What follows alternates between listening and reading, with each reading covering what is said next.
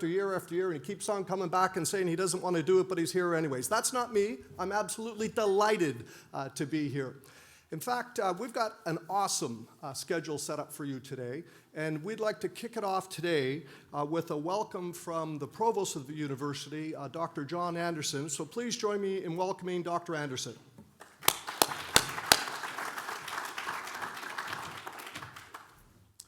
Thank you, Dr. Gerard. It is great to be with you this morning. I want to welcome you to Middle Georgia State University. I hope you get the opportunity. It looks like your schedule is completely packed and you won't get any downtime, but I hope you get the chance to take a minute to walk around our beautiful lake in the back and think about the Macon campus and realize that Middle Georgia State has 5 beautiful campuses like this spread across central Georgia. And every day we get the chance to come to work with the full intent of making a student's life a little better, helping them prepare to earn a credential or some degree which they'll take into a community.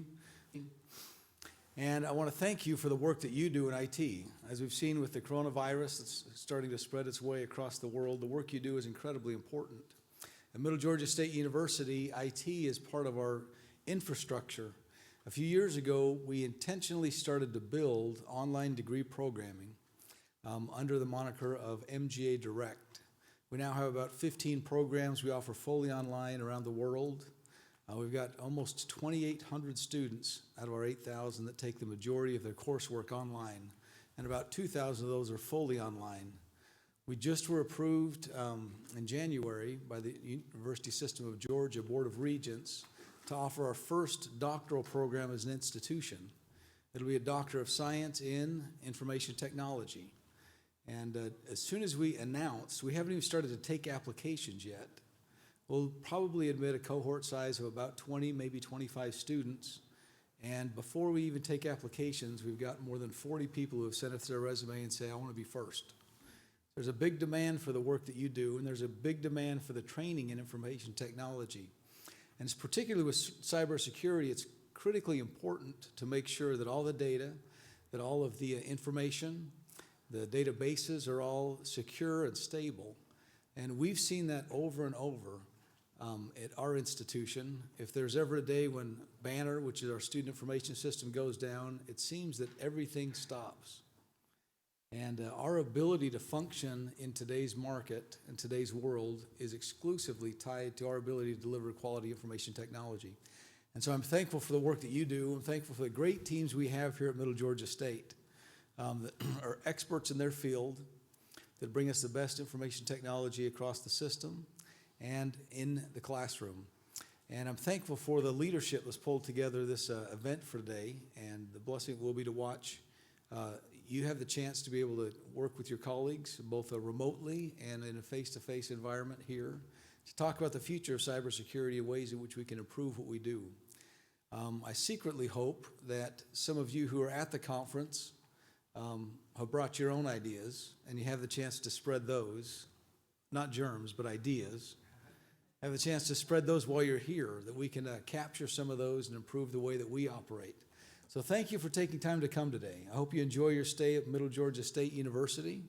I hope you have a chance to do some pondering and reflecting about the work that we do, and have the chance to contribute a little bit while you're here. So thank you very much for coming, and best of luck today.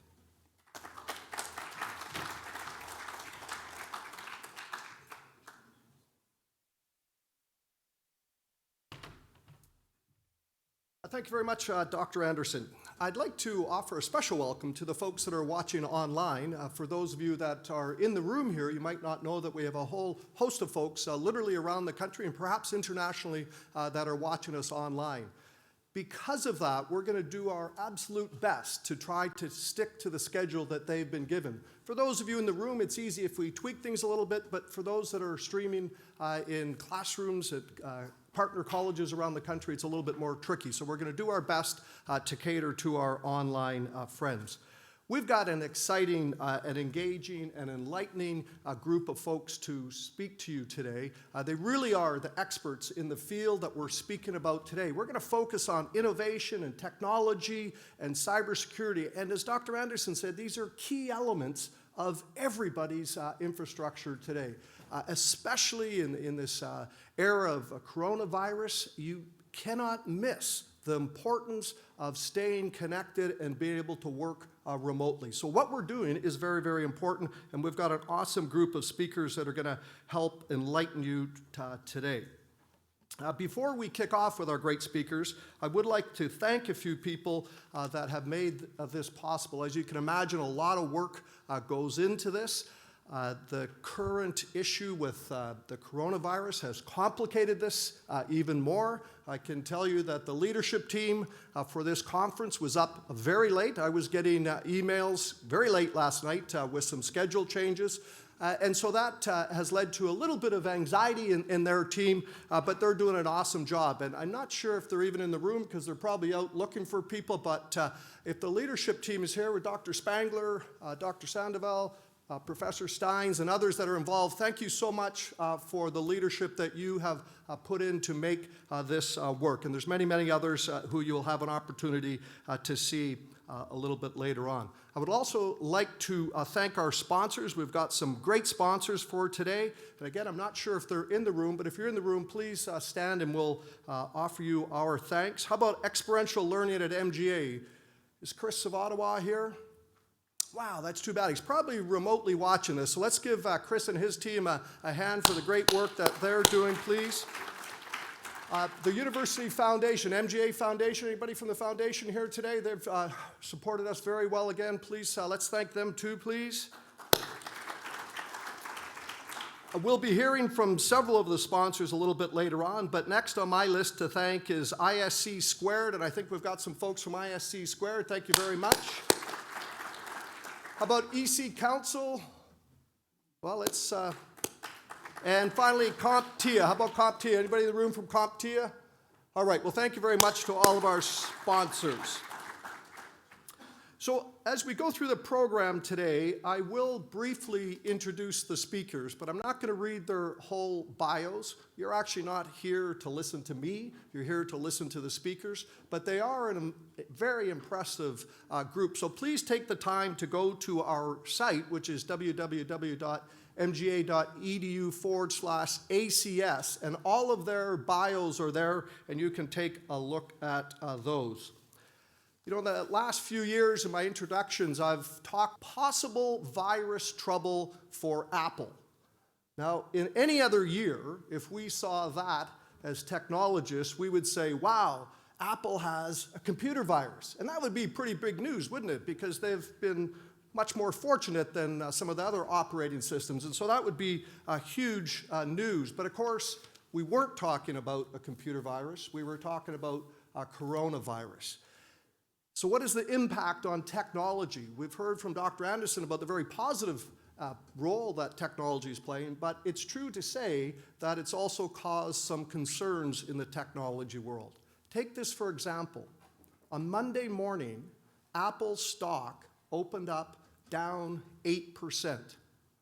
Now that might not sound like a lot, but when you're an over $1 trillion company, that means their market value reduced by $95 billion, that's with a B, dollars. To put that into perspective, that market value that they lost is more than the combined market value of General Motors and Ford. And they lost that in a day. Now, they have recovered some of that, but that's how important this virus is to the technology world, or the impact that it's having. Now, as I've said, this virus is complicating life for all of us, and I'd like to thank again the leadership team for all the work that they've done. But I would like also to encourage you all to please follow some of the best practices for preventing the spread of this. And this is a really tricky thing for me, folks, but we're going to do our best not to shake hands. So please don't shake hands.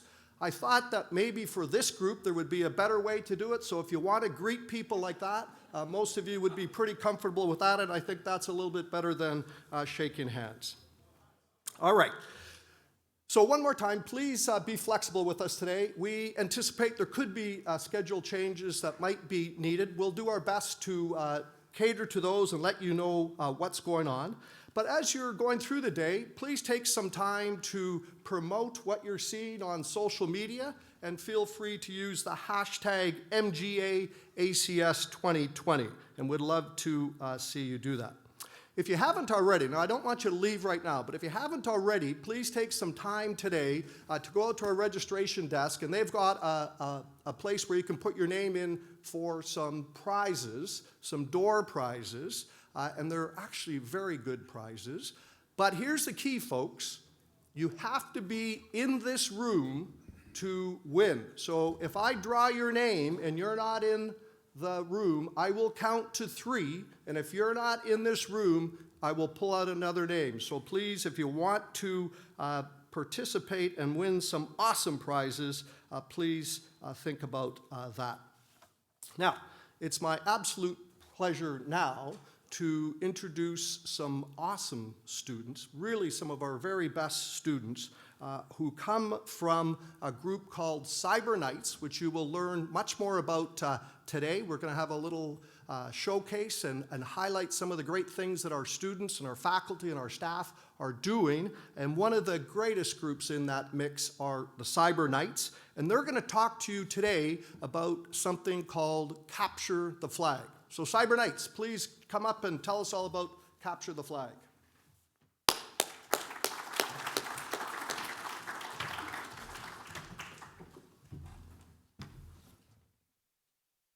Good morning, everybody.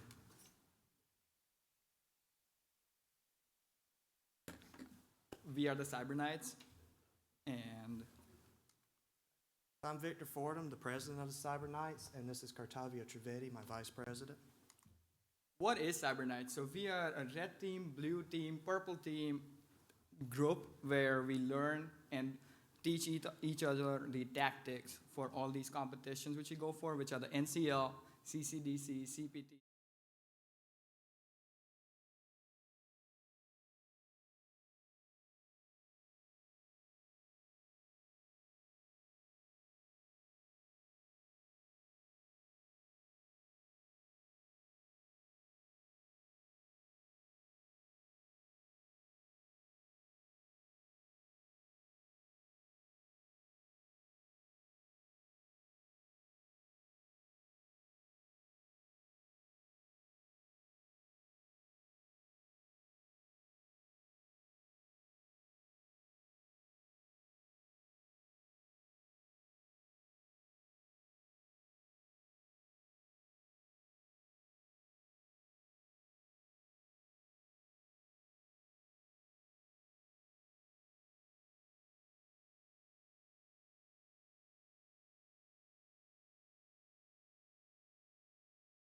All they would have had to do was inspect the source code and find this text that was the same color as the background.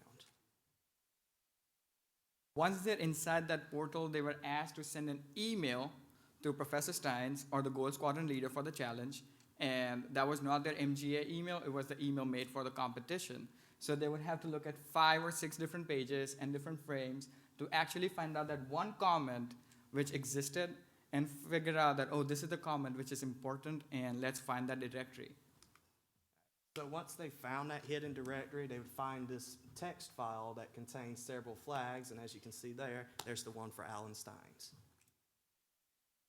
Once they have that, they would go back to the portal and try to email Professor Stein. So if you see, they found the Gold Squadron leader at asteins.com, and they would send an email to Professor Steins, thinking that it's going from the portal, actually, but it's just a JavaScript and a PHP in the back doing the job. Once they have that, they will have the MGA CTF, which is the flag itself, and they will submit that for points. All right, so why do CTFs? As I mentioned, the gamified version of a cyber competition is basically the gateway drug into cybersecurity, because it's very addicting in that the competitive aspects, you're ranked on a scoreboard based on your points, and it really helps engage students. Well, my experience with CTF started 1.5 years ago when I just did my first Capture the Flag competition, and it was overwhelming. I had so many people competing with it, and the first time I saw those questions, I was like, okay, I have never learned anything like this. I've never seen something like this. What do I do? I fall back to Google, and that's when I realized that Google is the best friend we have. I learned everything. I would spend 3 hours behind one challenge, which was like 50 points, but in the end of it, I understood everything which they taught me. And right now, when I do Hack the Box or any other competitions, those experiences from that first competition still help me today. So they build on what you already learned in classes. So my first experience with captured flags was actually a year ago participating in the MGA CTF, and it was a great experience. Like he said, most of the time you're learning how to Google properly, which is a very helpful skill actually. So, and that translates to real-world help when you're trying to figure out problems in a business sense and more real-world cybersecurity situations.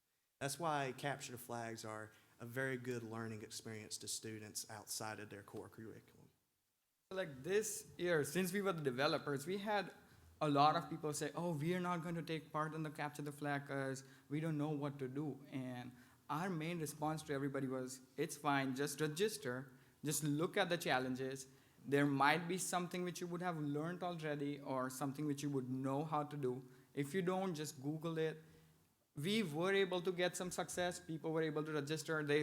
It's that one step forward, and once you're in, then you like it. You're like, oh, this is the best thing ever. And with that, are there any questions for us?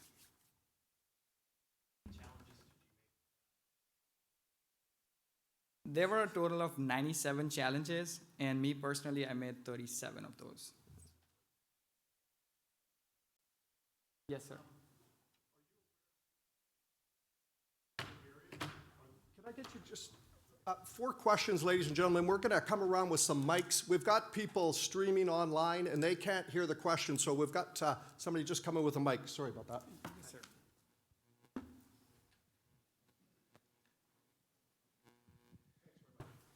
Yeah, so are you aware of any capture the flag competitions within the Middle Georgia area that have taken place in the past or planned for the future? So MGA CTF is pretty much the only one local level I know about. There are capture the flags on the national level, like the NCL, National Cyber League, which is what we participate in regularly and we draw a lot of inspiration from when designing. It's another Jeopardy style capture the flag. There is a website called CTF Time, and that is a place where you can centrally view capture flags going live from all around the world, and it's a good place to see what's going on. Anybody else?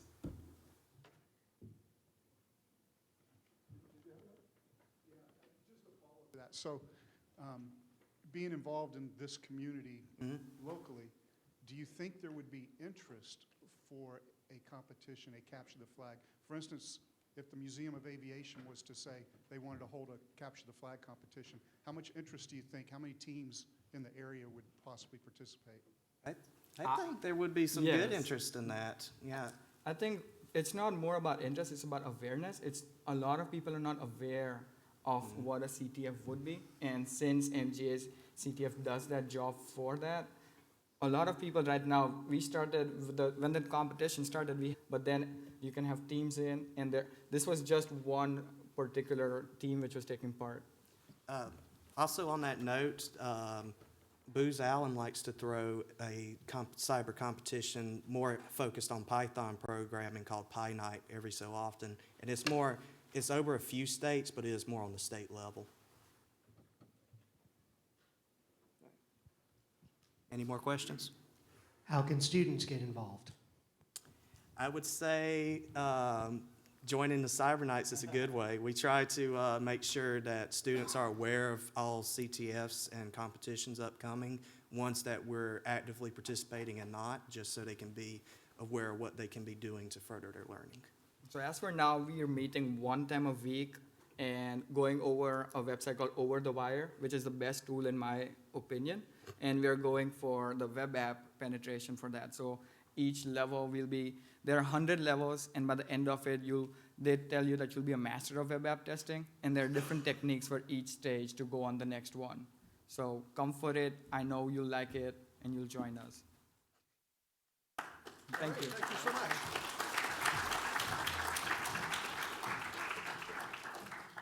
thanks very much, Cyber Nights. You know, this is an amazing program.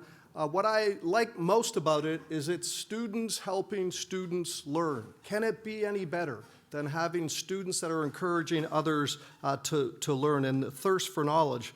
I was surprised to say Google was your best friend. It used to be Wikipedia, but it's Google now, is it? Okay. It is a great experience. You know, to answer your question, I don't know how many teams would be interested in it if the Museum of Aviation was to have one, but I can tell you who would win. These guys right here.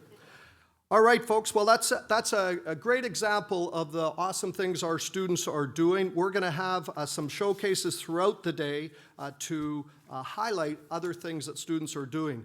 In my introductory remarks, I forgot to mention that the organization that is sponsoring this event is our Center for Cyber Education and Applied Research, which is housed in the Department of Information Technology here at Middle Georgia State University. And their mission is to educate future cybersecurity workforce and provide consultation to local businesses, government units, and interested parties. And they do a great job. So those of you that are not from the university, if you need some assistance or help in some of the issues that you're looking at, please contact our center and they would be absolutely delighted to help you. And everything we're doing today is very clearly aligned with their mission.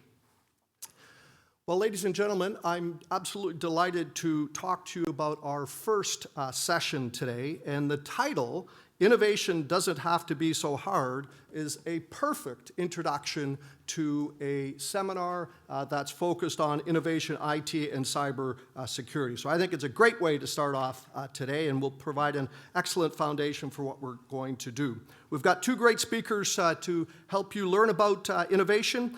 Patrick Sullivan from Telos Corporation, also a part-time professor with us, and Todd Davenport from Global Payments. And both of them, as you saw earlier, are very involved in ISC Squared, Middle Georgia's chapter. So please join me in welcoming Mr. Sullivan and Mr. Davenport.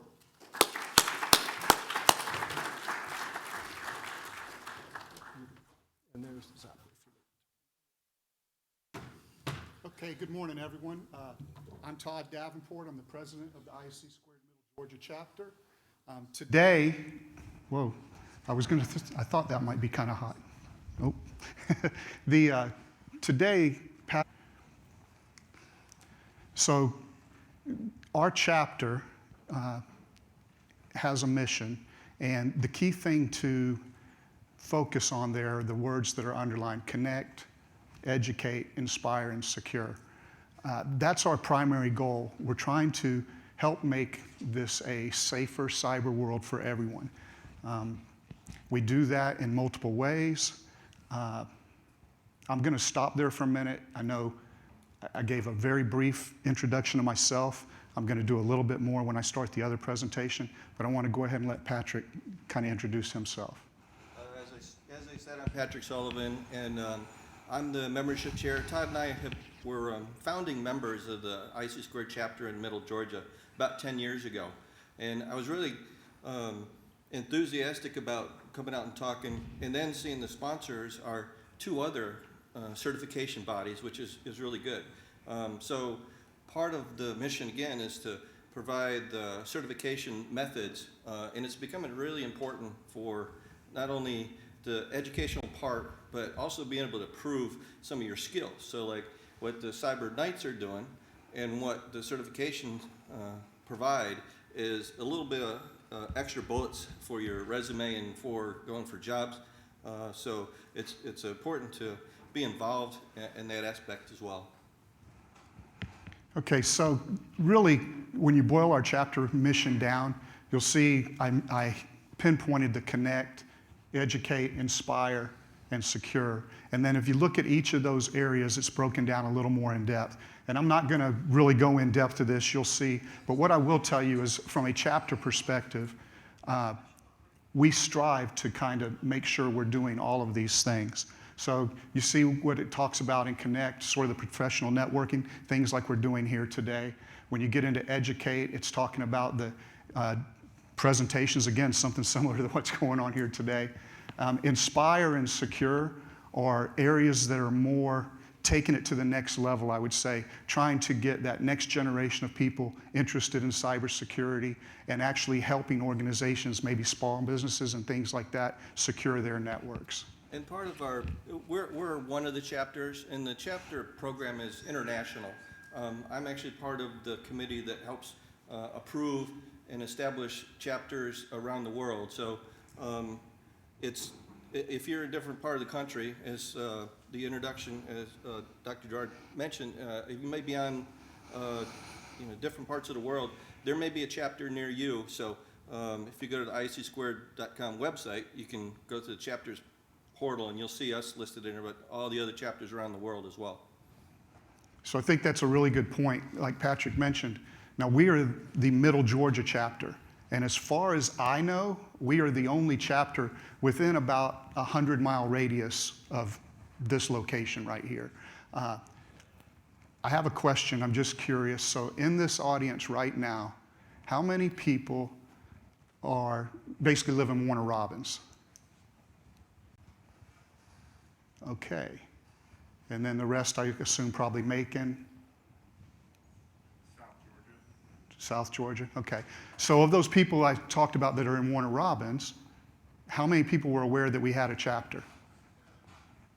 Okay, fewer hands. And that's kind of why we're here today, right? Is to expose you all to the fact that we have this chapter. So you'll see up on the screen, it tells you we have our chapter meetings the third Tuesday of every month. So we have a chapter meeting next Tuesday, 5 to 6 p.m. at the Vector Center in Warner Robins. And a lot of time we spent in our chapter meetings is really just networking. It's really important in the cybersecurity field is to learn from others, to build your network of people to reach out to.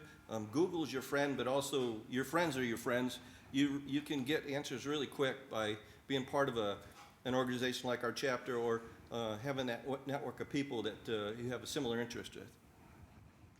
All right, so some of the chapter programs we've done, you see there we have like technology exposition and cyber forums. In the past 8 years, I believe it is, we've sponsored a cyber expo and technology exposition and cyber forum at the Museum of Aviation, where we have different people throughout the day giving speeches like this, and we also have technologies that are presenting their hardware and things out there for people to look at. We typically do that in March and October.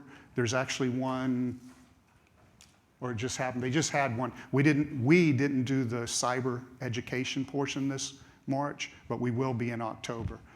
Another big program, I'll give you an example of something that comes up all the time.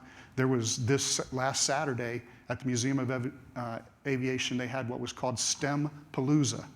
And the whole point behind STEM Palooza was trying to get middle school students and high school students aware of the opportunities there were in cybersecurity for secondary education as well as jobs and things like that. So we like to participate in those types of things. And then one that I'm particularly fond of is Garfield Cyber Safety for Kids. I've got this website, iamcybersafe.org, flashing up there. If you really don't get hardly anything else out of this, I want you to get that. That site has a lot of resources that are available to help educate younger children, as well as middle school, high school, seniors, parents, about some risks that are out there and how you can protect against them. And there's also a kit that I have an actual kit here with me today if anybody's interested in looking at it. And part of our chapter's charter is really to provide possibly a bank of speakers that can go out and meet with different organizations and help them with their cybersecurity needs, questions. We're in kind of a bubble, being in IT and cyber, of really the state of some of these organizations. I hear it all the time from my daughter and my wife, specific examples that, they're still using Windows 7 or, things like that, my daughter works in a healthcare area, so when I first heard that, it's, Windows 7's not supported anymore, so, just that lack of knowledge, through our chapter, we can provide, some guidance to those organizations and those businesses. So up on the screen right now is just some pictures of the Garfield cyber safety kits that exist right now. I think they're very good ways to teach younger children about some of the risk of cyber, right? You'll notice there's some awards that they've won. They're very good to use in classrooms. Purchase them for, if you have a child like in 2nd or 3rd grade, you purchase one of these. It's easy for the teacher to teach or anybody. We've always said from our chapter perspective, we have people in our chapter that are more than willing to come to your child's school and kind of go through this curriculum with them, but it's very simple. The one question I've heard most often is why Garfield, right? Garfield's kind of, most people think an older cartoon, right? Well, the thing is very relevant around the rest of the world. So it was finding something that could speak to kids around the world, not just necessarily here where maybe we would use Paw Patrol now or something like that. Okay, so if you're interested in hearing more about our chapter, that's my contact information and Patrick's and the website. Also, we'll probably both be here all day, and the presentation I'm about to do is going to kind of hit on this a little bit more. So. And I'll come back up on stage after this. We'll have some time for questions. If you've got specific questions about the chapter. I'm also work, like you said, I'm part-time with the university as a speaker. We have an online question. Good morning, we have an online question. The question is anyone allowed to go to chapter meetings, or do you have to have an ISC squared certification? We allow everyone. The way we did our charter is just to make it open to anybody who's got an interest in cybersecurity. The goal is to have people get cybersecurity certification. So again, it's really a network of people who have interest in cybersecurity, in IT, and we ask for speakers a lot too. So that helps build some chops on doing discussions and doing presentations to others as well. Okay, so like Patrick said, we'll take some more questions, I guess, at the end of my presentation.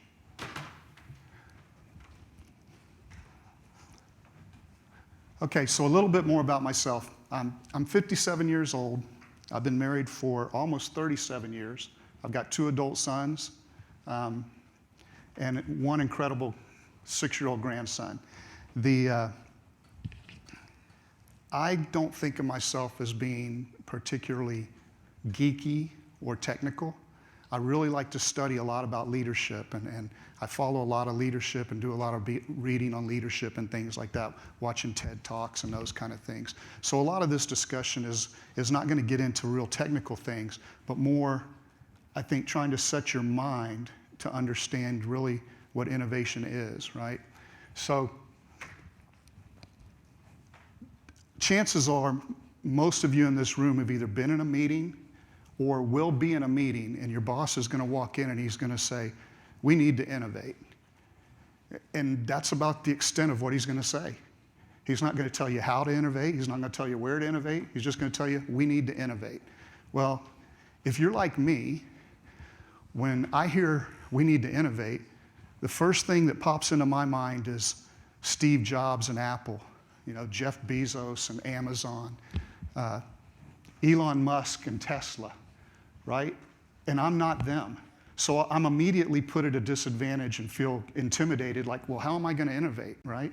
So I think to kind of have this discussion, we need to sort of be on the same mindset of what is innovation. So I decided, well, let me look at, if you're of my age, you look in the dictionary, right? So looking at Merriam's Webster dictionary, and it says innovation,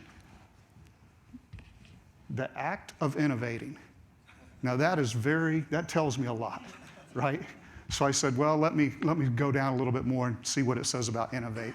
So you see there it says to make changes or do something in a new way. Okay, that makes a little more sense to me. And then I went to Wikipedia, and essentially Wikipedia gives a little more detail, right? So it talks about what innovation is. So I mentioned that I really like TED Talks and those types of things, right? And one of my favorite TED Talks was by Simon. We'll explain to them, this is what I want you to do. And we may even go a little further, and if you're a micromanager like I've been accused of being, I'm going to tell you how to do it, right? But very seldom do we ever get to the point of explaining why you're doing it. And, it's truly, I think, in our DNA to ask the question why. You know, I think of when I was growing up, and my father asked me to do something, or told me to do something, one of the first things, well, for a while, one of the first things I would say is why. And I think most people in my generation, the response you got was, because I said so. You didn't need to know anything more than that. Dad said do it, do it. But that didn't stop us from being inquisitive and wanting to know why. You know, I mentioned I have a 6-year-old grandson, and I've watched him over the last 6 years, and I had seen this presentation before. And pretty much everything I asked him to do, he asked me why. And I try to make a point of explaining to him why I want him to do whatever it is. So I think it's important to understand, why do we innovate? And for the most part, we innovate because we have a challenge and we need a solution. Now, a lot of people would probably use the word problem. I don't like to use the word problem. I like to look at things as a challenge. But also problem implies there's something wrong. And innovation isn't just about fixing something that's wrong. Innovation might be making something better, right? You know, one of the old time things you used to hear is, don't fix it if it ain't broke. Well, that doesn't work in a world of innovation. In innovation, something could be working perfectly fine. It doesn't mean it can't be better. Now, I suspect some people would argue with me on this, but I'll give an example. I love Oreo cookies, but I love the original Oreo cookie. I don't like double stuff, mega stuff, peanut butter, strawberry. I don't like any of those. But somebody thought it would be a good idea to come up with those other flavors. And maybe that was a good innovation and it works. Maybe it makes Oreo and Nabisco a lot more money. I don't know. But me, I like the original, right? But that, just because the original was good enough for me, doesn't mean it was good enough for everyone. All right, so this is kind of a question I have for you all. What do you think, and this is opinion, so there's no right or wrong answer. I'm going to give you what my answer is, but no right or wrong answer. What do you think the #1 challenge facing the cybersecurity community today is? What to say? I know there's at least an opinion for everybody in this room. So lack of awareness is one. Somebody else, give me something you think is one of the challenges or the #1 challenge facing the cybersecurity community. Yes, sir. Protecting data that has to be protected. Okay, protecting data. People. People, you mean like numbers? People touching all your technology. Okay. Anybody else? No other opinions? Yes, sir. I say complacency. Complacency? Okay, that's good. All right. Well, here's what I think the #1 challenge facing the cybersecurity community is. We have a talent crunch. You know, it's encouraging to see things like the cyber nights and those types of things. But there are multiple organizations that make a lot of money of doing a lot of studies that have said, we have a real problem, and we got a problem with numbers. Now, the next statement on there you'll see is a quote from Robert Herjavec. He's the CEO and founder of the Herjavec Group.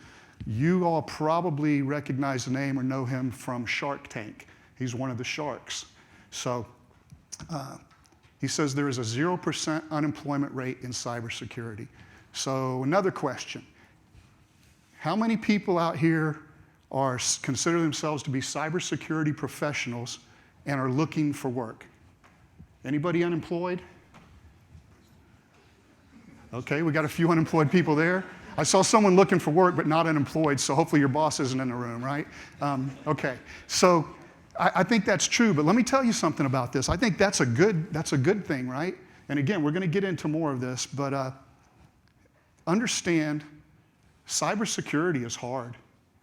If you're interested in going into cybersecurity, it's not easy. You better be prepared to be a lifetime learner because it's constantly changing. You can make some good money, and there's jobs everywhere. And again, when I get further in, you'll see what I'm saying. But anyway, this is a challenge facing everybody, right? I think there's a simple solution. Now, my solution might not work, but I think there's a simple solution to this. The ISC Squared Middle Georgia chapter we just talked about, I told you what our mission was. We're not accomplishing our mission. Again, I think there's a simple solution. And we're going to get into that. And I'm going to help, you guys are going to help me. This is going to be almost like an innovation workshop somewhat, okay? All right, so to start, what I want to do is I want to do a little exercise. In a minute, I'm going to, maybe not a literal minute, but I'm going to put up a number on this screen. And I want you guys to look at that number. That number is going to go away, but I want you to be able to tell me that number, repeat the number back to me. So I'll put it up on the screen, it'll be up there for a few seconds, and then I'll take it down, and then I'm going to ask you to repeat that number to me. Okay? Now, is everybody ready? Okay.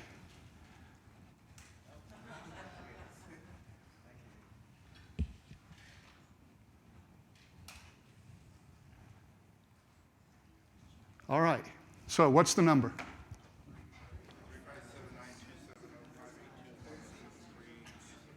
I heard a lot of mumbling. Okay. So, and I see some people. So here's the point.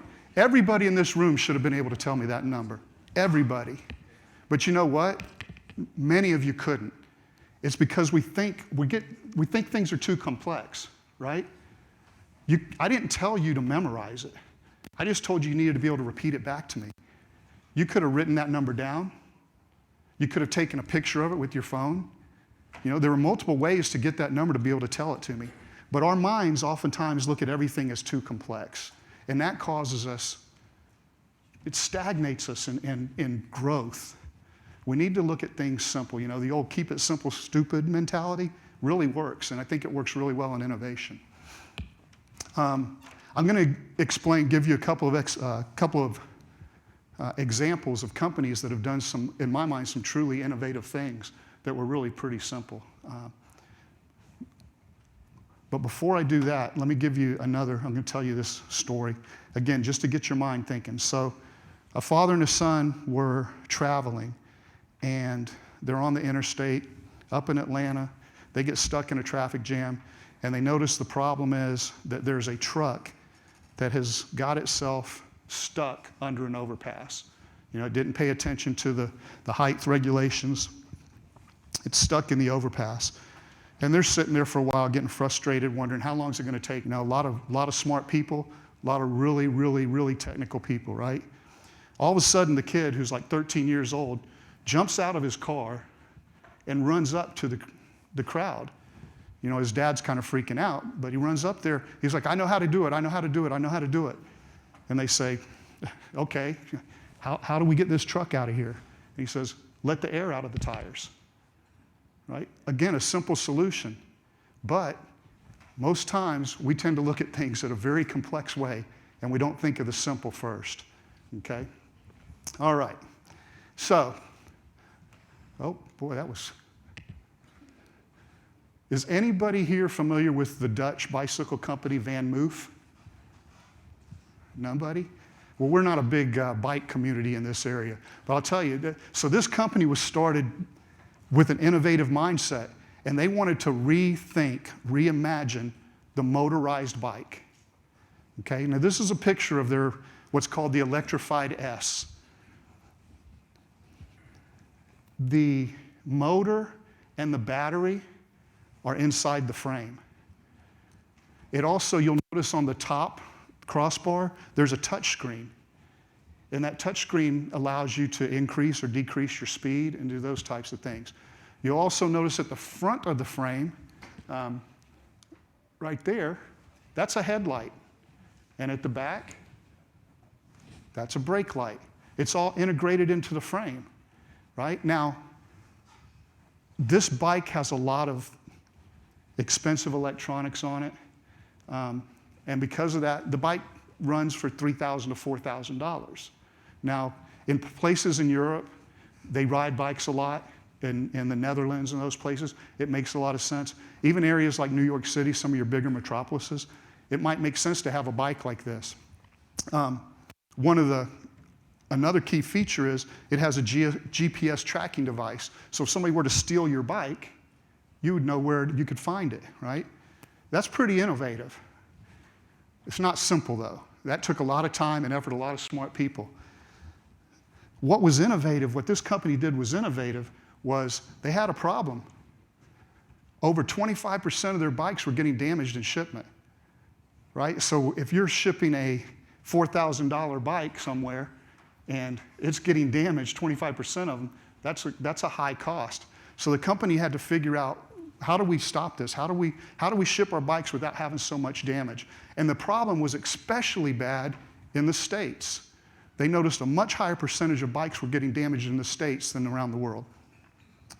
So I ask again, anybody, any thoughts what they could maybe do to reduce the damage? Yes, sir. Was this the company that? If you know the answer, go ahead. I'll stop you when to stop. Okay. Do you think you know the answer? Yes. Okay, let me get somebody that doesn't know the answer and give me an example. Nobody has any ideas. So I would tell you, if I was the manager at Van Muth and you worked for me, you probably would be out of a job right now because you won't even give me a suggestion how we can fix our problem, right? So go ahead. Probably put in a different type of packaging. Different packaging, yeah, like more bubble wrap or Yeah. more foam or something like that. We got people looking for jobs. Hey, Maybe disassemble it before shipping? disassemble it before shipping? Is that what you were going to say? Okay. I mean, I think those are good ideas and those make sense. Well, what this company did to me was, I think, I'll say ingenious, because it's something I never would have thought of. They did change their packaging. What they did was they realized, what do people in America really treasure, right? And it's a large screen TV. And the boxes that the bikes ship in is about the size of most of your large screen LED TVs. So all they did was put a picture of a TV on the outside of the box. That reduced their damage by 80 to 90%. How simple was that? It didn't cost them a lot of money to come up with a solution. I don't know how many hours of engineering they spent figuring this out, but I mean, that's incredible. And that's what I'm getting at. You don't have to invent the next smartphone. You can come up with an innovation that will help you and your company by simply changing a picture on a box. You know? Okay, another one, United Parcel Services. I'm sure most of you are familiar with UPS, and many of you may know what they did. Let me ask you this, do you know what they did? Anybody, just raise your hand if you know what their innovation was. Okay, I got 2 or 3 people, okay. So United Parcel Service, you know, the way they make money is by being efficient. They have to deliver packages faster and provide good customer service, right? Now, UPS has about 96,000 trucks on the road every day. They have hundreds of planes, and they deliver millions of packages. So they asked their logistics group to do a study and figure out where they could be more efficient, right? Their logistics group studied all the data, and they realized that taking a left turn was costing them a lot of money. They crunched the numbers, and by taking left turns out of the driver's route, they realized it would save them, or not would save them, it saved them 10 million gallons of gas a year. They also understood that left turns are the reason for the majority of accidents because you're turning into oncoming traffic. Left turns also added an additional 30 to 45 seconds to every route on a driver's route, right? So, you know, I already said it saved 10 million gallons of gas the first year. It reduced every driver's route by 6 to 8 miles. And you know, if you multiply that each day times 96,000 trucks, but I think even more importantly, especially to this generation, is by taking left turns off the routes, they were able to prevent 100,000 tons of CO2 from entering the air. That's the equivalent of taking 21,000 trucks off the road. I mean, that's pretty significant. Again, that's a simple solution. Now, it might have taken some time to get there, but I mean, in the end, they didn't have to create a new truck. They didn't have to go from a gas truck to an electric truck to a natural gas truck. They made one simple solution. So the whole point really behind what I'm here to do today is get you thinking in this more simpler mindset, right? Okay. I think my battery must have died. Let me try something. Oh, wait, there we go. Okay. All right, so the number one challenge facing the cybersecurity community today. I told you all that I think I have a solution. I'm going to give you some numbers and explain to you where I think there's a problem, and then I'll tell you what I think the solution may be. Hopefully you guys can read that okay, but if not, this is what's called the Cybersecurity Workforce Heat Map. It's put out by a company called cyberseek.org, and they work with the National Initiative for Cyber Education, right, which is a part of NIST. But you'll notice it shows there's over 500,000 cybersecurity job openings right now. There's a total of almost 1 million people employed within the cybersecurity industry. Now that's nationally. But in Georgia, we have over 18,000 openings right now, and we have 35,000 people employed. So I would think anybody in Georgia looking for jobs, that's a pretty promising number. There's 18,000 job openings right now, right? Okay. Well, I'm going to boil this down a little more. It gets down to the actual certifications. You know, we talked a little bit about different certifications, and this is where I see part of the problem, and I think we need a paradigm shift. You'll notice it shows CompTIA Security Plus. I think it's interesting nationally. It says there's 5,404, and there are 1,288 openings. So there's a lot more certified people than there are openings, right? But as you get down further down to like I'll call your higher level certifications, your CISSP, your CISA, your CISM, you'll see the numbers are there's like 3,000 openings and 4,000 people employed. This is the national numbers, right? And then you go to, oh, let me check something. Okay, these are the national numbers. I'm sorry. I got to look when I hit the clicker. But these are the national numbers. And you'll notice, for instance, there's 84,000 certification holders of the CISSP, but there's 112 current job openings. Now, I would suspect of those 84,000 people with the CISSP, most of them probably have jobs. So you've got 112,000 openings, and we don't even have enough people with that certification to fill them, right? And then this was the numbers in Georgia. So the problem to me is how do we fill this cyber workspace, right? And obviously part of it is by hiring people. But what I think we need to understand is when I have a problem, I try to think of where it really is. And I believe the real problem with that has to do with training and education. Now I know there's a lot of education taking place in the area of cybersecurity in your schools and your colleges and your high schools. You know, the way I got introduced to the IT industry, when I was a junior in high school, I was essentially kicked out of my marine biology class. And I went to the guidance counselor and she said, hey, your teacher says you're disruptive in the class and you need to take a different class. So she gave me some options. Well, one of the options was typing. Now, when I was in high school, the typing class was probably 99% female, and I thought, that's a class I might enjoy. So I went ahead, I signed up for the typing class. Out of that typing class, I learned how to type. When I went into the Air Force, because I could type, I was able to get into an IT career, which has led me to where I am today. So now you have those types of opportunities in your school through different computer things and those types of things. But what I was getting at is, I think those numbers I showed you before are upside down.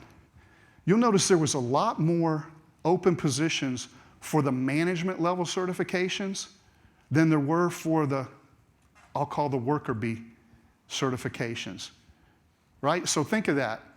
That'd be like saying if you had more students, or if you had a lot more professors than you had students. It doesn't make sense. Why would I need 100,000 CISSPs and only 5,000 Security Plus? But what we've done is we've put so much value in these certifications. And believe me, they are valuable. I'm not trying to say they aren't. But we haven't educated the hiring managers to understand what these certifications are and why they're needed. and say, no, I don't need 15 people over here with CISSPs. I need 14 with Security Plus, and I need 1 with a CISSP, okay? So the other thing is we get so reliant on these certifications. I believe really the solution is I look to the military. I think our military is probably the best training organization in the world. They take somebody straight off the streets in high school. They don't get real concerned about what qualifications do you have, what certifications do you have. They say, you come to us, we'll train you to do what we need you to do. Now, we have a lot of really smart people in cybersecurity that are capable of training the next generation of cybersecurity professionals. So I think one of the ways we can help fill that gap is by not making people have to have all these high-level requirements, but have a basic aptitude and the want to learn. And if we hire people at those entry levels, we let those people that already have the skills train them. The military understands it. Our government doesn't understand it, because if you look for government positions, they're always going to ask for all these high-level certifications when they're even looking for somebody at a basic level. You know, so that basically, that's my simple solution: is hire people and train them, right? Quit getting so caught up in all the certifications. Do we want people with certifications? Absolutely. Does everybody have to have a certification? No. Not if you hire good people and you're capable of training them. All right. The next problem I talked to you guys about is our chapter. We are not meeting our mission. Now, I had showed you before, you know, our mission is kind of fourfold, right? Connect, inspire, or connect, educate, inspire, and secure. We do a really good job of connecting. We have monthly meetings. We sit there and we talk about different things. We have people that come in. It really is a great networking. I know of more than one person in our chapter today that got their current job through someone they met at one of our meetings. We do a good job in educating.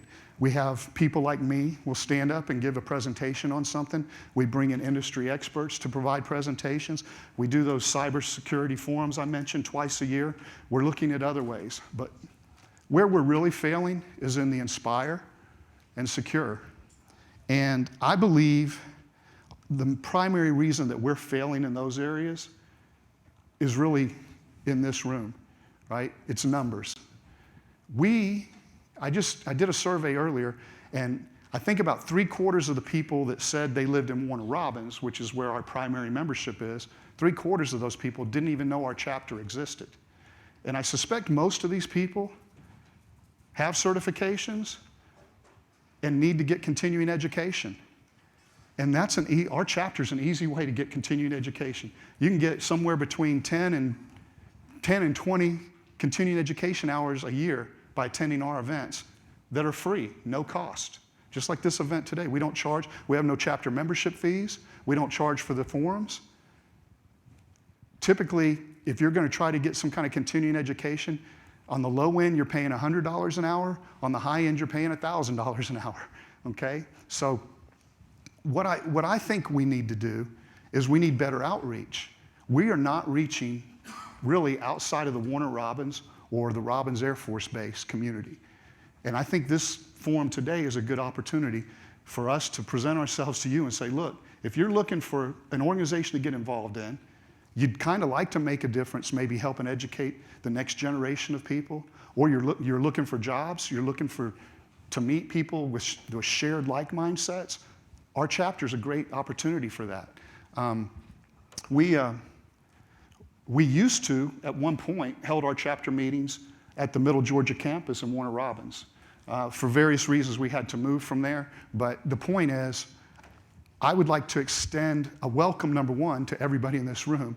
But number two, see if there's some simple way for our chapter maybe to work with Middle Georgia to see if there is some need or some desire to either establish, maybe not a separate chapter, but an offset of our chapter, either could meet possibly up in this area once a month or every other month, and then Warner Robins every other month, but somehow to use that, because I think there's a lot of people that could help us to inspire and secure. We just don't have enough people right now. We don't have enough people, number one, involved, but we don't have enough people really with the willingness to get involved, right? So when we have opportunities like we had this STEM Palooza, yeah, it would have taken 3 hours on a Saturday from 9 to noon, right? We have a hard time getting people to say, hey, I'm willing to go do that. So it ends up being the same people over and over again, and you know, you'll experience that through life with anything. But my point is, I think we have a resource here that we haven't tapped into, and I want to figure out how we tap into that resource. And rather it's an organization like the Cyber Knights. One thing I brought up about the Capture the Flag, about 2.5 years ago, I was talking to the National STEM program at the Museum of Aviation. And we brought up, hey, what if we had a Capture the Flag event, right? And you know, there's an organization called Cyber Patriots. There's several Cyber Patriot teams in Warner Robins. And one of them last year or the year before, was one of the higher national level teams. So they might give you guys a run for your money, I don't know. But my point is, we didn't have the interest amongst our membership, or really the technical know-how to understand how would we put on a cyber, you know, a capture the flag type of thing. We want to do something called Secure the City, right? Which was basically trying to figure out and have something to help understand how we can better secure our city. But we just didn't we have an interest to do it, we just don't necessarily have the bodies. And I think tapping into a resource like the Cyber Knights and things like that would help us. So that's my simple solution. I'm not looking about spending a lot of money. I'm not trying to build a new box. I'm not trying to do anything like that, but just basically a simple solution to help us with our challenge. I don't want to call it a problem, but I think we can do better. Especially, we have those 4 things in our mission statement, and 2 of them, in my opinion, we're missing on. All right, so I want to give an acknowledgement to this book called Why Simple Wins. Escape the Complexity Trap and Get to the Work That Matters. It's by Lisa Bodell. I stole some stuff from her that I talked about today, so I wanted to give that acknowledgement here. It is a good book. It explains some of the things, like I said, but it's basically how email has cluttered our world. You know, I'll give you a real quick and good example. I had to go to a doctor in February at the VA. I walked into his office, he sat down in a chair. He's sitting in a chair staring at three screens. I sat in that office for 30 minutes to 45 minutes. I think he looked at me twice. He spent almost the entire time, now this was my annual physical. He spent almost the entire time looking at the screens, responding to some type of an IM from someone, looking at an email, looking at some other kind of, you know, he did have my blood, you know, my labs up on his screen, so he looked at that. And it was interesting. We're going through that, and I'm sitting here, because I was already preparing for this presentation. I'm like, boy, look at how simple his life is. There was a time when you would go to a doctor, and you walked into the room, and there was a bed and a chair and a stool and a blood pressure machine. And the doctor would actually talk to you, look at you in the face, and you know, hey, let me check your blood pressure, let me listen to your heart, let me do that. Now, he still did some of those things, but he spent the majority of the time looking at his screen. Well, when we were near the end of it, there's a knock on the door. And this guy opens the door, and he had a key for him. He was like one of the maintenance guys, but had a new key for some, I don't know, the drug cabinet or something, right? And the doctor gets it, and he looks at me and goes, man, this is Grand Central Station. He said, I used to be able to kind of do what I was saying before, sit and talk to my patient. He said, now I got to answer all. Well, the reality is he doesn't have to. He can quit looking at a screen anytime he wants. But we've gotten ourselves into that mode. So all this innovation hasn't made his life any easier. It's made his life more difficult. And he really sounded to me like, to be providing care. But all of this added technology, although it makes us able to do a lot more, sometimes it gets in the way of what we're really trying to do. All right, so that pretty much concludes what I had to talk about. I've got a few minutes here for questions, and then I'll leave you guys with another little riddle mindset. And I know some of the people in here know the answer already. But so any questions in regards to getting involved in the chapter, some suggestions on what we could do to kind of reach the community better, or anything with the presentation that I just did? Any questions for either? Can we get a mic over here, please? And while the mic's coming over there, like I mentioned, if anybody's interested in actually looking at one of those Garfield cyber safety kits, I've got one over here at the table. I'll be more than happy to show it to you and also talk to you. I've given the presentation multiple times. It's very simple, but I can explain a little bit more about it. So what age groups do you typically work with? So if we did something with Cyber Nights, could we do a capture the flag mostly for K through 12 or K through 6? So, high school and above? interesting question. You said, what age groups do we normally work with? We haven't done this before. So we're open to anything, right? We're open to trying to do it to educate. Our chapter, we don't have any age limitations on our chapter. Except the chapter, if you're interested in cybersecurity, or maybe you're just interested in hanging out with a bunch of technical people to learn things, you know, there's no fees. Being a member is free. You just show up. I don't know if that really completely answered your question, but So can you tell us the cost of joining one more time? it's free. That's for our chapter, it's free. Yeah. Anything else? Oh, yes, ma'am. How do you become a member of your chapter? See this gentleman right here, Patrick Sullivan? He is our membership chair. He can provide you all that information, but essentially there is an application, but it's just for administrative purposes. It's not like we're going, yep, nope, she doesn't meet our criteria. If you breathe and you want to come, you can be a member. And we try our best to keep our application down to, so we're not collecting PII. So. That's the security geekiness there. Any other questions? All right, well, listen, thank you very much, Patrick and Todd. Awesome talk. Oh, did you have I something? had one more thing, Sorry? and then I'll leave. So, one more little mindset thing, and I'll leave you with this. Whoa. There's 5 frogs on a log in the middle of a lake. 2 of the frogs decide to jump in the water. How many frogs are left in the lake, on the log?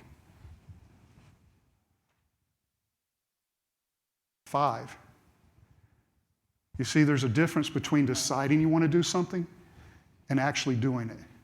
And my challenge to you all today is to jump off the log, quit thinking about innovating, and actually do it. Now I'm done. Thank you very much. And I think Dr. Spangler has, no, not yet. Okay, thank you very much. All right, I have some exciting news. I would like to say hello to somebody online. Larry from London in the United Kingdom is watching. I won't say Larry's last name, but I'm pretty certain that he knows who he is. I don't imagine we have too many folks from the UK, but I'm very excited about that. I lived in the UK for 5 years, so welcome Larry and everybody else that is streaming in from all over. You know, innovation's a very, very interesting topic. It's the theme of our conference, and at the risk of saying some things that speakers might say later on, the idea of keeping things simple is so important. Anybody who's ever been in my 3155 system analysis class knows I say this repeatedly. Keep it simple. We have a really bad habit, all of us, technologists, of trying to overcomplicate things. In that class, for example, we do a lot of modeling. And students and professors, and I do this frequently myself, overcomplicate simple processes. There's no need to overcomplicate it if we don't have to. So I 100% agree. A great recommendation for a book, I'd like to recommend 2 other books. The first one is called The Innovator's Dilemma. It was published in 1997, so it's not a new book, and it isn't focused on technology or cybersecurity, but there's a lot of very good lessons in it. It was written by Clayton Christensen, who was a professor at Harvard for many years, very, very tragically passed away in January of this year. But it is one of the absolute best books if you're looking at challenges in innovation. And what his lesson was is many of us over-innovate out of a particular business space. And he has many examples where companies have over-innovated and got into a very, very tight competitive space, and there's really not enough room for that company to exist. So some good lessons. When he wrote that in 1997, people said, great, so now you've told us we've got this problem, right? The innovator's dilemma. So as academics do and authors do, he wrote a second book called The Innovator's Solution, which provided some really good advice on how to get out of this. But I highly recommend both of those. It builds on the idea of simple, but also making sure that you understand what you're doing. I was so thankful you mentioned the idea of connections. A real aim of this seminar is to connect people. And if we even have one person connect and join an organization, I think we have gone some way to achieving our mission. Can you tell me once more, what's the cost of joining your organization? Oh, it's free, right? Again, this is phenomenal. So many times I hear from students in particular, I know education is expensive and we have to be very mindful of funding, but if you can do something that the cost is $0, I mean, obviously there's a time commitment, but if the cost is $0, I think that's an awesome, awesome thing to do. You know, capture the flag, we were talking about Cyber Nights and you mentioned capture the flag. Some of you might not realize capture the flag the way we do it today is in fact a huge innovation. I first did capture the flag 40 years ago when I joined the Canadian Army. And in those days, it was literally running through the woods to find flags that one would capture. It had nothing to do with code, but what we've really done is taken what was a good idea and made it an outstanding idea. So innovation definitely can be good. And again, I would like to thank you for reinforcing one of the ideas that I talk to students about a lot, and that's your example with UPS. And that's, I think your words were they crunched the data or crunched the numbers. Some of the absolute best innovations are known to organizations, but we haven't quite discovered them. And through data analytics, which a lot of our students are studying, we can find those so-called data anomalies that can really, really make a difference and can make a difference that not only helps the business model, but in this case helps the environment. So great news for that as well. And I guess the last thing I would say in terms of your outstanding talk, and thanks for that, is I too took typing. And I think the breakdown was about the same in my class, but there you go. Okay, thank you so much. It was an awesome foundational talk to start off our seminar. So thank you both once again for what you're doing in the community and also for your talk today. One more time, let's thank our first speakers. Now, if I could have the slide deck up for the next talk, that would be great. And it's now my honor to introduce myself, because I'm going to do the next talk. What we thought we'd do this year is highlight some of the great things that our students, faculty, and staff are doing. We heard about the Cyber Nights, but there's many, many other activities. And so let's see if our technology is going to work. I'd like to start off, hopefully, with a short video. Let's see if it works. Do we have some volume? I can sing if we don't. We don't need volume. In fact, what this is showcasing is, this is a television commercial that is showcasing, oh, maybe I'll just restart it here. Okay, now I'm going to show you a television commercial if our technology works. Does that sound familiar? The starting place for greatness is desire. The desire to succeed, to serve others, and to keep on going, no matter what. Because greatness isn't achieved in a day, and it doesn't happen by chance. It takes determination, passion, and heart. Greatness happens one decision at a time. Middle Georgia State University. Greatness starts here. One of our themes at the university is greatness, and so that's the theme of our first showcase, is to highlight some of the great things that are happening. This slide does show the Cyber Nights. You've heard about the two activities that they competed in here, the Collegiate Cyber Defense Competition, where we were the red team, or they were the red team, and the Collegiate Penetration Testing Team, where they were the blue team. As I mentioned earlier, these activities are so engaging for our students, and it provides them the opportunity to do something that's as close to the real world as can be possible. And I always congratulate our students for participating in these. I wish more of our students would. So those of you that have not participated in these sorts of activities, join Cyber Nights, and I'll tell you how to do that in just a minute. But these truly are the activities that employers tell us they want our students to have experience in. Some of these we do in the classroom, but some of the best activities are outside the classroom in clubs like Cyber Nights.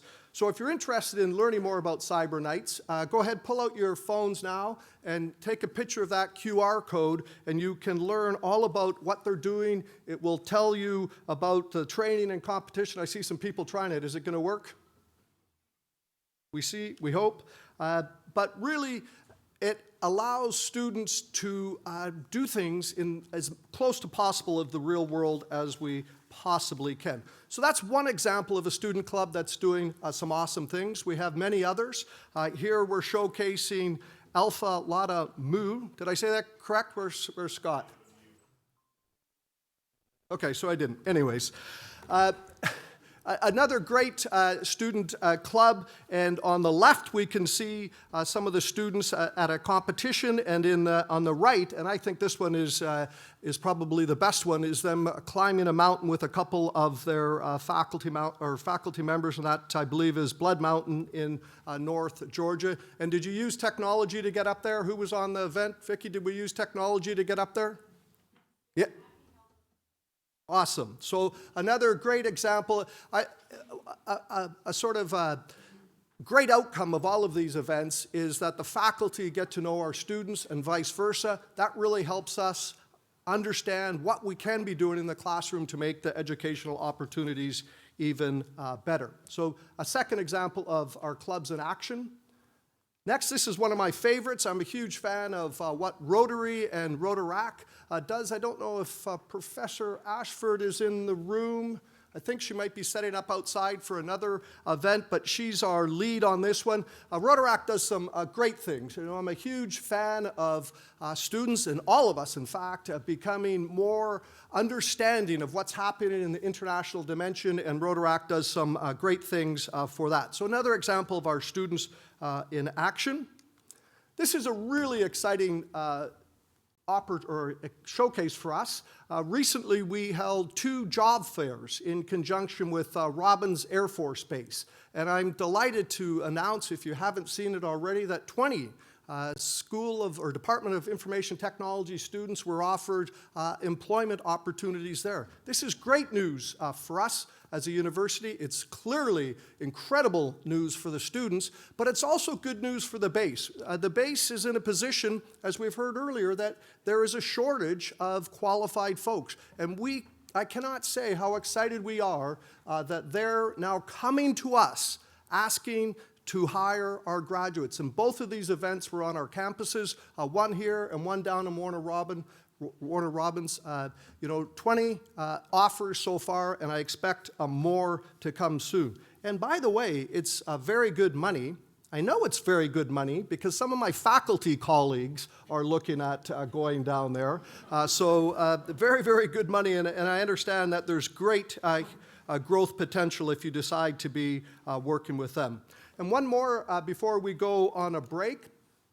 I'd like to congratulate a couple of my colleagues, and I'm not sure, Dr. Wong and Dr. Kwok, I'm not sure if they're in the room either, but they recently were awarded nearly a $500,000 NSF grant. I believe that's the largest grant in our university's history. It's a huge deal. What's most exciting about this grant is not the amount of money, that's kind of cool, but what's most exciting about it is the way that they designed it. The students are very engaged in the research. They're working on some papers now, but very often, when faculty write these sorts of grants, they write the grants for themselves so that they can get a really cool lab and do some work that they want to do and sort of squirrel away in a dark room somewhere. But in this case, our professors designed it specifically to engage our students. And that, to me, is a perfect example of engaged learning at its absolute best. So we'll tell you more about some of the other things that we're doing a little bit later on in the day. There's much more to come in that. We're going to take a break in just a couple minutes. During the break, I'm going to ask you to do a couple things.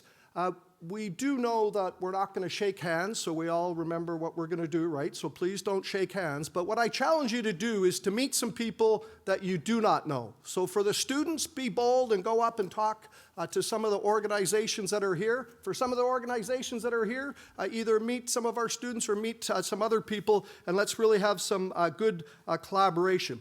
While you're on your break, please remember to enter the draw. You have to enter to win, and you have to be in the room when we draw, as I said. So thank you again, everybody, for the first opening sessions. Great foundation. We're going to take a break, and please, please, please be back at 10 o'clock. We've got an outstanding showcase to start off with at 10 o'clock. Any final questions before we head out? Okay, thank you so much. We'll see you at 10.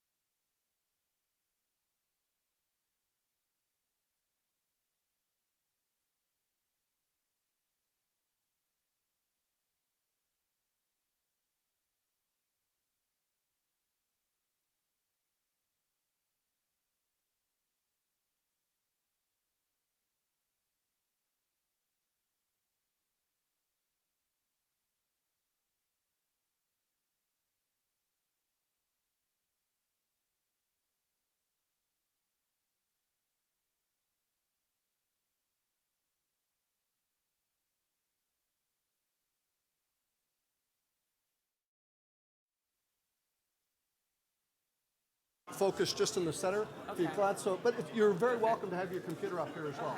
Yeah, whatever makes you most comfortable.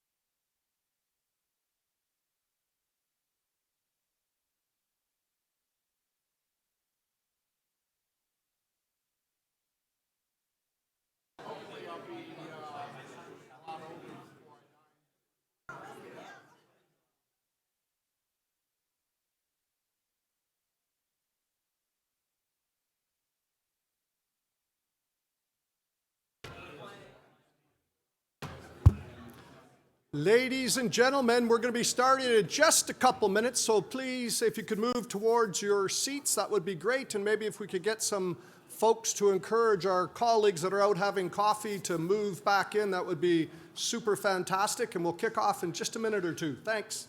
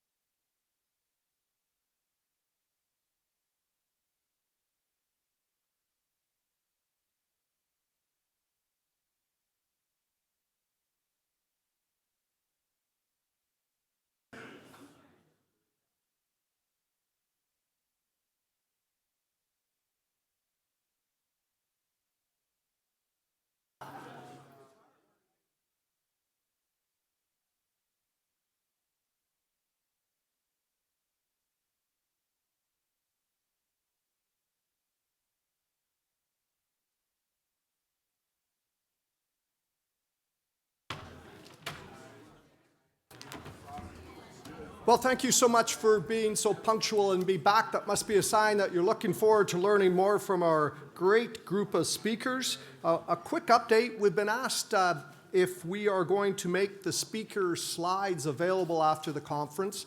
Here's what we're going to do. We're going to ask the speakers if we can do that, and if we are able to, we will try to post them on our website, which, as you know by now, it's not showing there, but www.mga.edu/ACS, and we're hoping to be able to include a PDF version of their slides. But watch that space and we will let you know.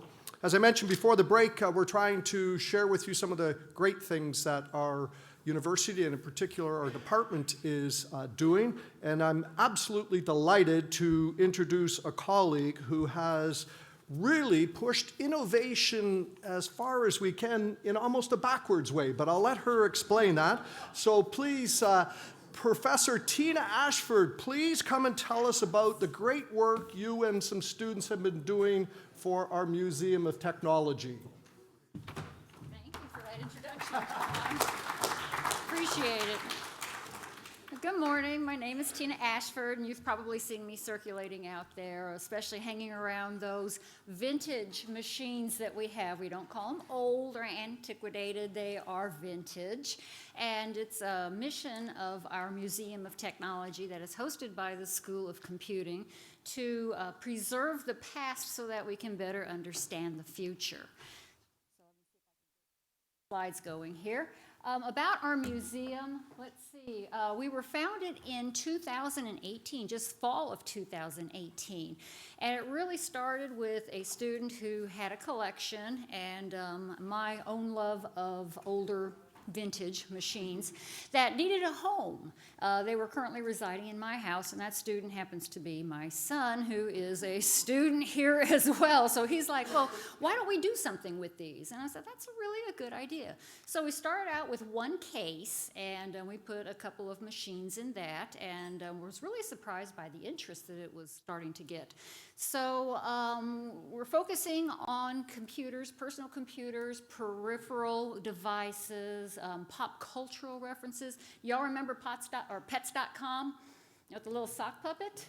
Okay, we've got one, and he works, so that's kind of a cool thing that people like to see, as well as other types of just any type of thing that related to that vintage technology.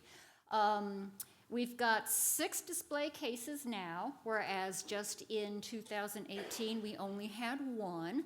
I have a lot more artifacts. If I had 2 more cases, I could fill them. So we have an artifact room of different types of vintage equipment that's just waiting to be displayed. But in the meantime, we just kind of rotate it out to keep the displays fresh. We have an LCD panel that's installed in our library. And I should point out that our actual main library is not those 4 little machines that you see out there. We have space in the library building. If you just go down the main atrium stairs and hang a left and head up the hill, you'll see the library building.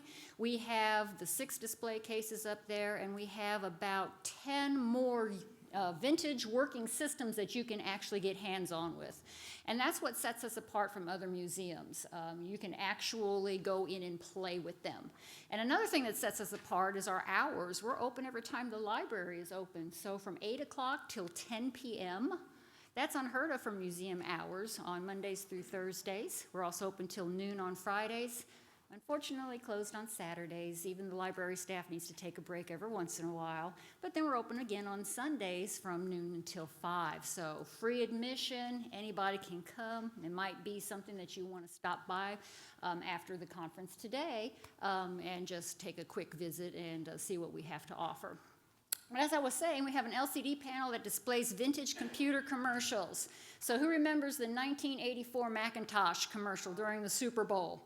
Right? Some of you are too young to even remember 1984. That is sad. Okay, but if you were alive in 1984 and watching the Super Bowl, there was a very iconic commercial that Apple Computers put out for the new Macintosh computer based on George Orwell's prediction of the future. It was very bleak, to say the least.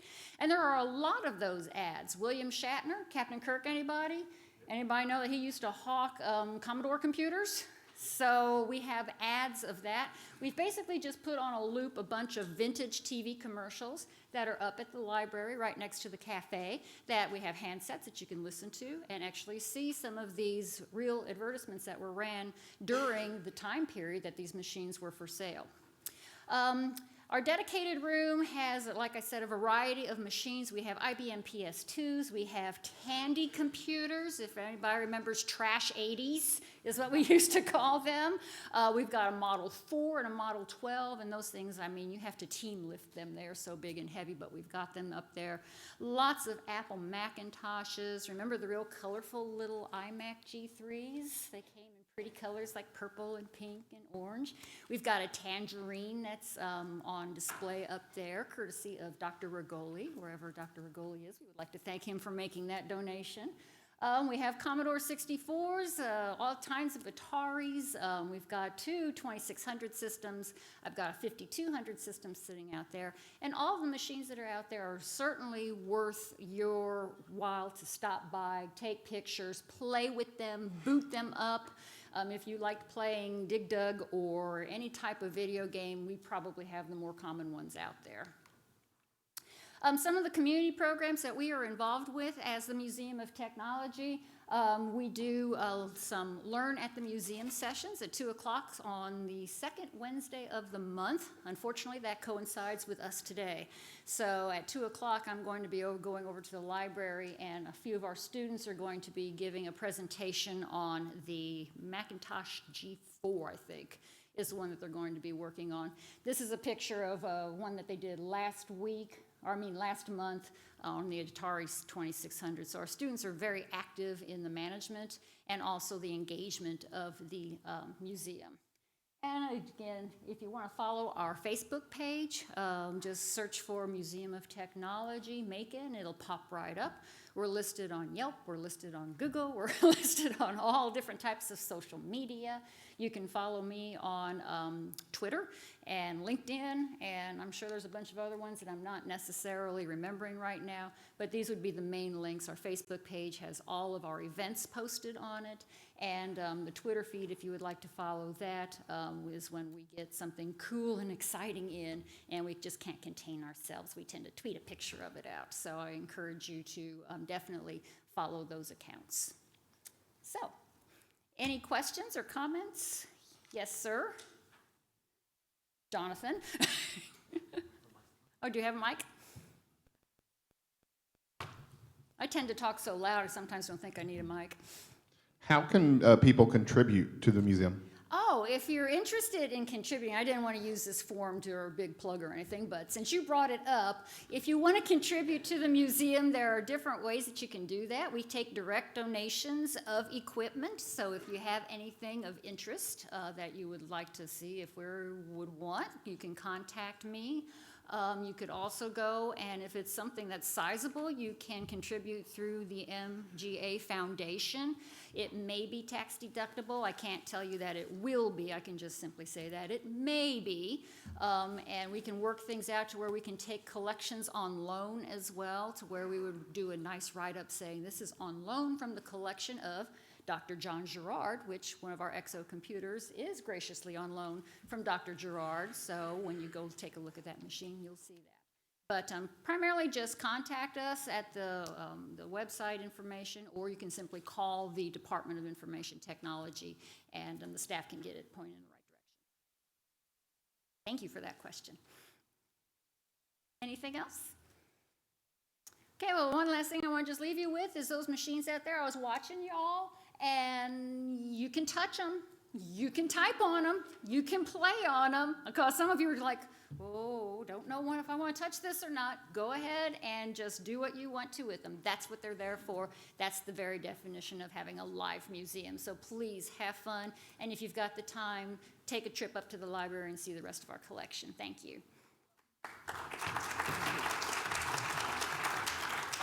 Thanks very much, Tina. She's done an awesome job putting this together. Please do take some time to see it. Don't necessarily skip out of the conference now, but after the conference, go over and take a look. She's really done a great job with the students as well. By the way, I've been told by my granddaughter we're supposed to change the donation because truly that was hers. I bought it for her, and she doesn't like that it has my name on it. But that is an indication of how quickly technology changes. Something that I bought for my granddaughter is already in a museum. I don't know about that. Thank you very much, Tina. Seriously, awesome job. Ladies and gentlemen, I'm delighted to introduce our next speaker, Dr. Valerie Mercer, who's the Chief Technology Officer for Monroe County Schools. And I'm so happy you could make it here today. You're one of the people that I was a little worried might be overly busy with the other events that are happening. So thank you so much for taking the time out of what I know is a very, very, very busy time for you. And she's going to share her thoughts on digital leadership. Follow them, and people will follow you. She's got a very impressive career. Please take a look at her bio. But included in that is she was Teacher of the Year. And congratulations for that. Long time ago. So please join me in welcome Dr. Mercer. Thank you. Air 5. Yes, exactly. So I was on my way down here this morning. We had a board meeting last night. I talked to my superintendent, and he said, just forget about whatever slides you have, because you know they're going to ask you about coronavirus. So I'll set aside a little time, and we'll talk about what we're doing in Monroe County Schools to get ready for, or to be prepared, the when and if we have to take some time from being together in our schools and having our children at home, and our staff at home. So I'll talk about some of the preparations that we've made for that. I have been in IT for a pretty long time, and the fact of the matter is, I started my career as a high school English teacher a long time ago, and then I got into the library business. And then they said, gosh, you do pretty well with computers. Why don't you do technology for us? But along the way, I've been director of teacher quality, so I've worked in human resources. And the bottom line is this. I'm going to tell you about my team, and then I'm going to also tell you that if you want to work in a public entity like a public school, and you think you'd be doing IT exclusively, I'm sorry. We don't have anything like that in our little district. So let me tell you about my team first. I have Kerry Johnson, who works with me, and he was supposed to be coming down here. In fact, he's got his name tag out front. But in the last hour, he's told me I can't walk away. And I said, okay. He is our network coordinator and been there longer than I have. Dr. Rigoli actually worked with him in Monroe County Schools. He's one of the best. I have a data coordinator. She's the one who churns all the data. We basically call her the data janitor. And she is our data janitor. Her name is Samantha Gibson, and she's a graduate of Middle Georgia State, Middle Georgia's program. And then I have 3 technicians who work with me. That's right, 3. I have 4,000 Chromebooks and about 1,800 Windows machines. We do all Wi-Fi for all schools, all surveillance cameras, all phone systems. We'll talk about some of the other stuff that I do too. 3. One of them is a graduate of Middle Georgia's program as well. And so we're very happy with that. And then you would say, well, that sounds great. We have an instructional technology coach. He actually goes into classrooms and works with our teachers every day. He is a former athletic coach, but he's also a former middle school math teacher. So he brings that expertise and churns it, mixes it all up together and works with teachers. And then the system registrar works for me. Yeah, we'll get to that later. The system registrar is actually a graduate of the Middle Georgia State program, a Middle Georgia program as well, and she's our registrar. So when she's not registering new students, she does tech support too. So we are going to share with you a little bit about that. I have been blessed over the years to have some Middle Georgia interns, and I love them. They're awesome. They come into my office, and I have a series of questions that I ask them. What do you want to do in 5 years? What do you see yourself doing long-term in IT? And one of the best answers I've ever gotten, I thought it was kind of brave, I want your job. Great. You can have my parking spot tomorrow. Okay? So here's the thing. Should you count on doing IT exclusively? And let's see if I can bring up this Padlet. Let's see if I don't know if my mouse will actually work. Well, that's okay. Let's talk about a couple of things then. I was just talking to Dr. Rigoli. How do you think a vape detector comes under my auspices? Come on. Let me see a hand if you think you know how. I'm the one who's supposed to be handling the vape detectors. Did you know we have those in public schools now? They're in bathrooms. I'm putting networking equipment in bathrooms. They have IP addresses. They're testing for fumes. You laugh, but they're testing for fumes in a middle school bathroom. And they also have a decibel sensor on them. So if there are very loud noises, what it does is it turns around and pings the principal, pings the assistant principal, and then they can walk down the hall and go see what's going on. So vape detectors, we support those too. Surveillance cameras. If you want to watch a Mary Parsons High School football game on a Friday night, we are your stream team. So we stream games. We are to the point where we're actually having students do that as well. But we're the people who are doing the cameras out on the field for streaming, okay? Is this fitting into the box that you had created for yourself of what IT does? I don't know. Also, if you looked at my job description today, you'd also see that I'm a hearing officer. So let's say that we have a child who is being considered for a punishment. I sit on those juries for that as well. We talked about the fact that we register new students. So right now, the Director of Student Supports and I are the 2 people who are going to interview you if you decide that you're coming to Monroe County Schools. And we're going to ask you, have you recently traveled out of the country? Have you felt ill? Has someone in your household been ill? And where are you coming to us from? And we're so glad that you're here in Monroe County Schools, okay?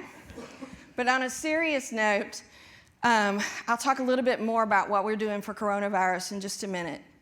My bottom line is this. When I hire someone and they become a part of our team, whether they're an intern or not, they cannot walk in the door and think that they're going to be doing IT exclusively. I love this one too.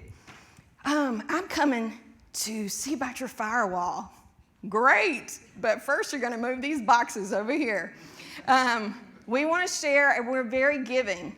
So we're actually very open and transparent with our interns and folks who want to be a part of our team. But there's also the work that has to be done every day. I work in an industry where there are these people who say, I want to be a teacher, then I want to be an instructional coach, Then I want to be an assistant principal. Then I want to be a principal, then a superintendent, and then I want to go on to rule the world. But there are so many other opportunities in public schools that have to do with leadership, specifically digital leadership, because there are so many of us who are behind the scenes. We are making decisions about what type of equipment comes into our buildings. We're making decisions about what kind of software we use when we have cafeteria point of sale. We're making a decision about what brand of GPSs is going to be underneath our buses. We're making a decision about what kind of Wi-Fi is riding on our buses. You do know we have Wi-Fi on buses, right? Yeah, we do. So basically, my role is to figure out how to make trouble. Because I work in a school system that graduated its first class from Mary Persons High School in 1929.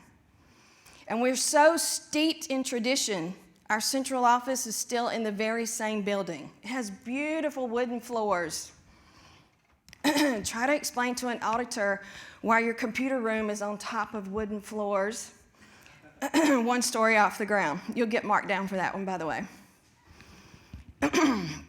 So my job is to be that connective tissue between traditions, the way we've always done it, this is a small town community, and then innovation.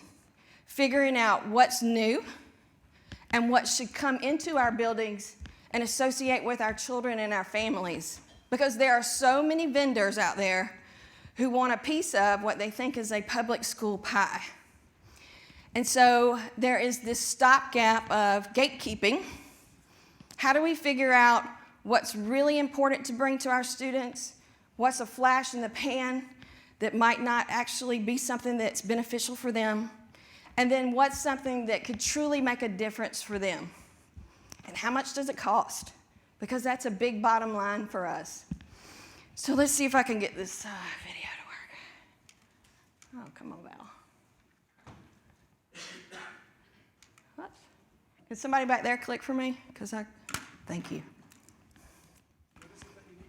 I need that video to play. Hang on a second. Why do I keep doing? Well, okay, we'll do this. Drop back and punt.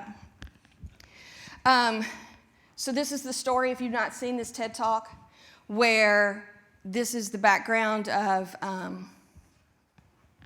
how Netflix came to be and how it buried something we used to have in our society called Blockbuster Video. Remember that? Those blue buildings where you'd go and it was your Friday night thing to go get that video.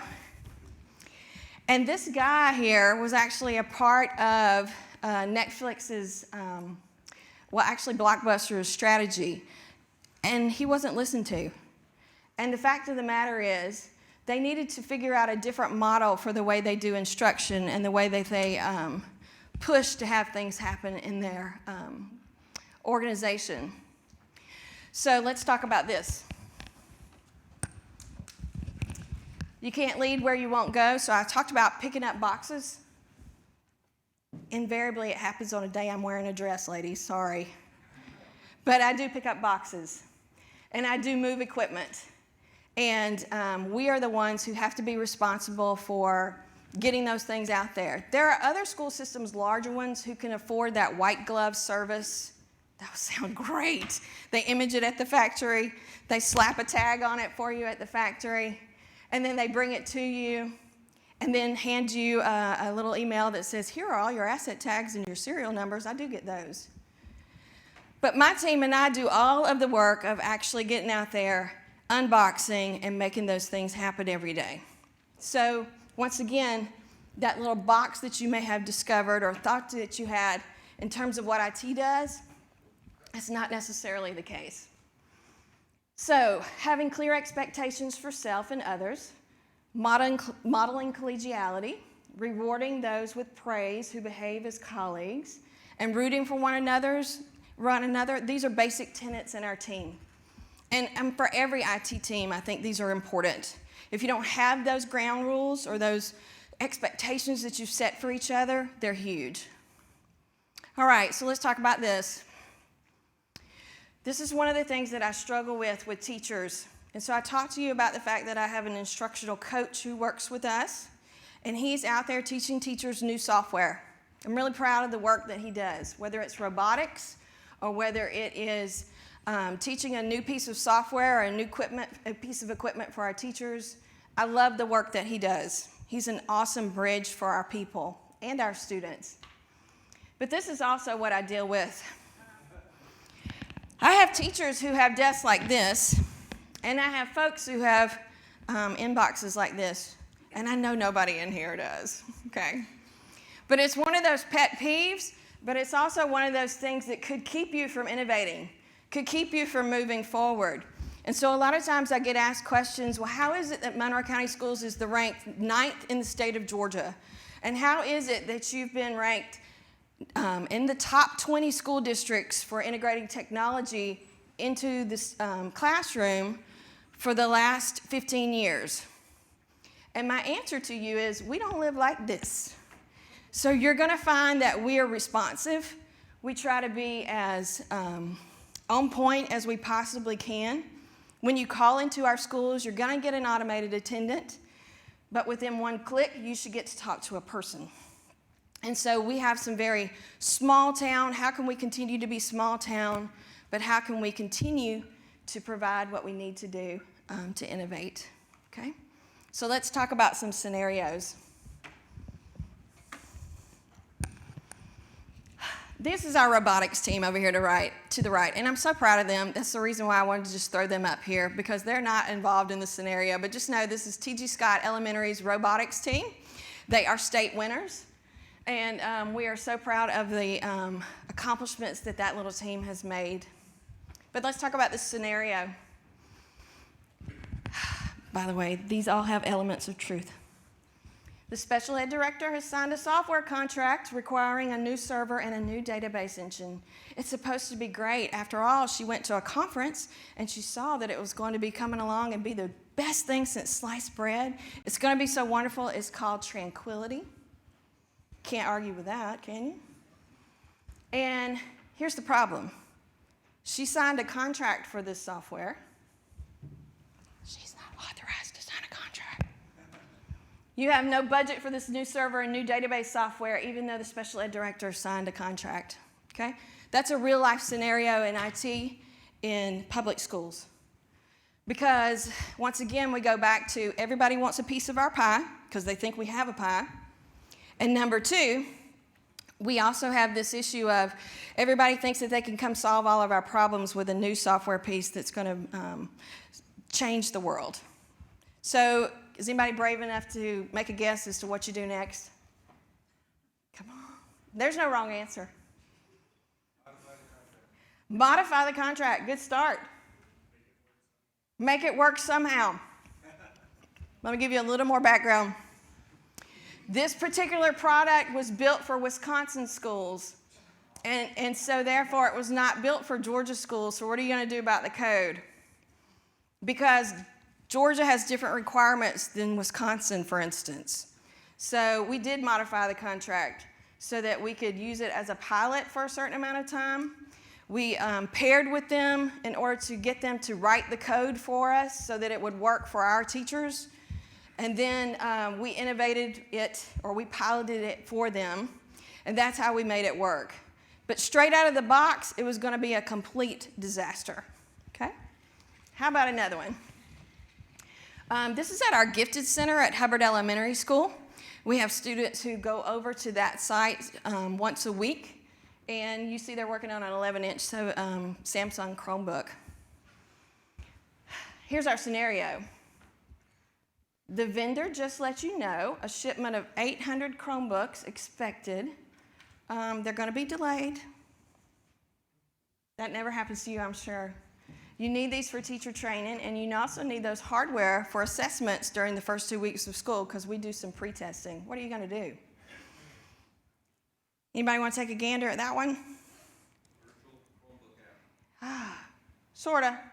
So there's this $38 piece of software called Neverware. Anybody got any Windows 7 machines left? You throw that on it, and it becomes a Chrome box. Take your $38 Neverware license, your $38 Google Chrome license, and now, for that amount of money, you've got something that you can use. And so there are a lot of folks who are left with a lot of old hardware that's not glamorous enough to be in a museum. But we try to find ways that we can make it roll and continue to use it. In addition to that, we have guidance to us that says, as much as you can, pare down your Microsoft fleet. Why would I do that? You want to take a gander at that one? Say it again. Licensing cost is huge. If I have a 55-minute class and I have login scripts and other things to run, how long does it take? And the profile needs to be loaded for the first time for that student. How long is it going to take for a Microsoft machine to load up? Yeah, it's 45 seconds for a Chromebook. So, one of the things that we do is make certain that we can give the instruction as fast as possible to our students. So that's the reason why we're looking at the Google Chrome atmosphere. Most of my neighbors have already gone one-to-one, and I will tell you that we live in a community where we can't possibly give everybody one-to-one and expect that they have absolutely fast, fabulous internet at their house. Even though my community has 7 exits along 75, only about 75% of our homes have internet access, and that's a high number actually. So as we are moving one-to-one, we are actually partnering with Verizon so that we can provide MiFi cards to our families. I told you we have Wi-Fi on some of our buses. We're actually parking our buses in community areas, keeping the Wi-Fi turned on, and you can pull up to it. In addition to that, our schools have a guest network. Right now, we shut it off at 6 o'clock. And so if we need to, we can actually have that go longer. We have it longer for events or athletics or those kinds of things. But we also have people who figured out they can come to the KB Sutton Elementary parking lot, pay their bills, and do their college work. So we're trying to be that stretch or that model. You sure you want my job? I do technology walkthroughs, so I'm in about 30 classrooms at least in a semester. And I do at least 20 minutes in there. And I think that makes a big difference for us in terms of our teachers using the technology. Yes, they are, because number one, we're checking to see that they are. So you discover in a walkthrough that several teachers have purchased or gotten for free Google Voice, Alexa, Echo style devices. Are these acceptable for your classrooms? And what are next steps in guiding the school principal who's just learned about these as well? Christmas just happened, and people got their bonus, and they might have got a Google Dot. And they said, here, honey, you can take it to school with you. Here's the problem. Those weren't sanctioned by the school system. I believe you have somebody talking about HIPAA later today. But we also have the Federal Education Rights to Privacy Act, which says that our students' interactions are governed by privacy. And so if that Alexa device, for instance, is hooked to a private Amazon account, then that little second grader who's getting their voice recorded all the time, number one, mama doesn't know about it, and number two, permission wasn't granted. So we are seeing those more and more. This is our instructional technology coach. These are kindergartners, and they are using a piece of software called Book Creator. And we love it. It's awesome. We talked about coronavirus, and I'm running out of time. I will tell you this. We do have alternative learning days planned. We had those planned before the coronavirus scare came along. We have Google Classroom we use all the way down to second grade. And so we have students, I wish I had this screenshot included in there. A second grader sent her teacher a message that says, for this, do you need us to cite S-I-T-E, evidence, E-V-I-D-E-N-S-S-S? And the answer was yes, but that was a second grader asking that question. Do you need us to cite evidence? So I love that. All right, how about this one? And we'll wrap it up. contractor for your organization has found some malware on a server. Bad malware. What do you do next? Okay. So you talked about cybersecurity experts. We reach out to our resources, and we look to others who have had examples or things that have happened in their school system. We have to make certain that our testing procedures are secure. We want to make certain that our students are safe, and we want to make certain that we do all the measures that we need to do to keep them safe. So we look out for our resources because we can't possibly keep them on staff 24 hours a day, 7 days a week. All right, how about this one? This is me and librarians. And the library, as you know it, doesn't look the same today. In fact, we have an entire library at our freshman campus that has no books in it. So we also have a couple of internet pipes that we use. Ours are tiny, so don't make fun of it, okay? But we always are having to make a case for how we're going to get budgeted for these things. There are federal funds that will help us. But we never want to be dead in the water. So we are in an AT&T contract through the Board of Regents, and we're grateful for that pipe. That's great. But we also work with another vendor to give us a second pipe so that if we needed that bandwidth during our testing, we could do that. But those are some things that small school systems that may not have the funding may not be able to do. So you got to do that. All right. So got a few minutes, right? Yeah, absolutely. 6 minutes. All right, great. So can I answer any questions that you might have? By the way, these are my people. This is my daughter, she's 17, and the other one's 14, and that's my third daughter who has 4 legs, and they are at the Macon Bacon game. So, yes, sir. So you mentioned, for instance, the scenario with an Echo Dot or something in the classroom. Mm-hmm. And I understand and I'm sensitive to the privacy concerns, but in 2020, you know, I'll give you an example. My son purchased an Echo for my wife and I for Christmas 2 years ago. And pretty much every time he comes to our house, it's turned off. And but he lives in a world where he gets up every morning and says, "Hey, Alexa, what's the weather?" And we want that for our students. Yes. Right. So that's kind of the world today, right?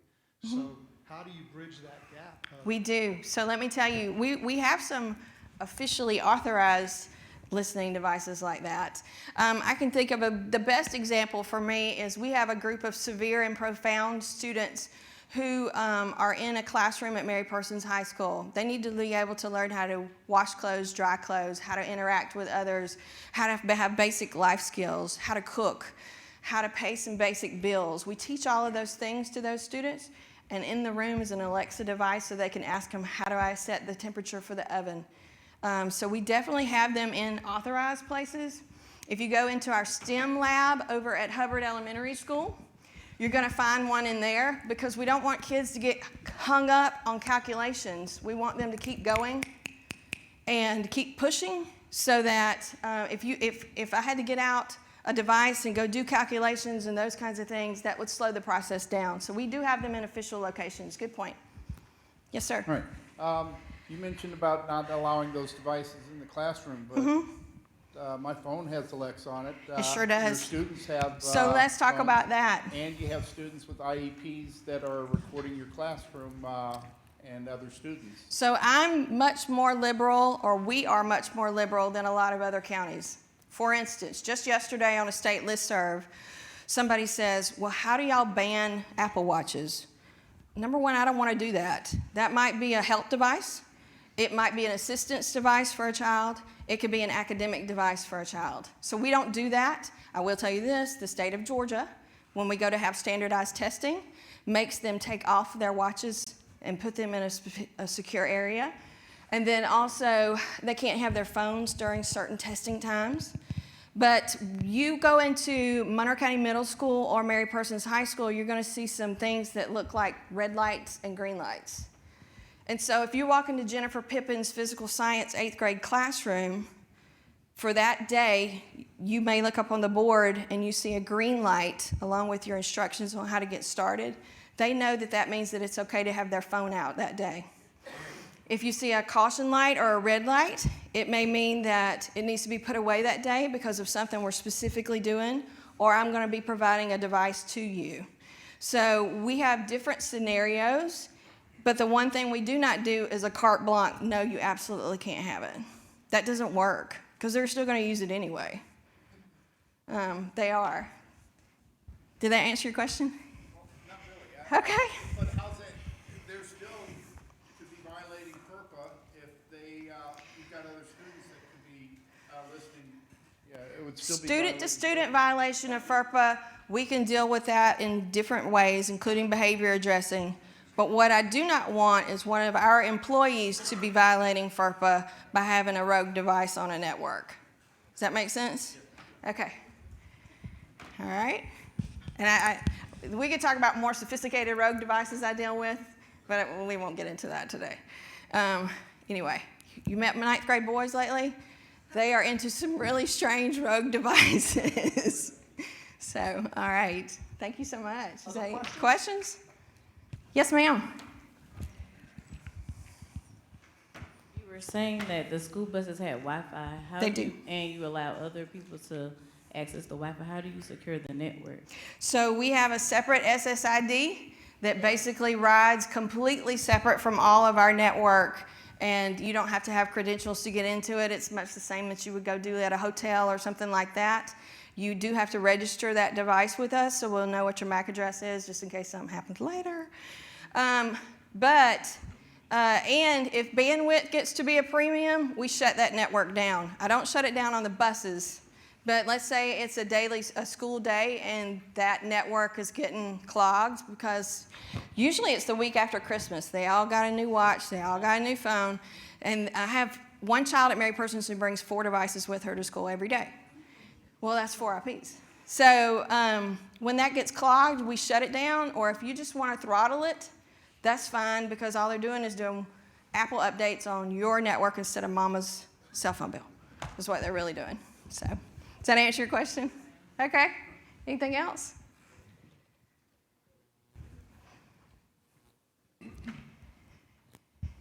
Yes, I wanted to know the Wi-Fi the kids use is open. Does it have any encryption? So we have 2 separate SSIDs that we've created just for that. For instance, we have multiple networks that we've created, and one of them is just for testing. So that one has got some really strong rules in it that are just shut tight, if you will.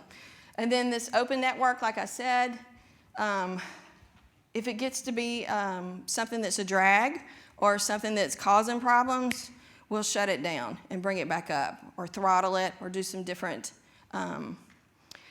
customization to it, if you will. But we do have multiple ways. For instance, I still get a paycheck there. I don't want my Wi-Fi messed up so that I don't get a paycheck, right?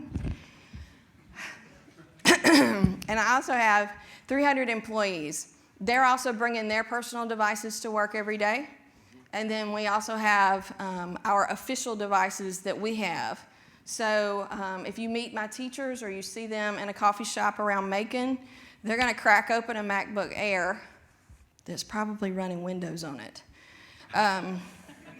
We run a clean version of Windows on it.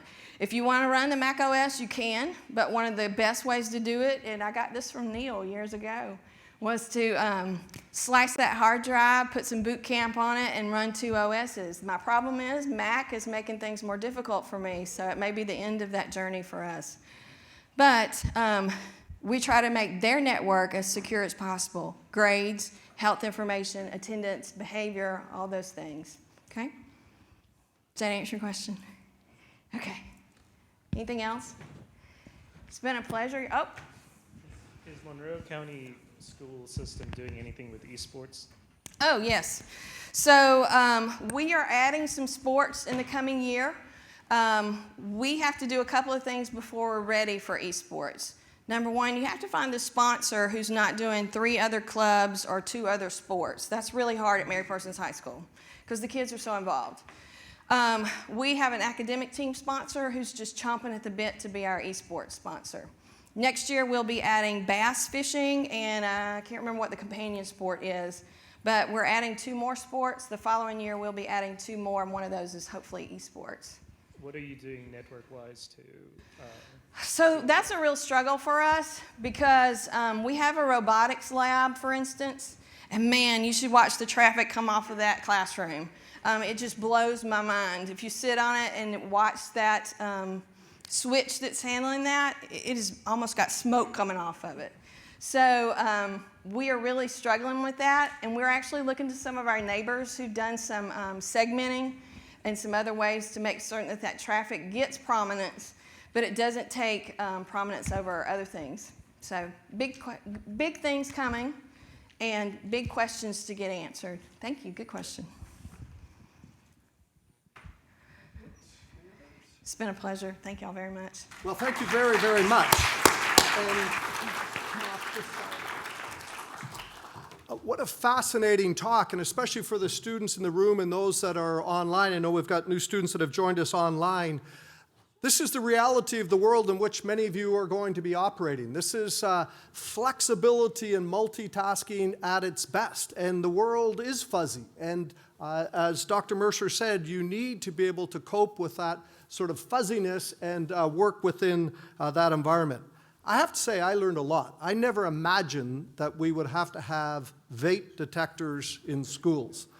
I mean, I have to say, I think that we don't need vaping at all, but the idea that we need vape detectors in schools, an interesting challenge, though, from technology point of view, and the number of Internet of Things devices or IP devices that suddenly we have to cater to, some of which are sanctioned and some of which are not. This is a real challenge for IT leaders, and I appreciate the frank and honest description of that challenge. By the way, your robotic team, I took a picture of those students, and we're going to welcome them to our university. We've got a great robotics program for them to participate in the future. But really, folks, a great example of how flexible IT leaders really need to be. So let's thank Dr. Mercer once again. Thank you so much for being here.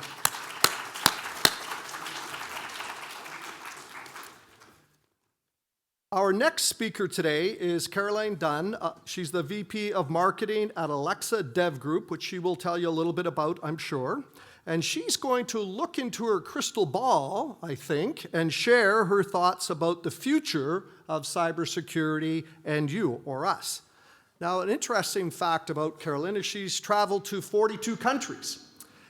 She says she's not in any sort of competition for those, but I will offer a challenge to the students in the room. I think traveling to different countries is a great way to learn about the world and globalization at its best. I mean, all of us in technology must recognize that technology is not limited by any lines we draw on maps. And so there can be some great lessons learned from traveling abroad and learning what other countries are doing. Sometimes we see some great innovations in action by visiting other places. So my challenge to you as students is I believe that you should have visited at least the number of countries of your age. So if you're 24 years old, you should have been to 24 countries. I'll let you guess my age, but what I can tell you is I have achieved my own challenge, and I have been to more countries than my age. But seriously, it's an interesting concept. Similarly, I challenge our students to visit the number of states of their age, and we can learn equally as much from traveling within our own country. In any case, so much for the challenge. Please join me in welcoming Caroline to the stage.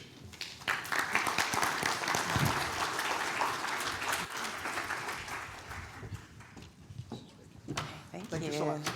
Thank you. Thank you so much for having me today. I am super excited to be here. I'd like to start off by thanking Dr. Sandoval for putting this together and Dr. Spangler for inviting me here today. I drove down from Atlanta this morning, and just show of hands to get to know you guys. How many of you guys are undergrad? Graduate students? And then the ones that didn't raise their hand, what are you guys? All right. So I'm really honored to be here today. Thank you so much for having me. I want to talk about innovation, cybersecurity, and how it affects you and me both professionally and personally. Okay. All right, so why are we here today? We're here to talk about cybersecurity here today. This is the 4th annual Cybersecurity Conference. And why are we looking at cybersecurity? Why is it important? Just to get it started, we've always had criminals, and criminals adapt to change really well. And it's created this whole field for us now to talk about. Isn't that great? So moving on, I'm going to throw up some stats here, and this shouldn't come as a surprise to anybody, these stats about why we have so many hackers out there, why we have so many cyber criminals out there, how many of them really there are. So hackers attack every 39 seconds, on average 2,200 times a day. Is that about right from what you guys have been looking at? It's a lot. That's according to the University of Maryland, right? All right. Next, who was affected by the Equifax breach? Everybody in this room should raise your hand. That's the correct answer. You know how people get up here and say there's no right or wrong answer? There are right or wrong answers, y'all. This is school. All right. So yes. Almost 150 million people affected by Equifax breach. That's according to Equifax themselves. All right. IoT devices. We're going to talk about IoT over and over and over again today. Okay, 5,200 attacks a month, and I estimate this year we have 31 billion IoT devices. We just learned about vape detectors in the bathrooms. How many? And you multiply that across every school, and you multiply that surveillance cameras. You know, I was in a yoga class one day, and the yoga instructor showed me some yoga move one day, and she says, you should do this at the airport, you know, when you're getting ready to fly. And it was this very awkward movement. Most of the yoga movements are very awkward, just for the record, in my opinion. And she's like, why don't you do this right before you get on the plane? You know, you need to stretch it out. And I was like, no, there are cameras everywhere. There's no way I'm doing that move in public. Okay? And then 94%, actually I've seen higher than this. I've seen 96% of malware is delivered by email. Now, how many of you guys got an email today saying, you know, hey, your bank, you know, needs you to fill out information, or you open an email, it tries to open up a program executable on your computer? I'm going to talk about that in the next slide a little bit more. But believe it or not, yeah, 94% of malware is delivered by email today. I think that is changing, and that will be one of my many predictions I make about cybersecurity. So let's talk about me here for a second. All right, I'm getting to my intro, but let's introduce myself by how many times my identity has been stolen. So let's start with me personally, okay? Let's see. I was looking through my credit card charges online one day, and I noticed that I subscribed to dial-up service one day. $19.99 a month for dial-up service. There were no, I don't look at my credit card every single day, so there were no other strange charges on my credit card. It was kind of just in the middle of my credit card. So I called the credit card company and I say, hey, I haven't lost my credit card. It wasn't gone or anything, but this is very bizarre that there's this, $19.99 charge for dial-up service on my card. And I said, should I cancel my credit card? I don't know. I haven't lost my credit card. $19.99 is not a big deal. And they said, cancel it. We're killing your credit card right now. So it turns out what hackers do is I had shopped at a retail location somewhere. They had stolen all the credit card information right there. And what they do to test to see if the credit card works or not is they sign you up for AOL, and you get a bill a month later. But they had stolen so many credit cards because it was a batch job that they did that they didn't have time to actually go buy real stuff. They didn't, they're just selling your credit card information to somebody else to go buy stuff with. They hadn't gotten around to actually buying anything good on my credit card. Yes, I'm part of the Equifax breach. Everybody in here should be part of the Equifax breach. I have shopped at Target in the past. I have shopped at the Home Depot in the past. I mean, it's getting to a point now you get that free, credit monitoring service because you have shopped at the Home Depot and then they have a big breach or something like that. And then by the time that free credit monitoring ends, somebody else gets a breach and then I get more free credit monitoring service. It's quite nice actually these days. And then Netflix. My Netflix account got got hacked last year. First, I get an email saying I changed my password. Then I get an email saying I changed my email address login. And then I upgraded myself from the lowest plan to the highest plan with 4 streaming programs altogether. And that was in Russia. That was, yes, it was a Russian hacker that got my Netflix account. I was really thinking, who'd want to hack my Netflix account? Is watching Orange is the New Black that interesting? I mean, is that worth my Netflix account? I don't know what they're doing. I don't know why they want to do that. Let's talk about at work. We're going to get a little bit more serious now.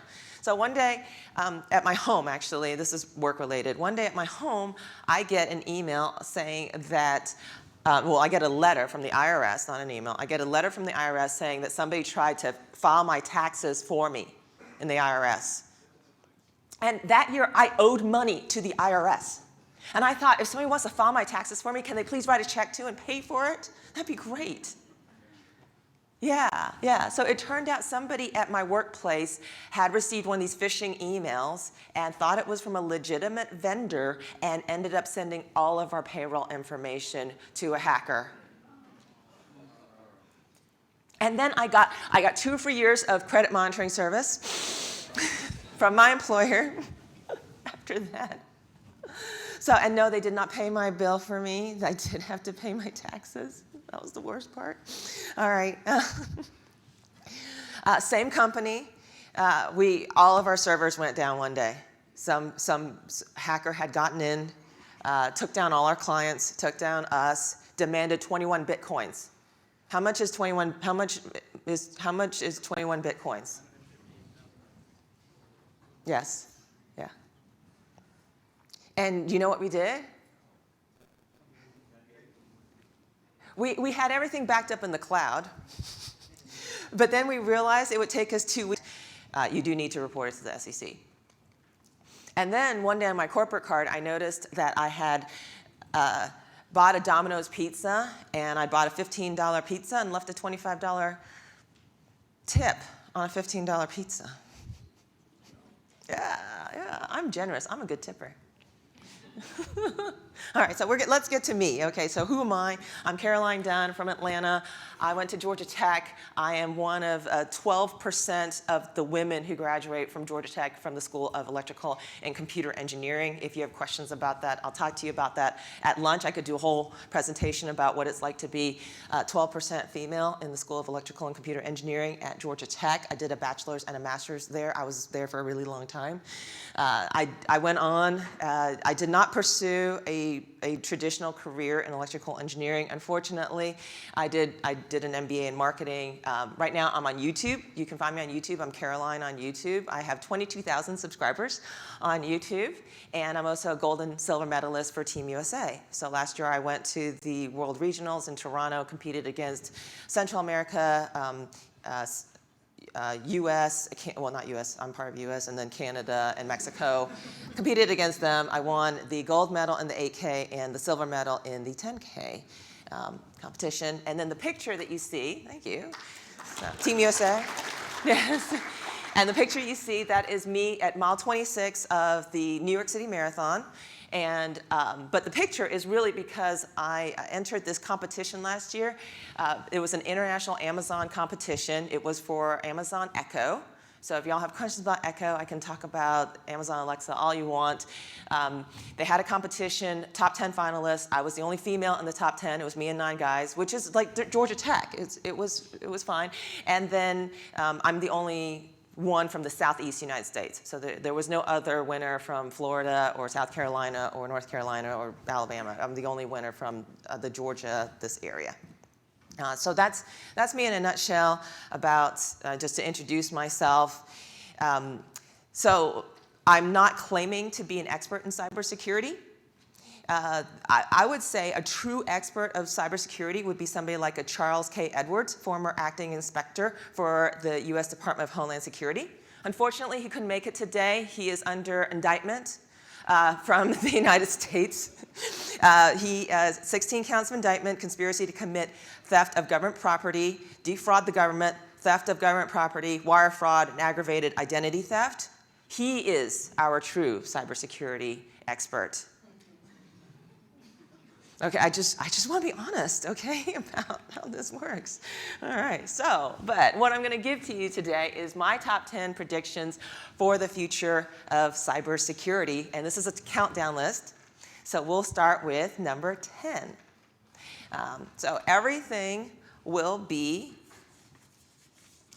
cybersecurity. Cybersecurity will become ubiquitous. So let's start with every innovation will be evaluated for security and privacy. So what did we learn in our last talk? We learned that people started bringing in Amazon Alexas, and that was a violation of privacy. So for those of you who don't know about Amazon Alexa or Google Home, they both do this. After you say the wake word, the word that triggers them, they do record on your account a short recording of what you said immediately afterwards.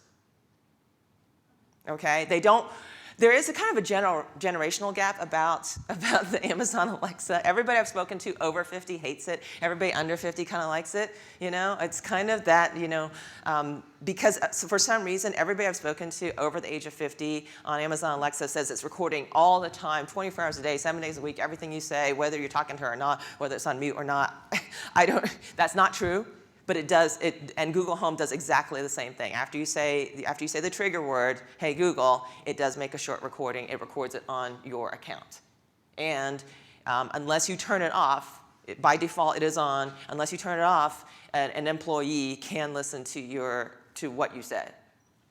Now the NSA, I don't know, we'll have somebody from the Department of Defense later on. He'll comment more about, you know, how he goes over your recordings every night, you know, after work. And okay. And then, so how many of you guys had that flashlight app on your phone, on your smartphone? Okay. Yes. Do we all know about the flashlight app? It turned out it did more than just the flashlight app, right? It collected all the information about us. And so it's shocking to me how people are so like, oh my God, my Alexa's listening to me, my Alexa's, you know, recording everything I say, when your phone knows everything about you. Okay, if you're having an affair, your phone knows it, okay? So I was actually at a speech where somebody actually said this, and we all looked, and we were all really like, kind of like, ooh, you know, and then we realized none of us were having affairs, and then we got really sad after that. So I just saw an article last week on Forbes. Google Play deactivated 600 apps in their store last week for violating our privacy. So they specifically talked about one app that recorded every website you went to, even if you were on private browsing mode, and reported it back to their servers. So it's still going on today. And it is really scary. And we do need to look at all the terms and conditions. We do need to look at privacy policies. We need to be vigilant about our own cybersecurity, if nothing else.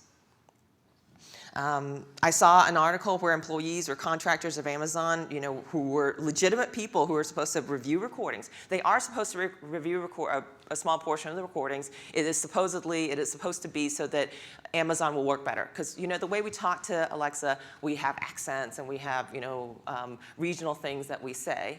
And they are supposed to try to make that better, understand us better. They were sharing all the embarrassing things amongst themselves, and it got out, and they got in big trouble about that. So that's bad.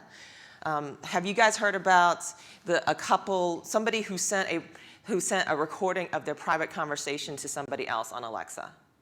You can on Alexa say, send a message, and then record a message, and then name the person you want to send it to, and then verify and say, yes, I want to talk to that person. So you can do that. And this couple apparently, Alexa, you know, the Alexa was in the other room. Apparently, it thought it said that. They recorded a private conversation and sent it to the husband's employee. Yes, all right. Yeah, that was bad. All right, number 9. Let's go to the next slide. GDPR comes to the United States.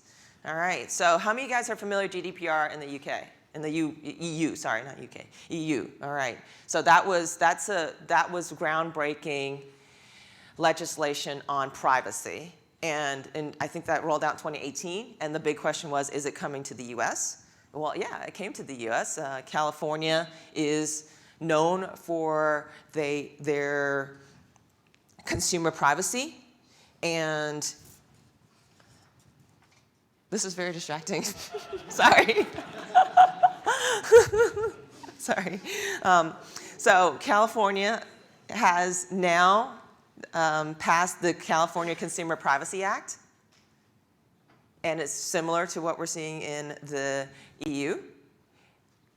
And that's probably starting a wave. So one of my predictions is that's starting a wave into the US with more consumer privacy and higher fines for cyber criminals. It's an election year, okay? And I think this is something we can all agree on. No matter what your party or political beliefs are, you're gonna vote for somebody who's gonna say, I'm gonna bring cybersecurity, cyber criminals to past, 20 years ago, and I still get spam every single day today. That hasn't really changed anything for me, but it is something that we have control over. That is something we can do, is we can pass laws and see how that goes. So, all right. Number 8, deep fakes. Now, who's seen a deep fake video? Okay, everybody has to raise their hand because there's one on the screen right now. All right, so the video I'm showing right now, it's a GIF actually. It's Rachel McAdams, I think. I think it's the actress, and they've reskinned it with the face of Nicolas Cage. So I saw my first deepfake video, I think last year. It was the Mark Zuckerberg. Who's seen the Mark Zuckerberg deepfake video? Yes, yeah. All right, so imagine you're at work and you see a video of your boss, of your CEO making a big announcement saying he's shutting down the company or he's announcing layoffs. Would that not create a huge amount of panic in the company? What if it was fake? How do you know it's real? You see your CEO up there announcing layoffs. How do you know it's real or fake? Well, let's take it down a notch. Let's say your boss calls you up on the phone and says, hey, send this sensitive information to this new vendor I'm working with. Or send payment to my new vendor. How do you know it's really your boss? So the deepfake video is like super hard to make. It's super hard to do. It's a lot of, you're going to do that at CEO level. You're going to do that. But let's say you just want to do a boss and a voice fake video. That's going to be a lot easier to do.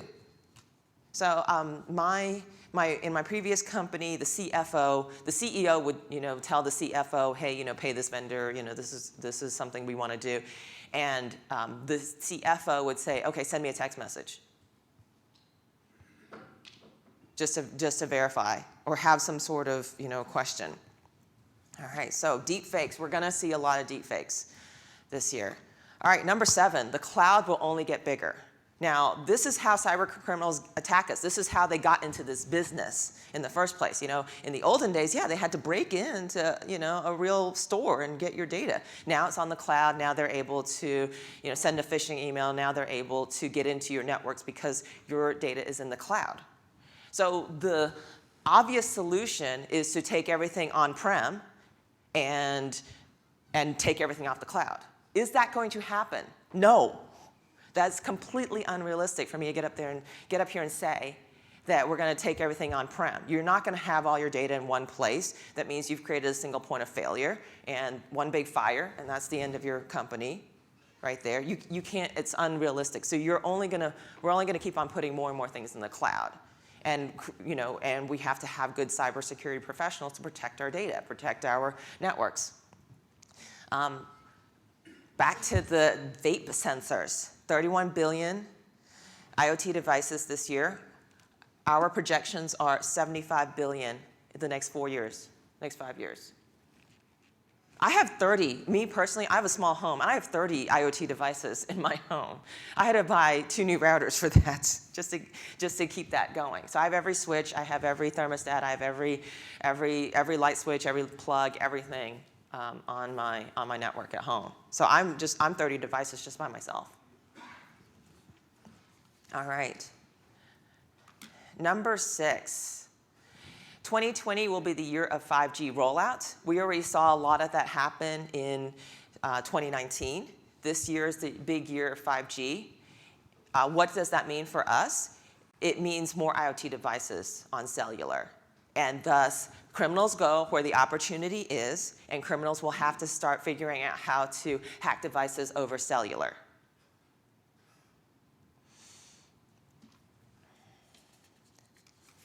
Number 5, more AI on both sides. Y'all know that when I say AI, I'm talking about artificial intelligence, right? So offensive AI, hackers will be able to utilize AI. I could completely see AI turning into a volume game. That instead of going to every company one by one as a cyber criminal, hacking into each company one by one, that's work, y'all. They're looking for shortcuts. So they create something that where they can turn this into a volume game, and they're able to use the same malware over and over again, or just automate their whole hacking process. So these criminals commonly use command and control tactics. This is derived from C2 military tactics. They penetrate the network undetected. They embed data in DNS requests, bypass the firewall. All right.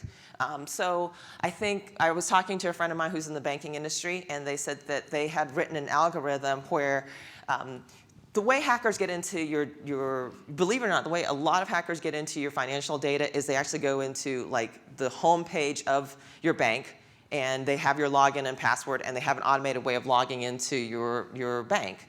And what the bank noticed is that if somebody came in and they typed in their login and password too fast, and and even though they have the right information, if they typed it in too fast, then that was a hacker because because they're using AI, it's an automated method. So then the bank came out with their own security check, and if you typed in your password too fast, it would reject you because of the time. So then the hacker went back and created a new algorithm where it goes to your website, it pauses for 5 seconds, then it types in your login really slowly, then it pauses, and then it types in your password, and it pauses, and then it hits the login button. So that's offensive, defensive, offensive, it's just back and forth. And now what they're looking at is, even though you have the correct login and password, if you're a hacker, you've shown the signs, it looks like you actually get to log in. So they take you into another page that looks like you can see transactions, you can make transactions, you can look like it's working. And then when you hit, transfer money or send a check, it just kind of doesn't go anywhere. So you're taken into this fake room because you're a hacker. So it's back and forth on both sides, how it works. So we do need, as the good people, hopefully we're all the good people in here, we do need as good people to protect our networks from the edge. And that's what we're going to see with AI. Okay, number 4, hackers will attack small business. So as I said, in my previous point, this is going to turn into a volume game with artificial intelligence for cyber criminal. And the big companies, I told you at the beginning, I shopped at Target and I've shopped at Home Depot. All right, they have all beefed up on their cybersecurity. They have all hired, a ton of people for cybersecurity, and they're really good at it now. They're getting better, at least, about it, because they want to avoid another huge fiasco in the media. All right? So with cyber criminals using more AI, they're going to go to smaller companies. This is going to be a volume game for them. And this leaves small to medium-sized businesses prime targets for the next round of attacks. All right. So on to more small businesses. I predict, number 3, that hackers will focus on healthcare specifically. Did you know that your health data is worth more on the black market than your financial data? Why is that? Criminals are setting up fake clinics where if they can steal your health data, they can put in that you had all these surgeries, all these procedures that you never had at a clinic that never existed, where you've never been. And then after you had all these fake procedures that they've billed your insurance company for, you're going to need some opioids. We're going to need some pain reliefs for that. And they will fill those prescriptions for real, so they can sell it on the black market. So my understanding is, especially if you're under the age of 18, they really want to go for, those are the best people to steal. $1,200 on the black market for your child's financial data, for your child's health data. $1,200 is what's worth that today to sell to hacker. Yes. You also look at, in my last point I said, okay, it's going to be smaller businesses they're going to focus on, and healthcare. When you look at a lot of doctors' offices, the doctor is the main person of that office. They did not study cybersecurity in school. They studied bones and tissues or whatever. They've been to school for a million years. They've racked up $400,000 in student loan debt, and they know everything about your body, but they are not cybersecurity experts. They're not going to want to set up these really sophisticated systems and hire somebody. They're going to be prime targets. These small doctors, these legitimate, not that fake clinic I just talked about a minute ago. These legitimate doctors are going to not know anything about cybersecurity. They're going to be the head of their office, and they are going to have all your medical records, and that is a prime target for cyber criminals. And of course, financial fraud, is here to stay. I mean, that's just table stakes. Everybody needs to know how to do that. Or if you're a criminal, you're going to have to know how to do that. So that's not going away. We're still gonna do that. All right. And number 2 here, multi-factor authentication. So we have, who in here? How many of you guys are managing 50 passwords? At least 50 passwords. Only a couple of you. All right. 60 passwords.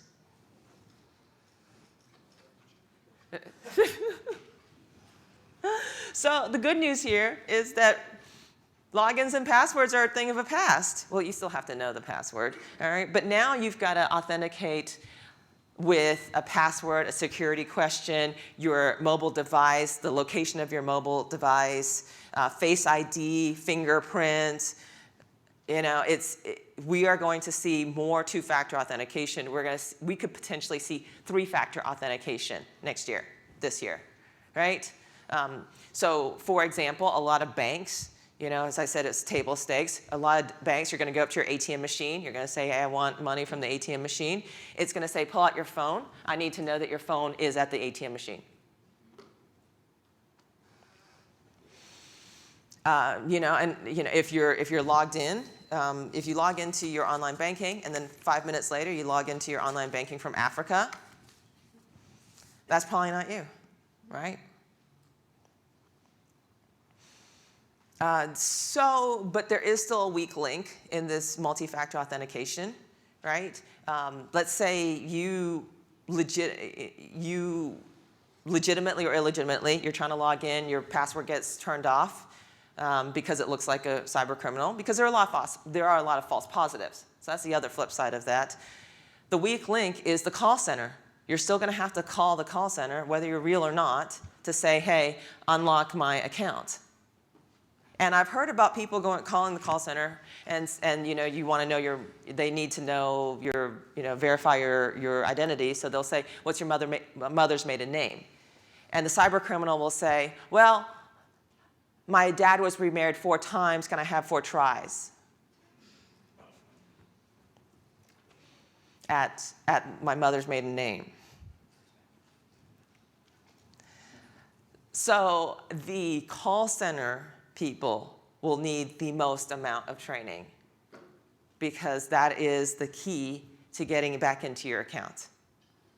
And there's so many ways that we can, as IT, be able to turn off accounts when the login's not right or when we feel that it's a wrong person. But when we get too many false positives, the business comes back on you and says, why are you turning everybody's account off? You're killing the call center.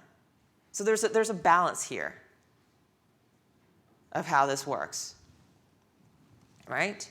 All right, and number one, here's the good news. It means more opportunity for you. It means more opportunity for everybody in this room. Because we're here at the Cybersecurity Conference, and you're studying cybersecurity or IT or some form of that, right? Cybersecurity jobs average $100,000 per year. There are so many different types of sample job titles: security administrator, analyst, security architect, security auditor, security consultant, security engineer, security manager, security software developer, security specialist, security code auditor, vulnerability assessor, CISO. The list goes on and on. So a friend of mine was telling me the other day, he's on a security team, and they had an opening in their department, and they convinced the network engineer to come over into their group. And he agreed to do it because it was more money, right? He wanted to make more money, so he came over into the security group. Well, they did not think through this whole process, because now they don't have now they don't have a network administrator. So that drives up what they're going to have to pay a network administrator as well too, to backfill the jobs. According to the Bureau of Labor Statistics, the rate of growth for jobs in information security is projected at 37% from 2012 to 2022. That is faster than all other occupations. Cybersecurity Ventures' prediction is that there will be 3.5 million unfilled cybersecurity jobs by next year, by 2021, up from 1 million positions in 2014. Harvard Business Review is also saying that their report says the majority of chief information security officers around the world are worried that there aren't going to be enough people with cybersecurity skills in the future. So this is a great field to get into, and it has staying power. This cybersecurity is not going away anytime soon. As I mentioned before, criminals go where the opportunity is, and we're not going to take things out of the cloud. So there's always going to be opportunities for criminals and for the good guys. And my bonus prediction, this is a segue into our next speech, actually, is that I'm not just talking about private sector jobs as opportunities for everybody here. I'm also talking about government jobs. The next Cold War could be fought on the cyber front, and it already is, yes. I mean, there's a lot of people who say that Russia tried to influence our 2016 election. Don't you think that the United States isn't trying to influence some election somewhere in the world that serves their purpose? We're not naive, guys. Team USA. And we'll learn more about that from the Department of Defense later on after lunch here. All right, so what does this mean? Why did I go through this whole process here? Those are my top 10, actually top 11 predictions for cybersecurity. So my big takeaway from this presentation is, without trained cybersecurity professionals, not only is your financial future at stake, but your physical health could also be in danger without cybersecurity professionals. Imagine somebody hacking into a nursing home or a hospital and purposely changing all of the prescriptions and doses. Imagine, and at the beginning I kind of talked about, new technologies, VR, AR. How many of you guys are into virtual reality, augmented reality in here, right? Let's say we're going into a nursing home, we're going to do some Hawaii therapy, some relaxation therapy with some patients in a nursing home. And you put on the headset, and instead of Hawaii, you see a haunted house, and it sends somebody into shock and they die. We're going to have to evaluate everything for security and privacy here. How many of you guys have downloaded Kali Linux and are working on that? Yeah? Yeah? How's that going? All right, yeah. So if you're not on Kali Linux, I highly recommend. How many of you guys are working on a certification? CompTIA. Okay. Very good, very good. How many of you guys are not? Why are you not working? Why is not everybody in this hand? You already have your certification? Is that why? I'm just making fun of you. I'm just making Anyway, so with that said, that's the end of my presentation. So my name's Caroline Dunn. You can find me on social media. I'm Caroline Dunn or I'm Caroline, or I'm the Caroline Dunn. Very cool. Yeah. Questions for Caroline? Yeah, so we have a lot of time.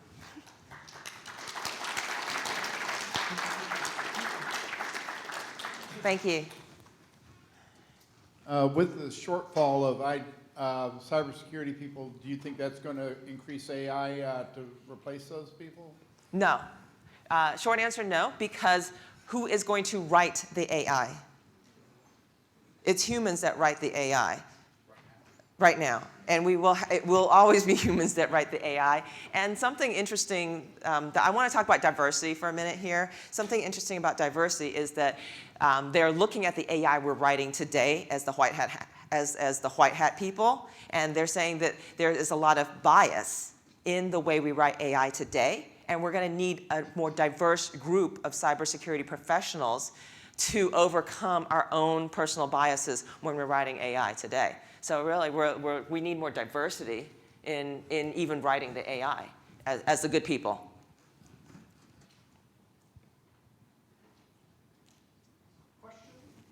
I have a question. You mentioned Amazon's Alexa and the recording. We have a couple speakers coming up from GBI or experts in the field, and I know there's been some recent cases like this to actually have a disclaimer or something to where they're actually going to have to protect consumers and create a knowledge pool so they understand this is a potential thing that you can be, a device can be used against you in court of law because of that? It's the same thing as what we saw with cell phones, and that has been really interesting in the litigation, right? So Apple was asked to create a method to look into anybody's cell phone, and they refused. And the way that they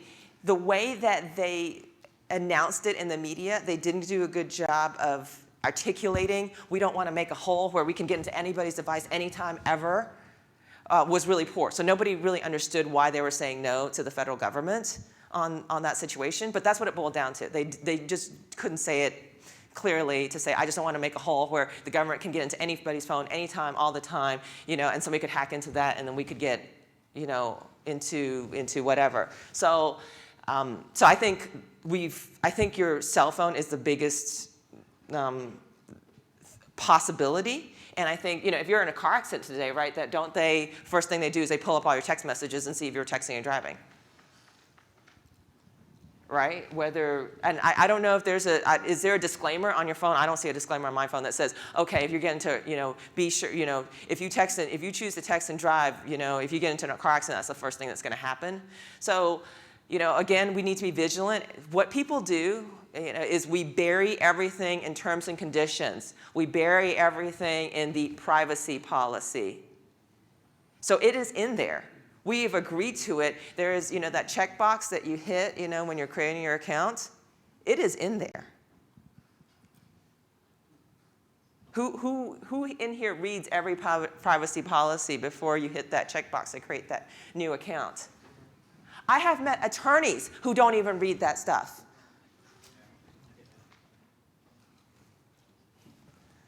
Any other questions?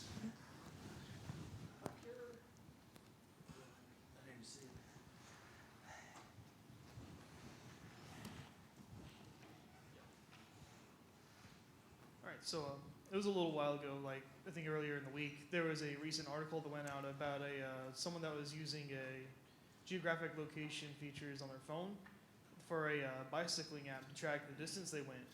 And he was served with an arrest warrant because he was around the same place and time that a break-in happened at a local house. And he had to go through a whole spiel about that, sunken costs into lawyers and things like that, to prove his innocence when all he did was have an app on that was collecting that geolocation data. With that in mind, do you think, other than geolocation data, do you think self-incrimination and things like that is going to be a problem with things like Alexa and other devices and IoT in the future? So first of all, that was a failure on the part of our legal department. You're innocent until proven guilty.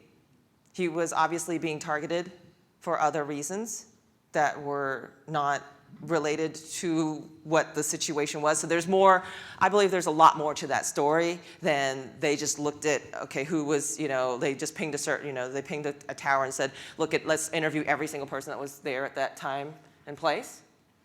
So with Alexa, yes, I have seen murder cases, or I have seen reports of murder cases where somebody was murdered in the home and they pull that Alexa.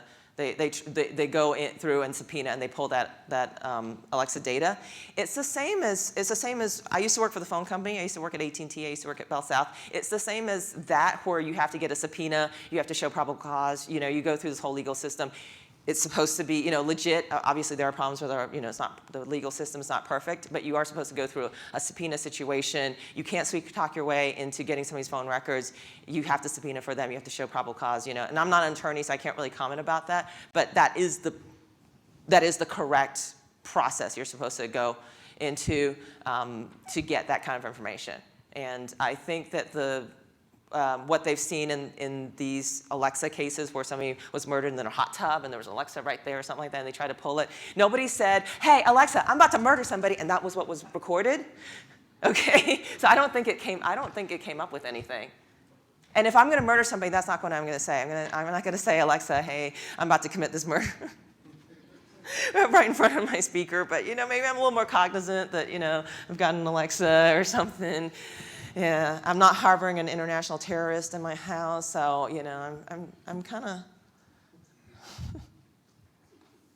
I have a question for you. May I just get the mic for a second? So thank you so much for your predictions. They're awesome and very relevant to the audience, particularly the students. But I do have a question.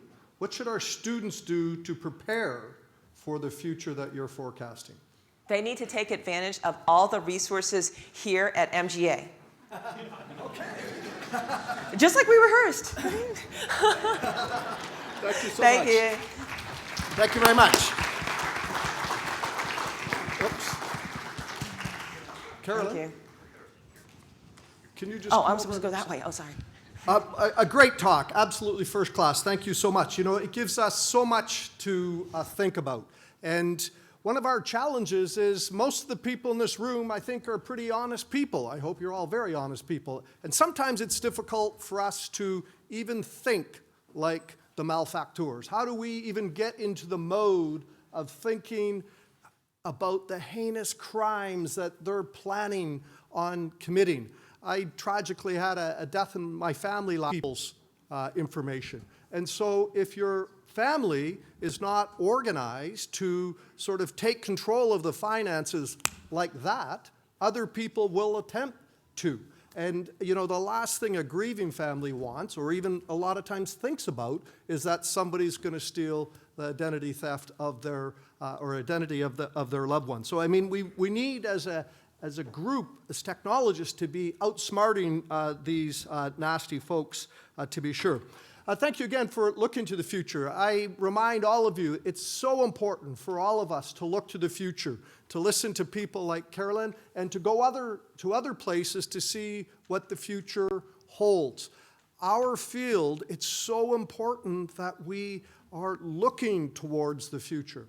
I'm a fan, for instance, of Gartner. There's many other organizations, but Gartner does a lot of work in looking at strategic technology trends for the next number of years. And each year, if you're a member of Gartner, you can get detailed reports on it, but even if you're not a member, they put out a YouTube video, for instance, where they go over these things. And I encourage all of you to be looking at these and seeing which one will be impacting us the most. And they vary over time because we as society force technologists to change over things like privacy. I, too, have a very connected home. But I know a lot of people don't like that. I mean, it can be a real pain as well. I recently changed the password on my router for a reason, and it took me 2 weeks to get my house back up and running because I had to change it on all these devices. But things like privacy, we, the society, drive some of these issues. And so we need to come to grips with balancing convenience and privacy. I do like to ask Alexa to turn my lights on because I'm incredibly lazy. But what am I giving up to be able to save just a couple of minutes? So please do everything that you can to stay out in front of that. Well, ladies and gentlemen, what an awesome morning. couldn't be happier with the quality of the speakers. For those of you that are speaking this afternoon, boy, oh boy, you got a high bar to beat here. No, I'm just kidding. We've got great speakers coming this afternoon. Please enjoy a quality time, networking time while you meet with folks for lunch. We're going to meet back here at 1:10 promptly. And don't forget to sign up for our door prizes if you haven't. And my guess is you probably want to be back here at 1:10, but I'm just thinking that might be the case. Please enjoy your lunch, and we'll see you after lunch. Thank you so much, everybody.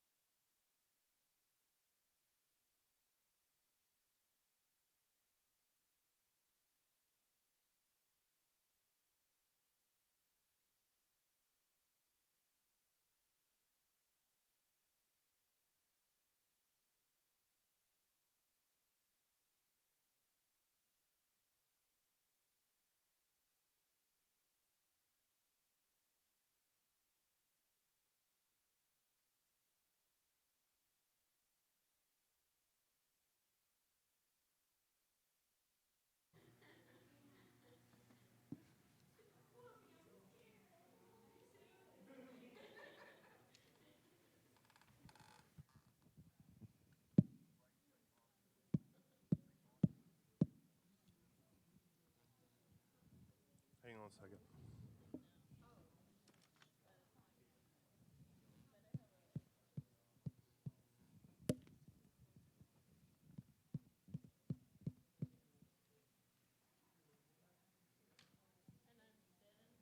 All right, it's showing up on the screen on OBS, but there's nothing coming through the headset. Your headset.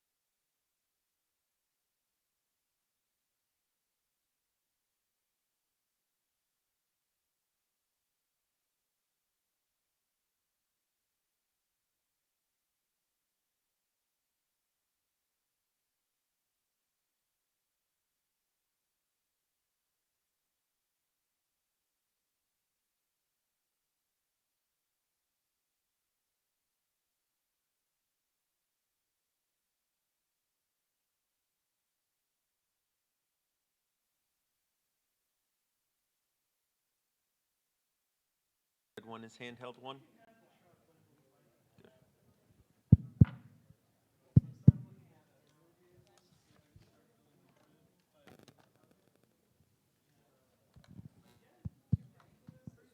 Check, check. Nope, definitely nothing coming through. You're right. I went to multiple dealerships, but a lot of them don't want to deal with you if you aren't buying that day. I literally got sat by the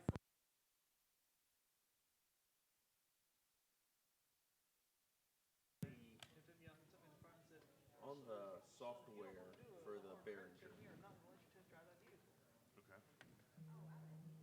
Yeah, I was like, yeah, no. Bye.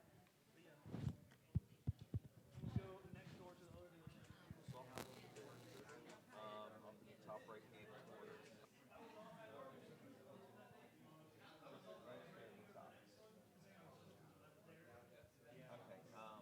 set it to monitor aux 6.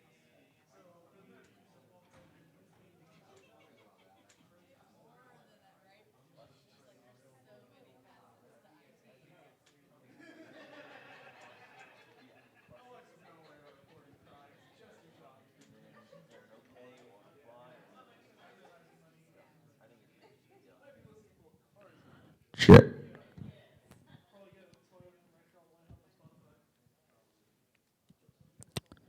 Check, check, check, check. Hello, Internet world. We're just going to talk at you for a second while we troubleshoot here. Thanks for playing.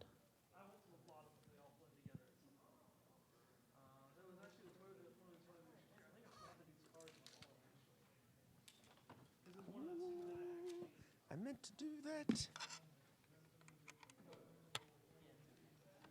Ooh, so loud. But it only comes out of one side. So what this is doing is it's going left, right as it's 1, 2. And so when I direct monitor, I only get to hear out of one side. Now why this guy is not picking up and doing its thing. All right, let me come take a look.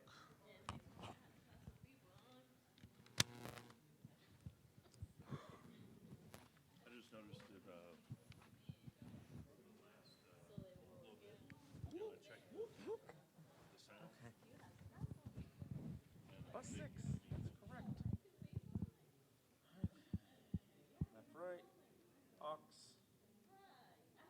USB bus, bus 6, that's the one. Bus 6 is the bus that this should be monitoring. Monitor source.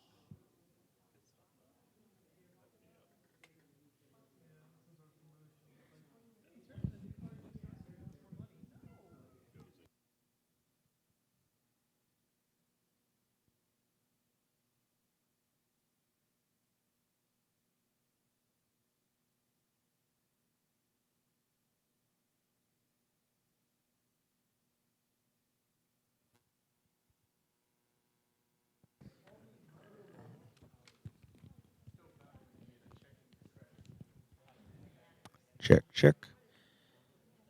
Hey, it works. Hey, stream people, thank you so much for hanging around with us. We're going to be getting started here in about 20 minutes. Appreciate y'all's patience and y'all joining us and stuff. I hope things are nice where you are. It's a very beautiful day here in Macon, Georgia.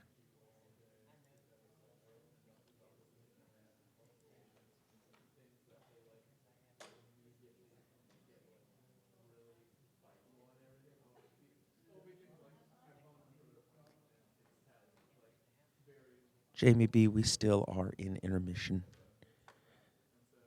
Right now we're looking at 110 as getting back on track. Just looking over your other comments here.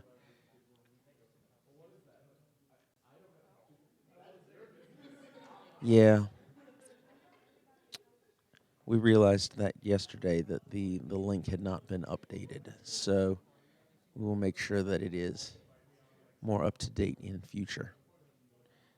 But thank you guys for tuning in, and we'll be back in just a little bit.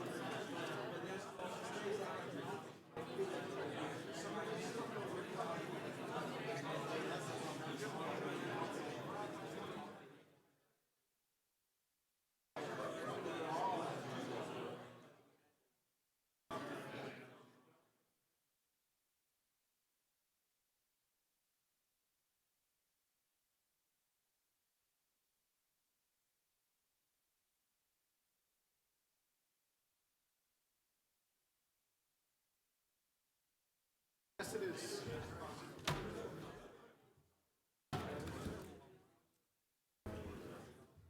Well, good afternoon, ladies and gentlemen. Did everybody enjoy lunch? Find somewhere good to eat? You're like my students. There's no sign of emotion. You should be excited. It's after lunch. Let's go. Hey, thank you. Hey, speaking of students, we're going to do a showcase for our appreciation to the great students we have working today. So come on, stand up. More than that, but a little bit bashful, I think. But we have some great student workers helping us out today. We couldn't make this work without it. May I have the showcase slides up, please?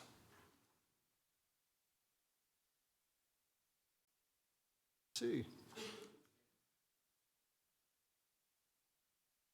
That's it. Perfect. Thank you so much. So we're going to continue with our showcase, again, highlighting some of the great things that are happening in the Department of Information Technology. Some of these you've heard about from other folks already, but let me just bring up a couple. This one, a few people have talked about STEM-palooza, an event that was held at Robbins Air Force Base. Great work done down there. We're happy to support that, and I think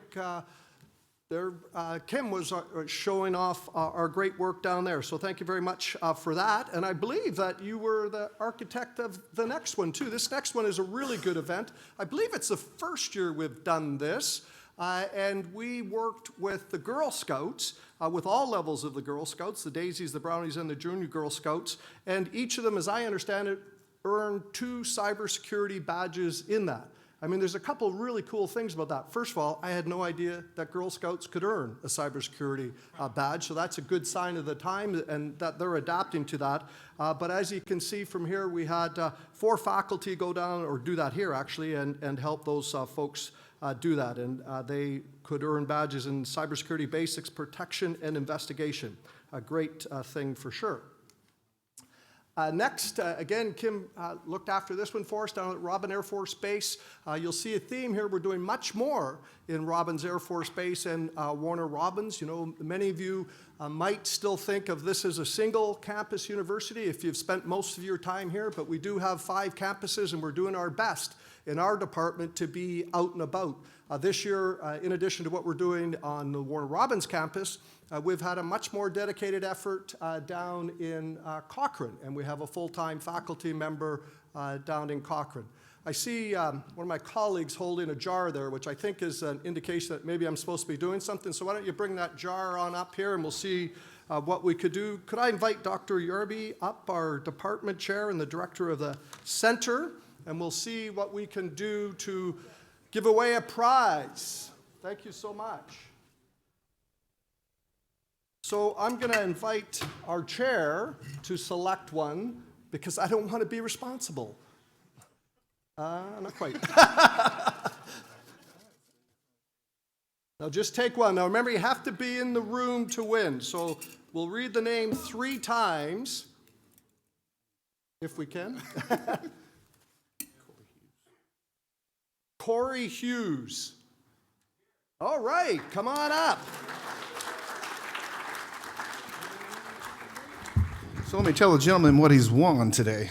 Today you have your choice between a Security Plus, Pen Test Plus, or Cybersecurity Analyst voucher, Cert Master Practice Labs, and Study Guide ebook worth $850. Wow. So which one would you like, Security Plus, Pen Test Plus, or Cybersecurity Analyst? Let's go Security Plus. Security Plus. Well, I'll get you the other one shortly. Cool, thank you. Appreciate it. And we'll email the codes. Thanks. Appreciate it. Shook hands. All right, so definitely worth being around and in place to have a chance to win. So yes, the Robins Air Force Base Tech Expo, another great event that we are happy to support. Next, this is big news, and you've heard about this, but we wanted to make sure everybody is aware of it. Recently, the Board of Regents approved our plan to have a Doctor of Science in Information Technology. This is huge, folks. I mean, if you think back only a few years, you were sitting in what was a college. And we've transitioned to a university. We started offering graduate programs, the first of which was the Master of Science in Information Technology. The university now offers several graduate degrees. But you shouldn't be surprised that when we started moving towards the doctoral level, it was information technology who led the way as well. We're in the process, now that it's been approved by the Board of Regents, we still have some work to do in terms of getting our regional accreditor, SACS, to approve a change in scope for the university. That's well underway, and we're excited to offer this. It's going to be a very innovative, we're talking about innovation today, but this is genuinely an innovative Doctor of Science in Information Technology. I do not believe there is a program like this in the country the way that it's been designed. A group of very smart folks put it together in a state. So watch this space. And if you're interested, come on to our webpage and there's information on how you can let us know you're interested, and then we will be accepting admissions at some time in the future. But an awesome program, huge step for the university, and really will change the intellectual landscape of what Middle Georgia State University and the School of Computing offers. Building on that, or similar in terms of huge innovations for us, you know, one of the things that differentiates a college and a university is a college tends to be somewhat inward-looking, a university tends to be much more outward-looking. And so many of the things that we've been doing in the last year or two have really been to build on that vision of us being a regional university. And an exciting new opportunity for us is our Center for Software Innovation, which is on our Warner Robins campus. If you haven't been down to see it, come down and take a look. I think Monday afternoons is the best time, as I understand it, to see it in operation. But we've got some great faculty and great students working on projects there. One that I'm aware of is a software system that automates key work tasks that are normally require careful manual work by personnel on the base. And this is a collaborative effort between us and the base. It's a great opportunity for our students to work with real organizations with a view to implementing something. You know, very often we're limited in what we can do with our students and that it's somewhat simulated. But this is a center that is working with real clients. We've got other clients, both military, public and private clients, and we're really trying to achieve our mission of helping the region, and so all of our clients are coming from the region. This is a very exciting project, and I think we are absolutely delighted and perhaps slightly overwhelmed in how interested people in the region are. We've got a lot of people reaching out to us saying that they would like our assistance, and of course that's great news, and we'll do everything we can to prioritize those and get those projects up and running. Very, very exciting. Come down to Warner Robins and take a look at that. This next one is also very exciting. We were responsible with the series of partners shown on this slide to implement Wi-Fi in Macon. We're excited to be involved in what the city's doing. You know that in downtown Macon there's been a lot of work to rejuvenate the city and bring it back to what it once was, perhaps. And one of the things that you know, a downtown core really needs to have these days is free Wi-Fi. So we've got a Wi-Fi package that's down there. This was funded through a Downtown Challenge grant that a team of folks from our university put together, and we were awarded that. That's up and running. So if you're downtown in Macon, I used it myself the other day to see if it was working. It's really cool that we're able to do that, and you can see banners similar to what are on these slides when you go down to do that. So if you recall, for those of you that were here this morning, what we said we wanted to do in this showcase, we showed you that little video that talked about greatness. And really what we're trying to do for you is showcase what your university is doing in your region to make sure that our students are able to do great things. And I'm very proud of the ones that we've showcased. There's many others, but we picked some of the ones that we thought would be of most interest to you. So to all that have been profiled, congratulations on the great work. It's really, as somebody who's relatively new to Middle Georgia, it's been very exciting to see this transition. When I arrived, the university or the college at the time had just finished that merger that some people still don't like to talk about, but we have moved from that now to a university with great offerings on different campuses, and it's really fascinating to see how much we've changed in 5 or 6 years. So great work on everybody that was involved in those. We mentioned the Museum of Technology. You've had an opportunity to see it out there. If you want, after the conference today, feel free to go over to the library and take a look at it. There's some great displays there, but we heard already from Tina Ashford about all the things, and I believe, yeah, so that's more about the Museum of Technology. So if we could bring up the next set of slides, that would be great. And it's now my pleasure to introduce our first speaker for this afternoon. Our first speaker is Dr. Quinn Lansendorfer. Did I get it close? Lansendorfer, sorry. Whose session is called Adaptive Acquisition Frameworks for Defense Information System. Now, Quinn is an author and a professor who's published in many areas, including knowledge management, which is my area of study, so I was delighted to see that, and of course, cybersecurity. So please join me in welcoming Quinn.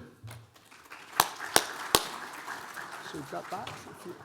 We won't shake hands? No, Okay. no shaking hands. Okay, so that's Forward, right, that's it. got it.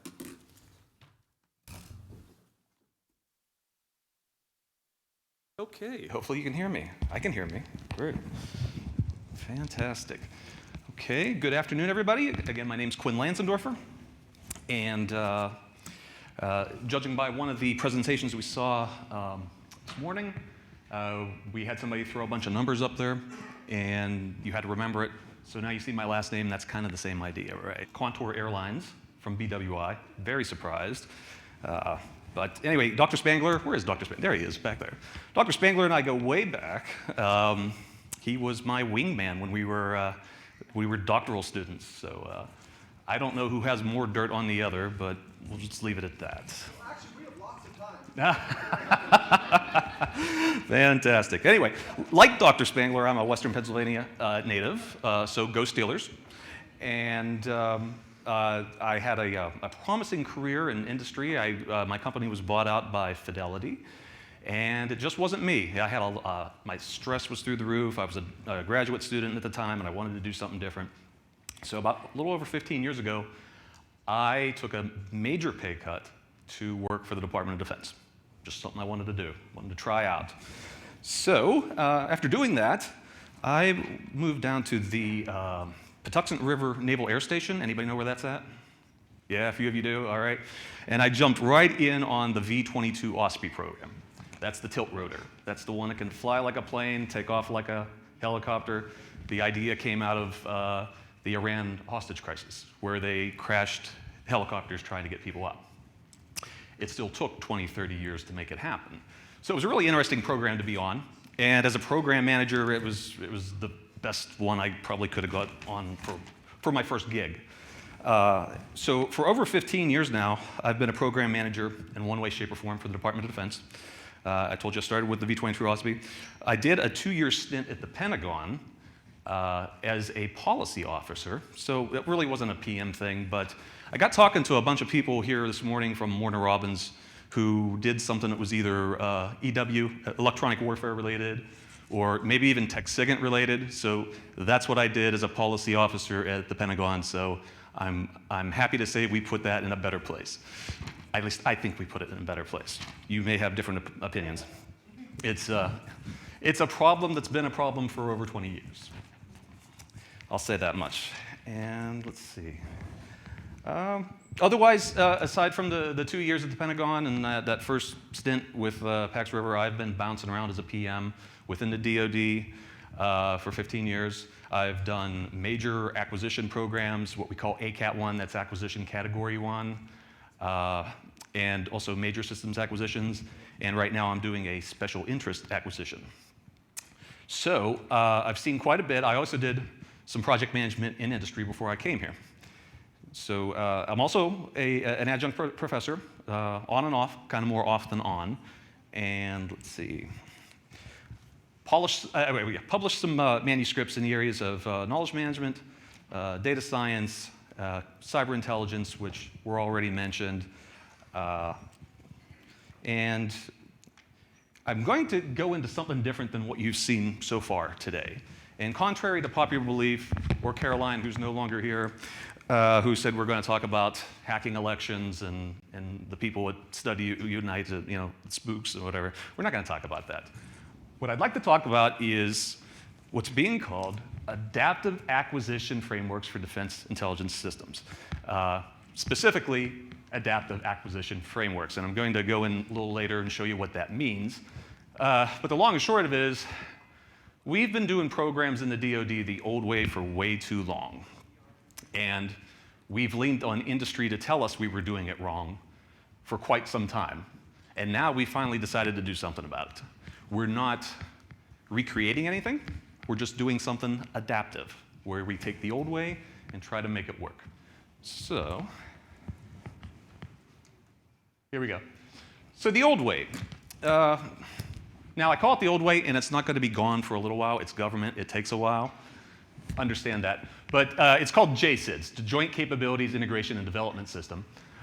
It was thought up specifically by the Pentagon, the intelligence community, as far as ODNI, the Office of the Director of National Intelligence, didn't exist yet. That was still decades in the future.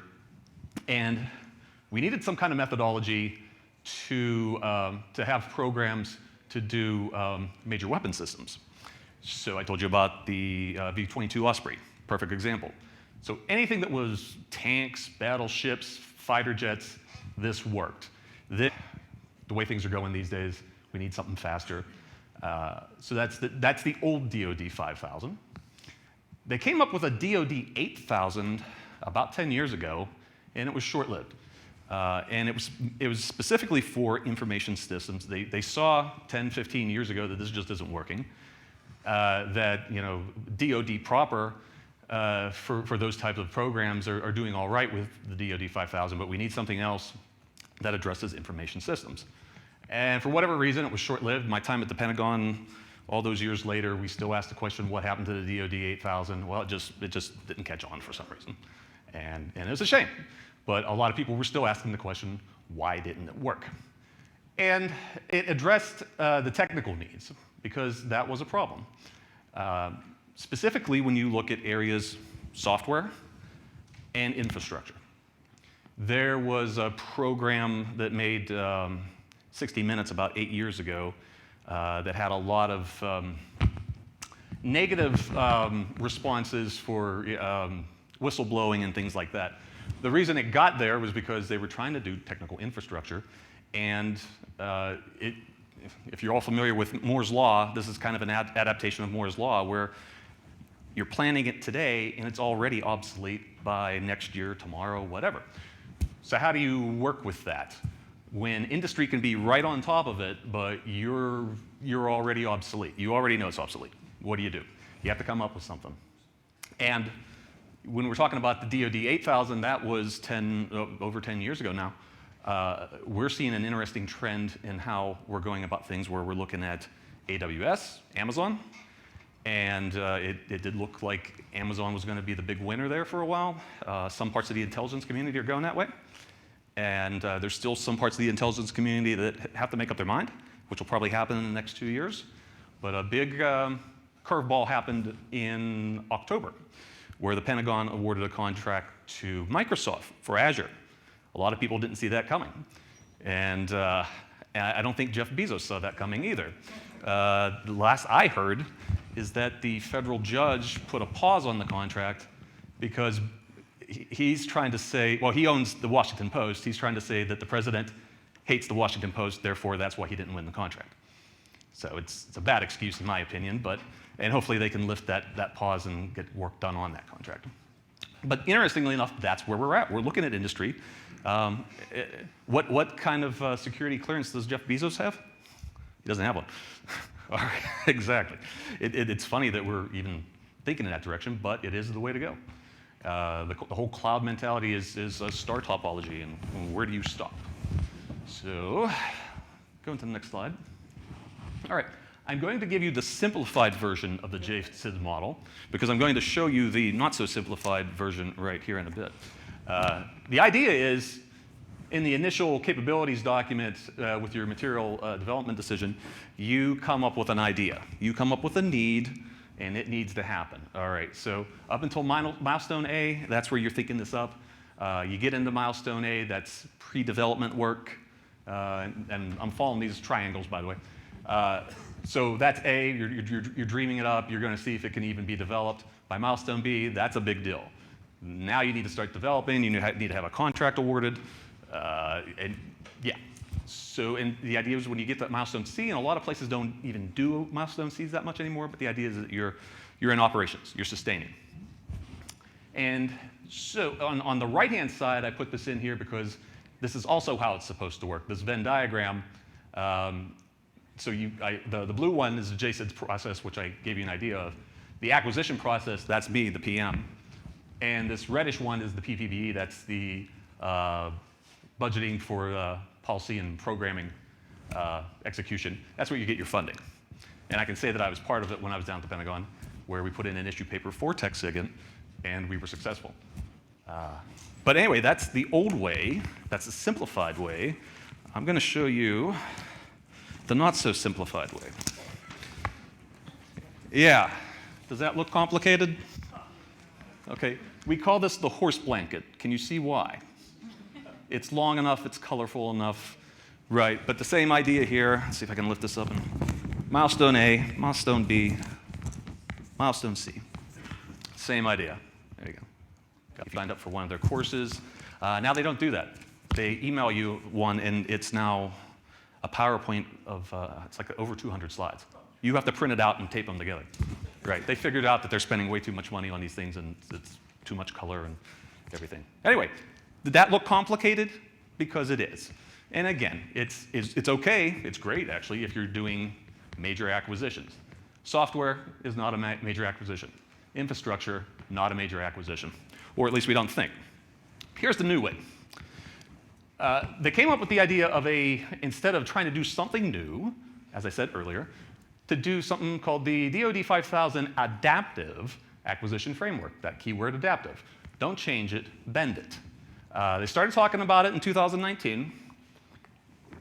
Some of you may have already saw it briefed or something. That's a good question. Has anybody had a briefing on this so far? One guy. Two. Okay, good.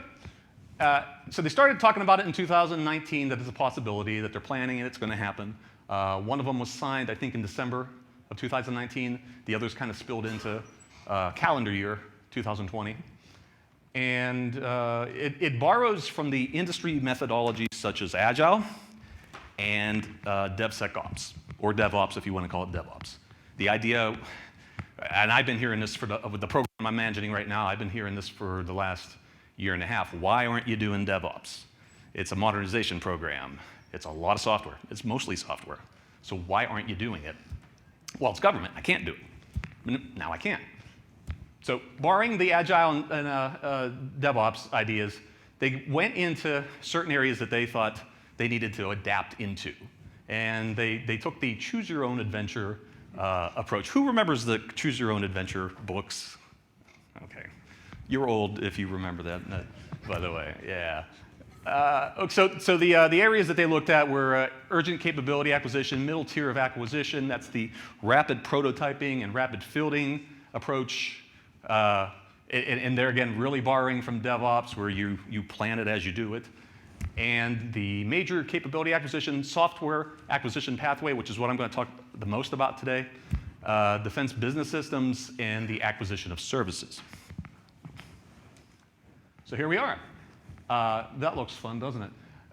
If we look on the right, what's interesting here is that they only have 3 set up for operations and sustainment. That's not saying that only 3 are going to do that. You have to kind of look in the process here, such as the software acquisition. But I'll start with the top. Urgent capability, that's exactly what that sounds like. You need something urgent, you need to do it quickly. The middle tier of acquisition, that's the one that got signed in December. And a lot of people didn't even know the software one was coming. They thought this was going to do that software for them. But that's the idea.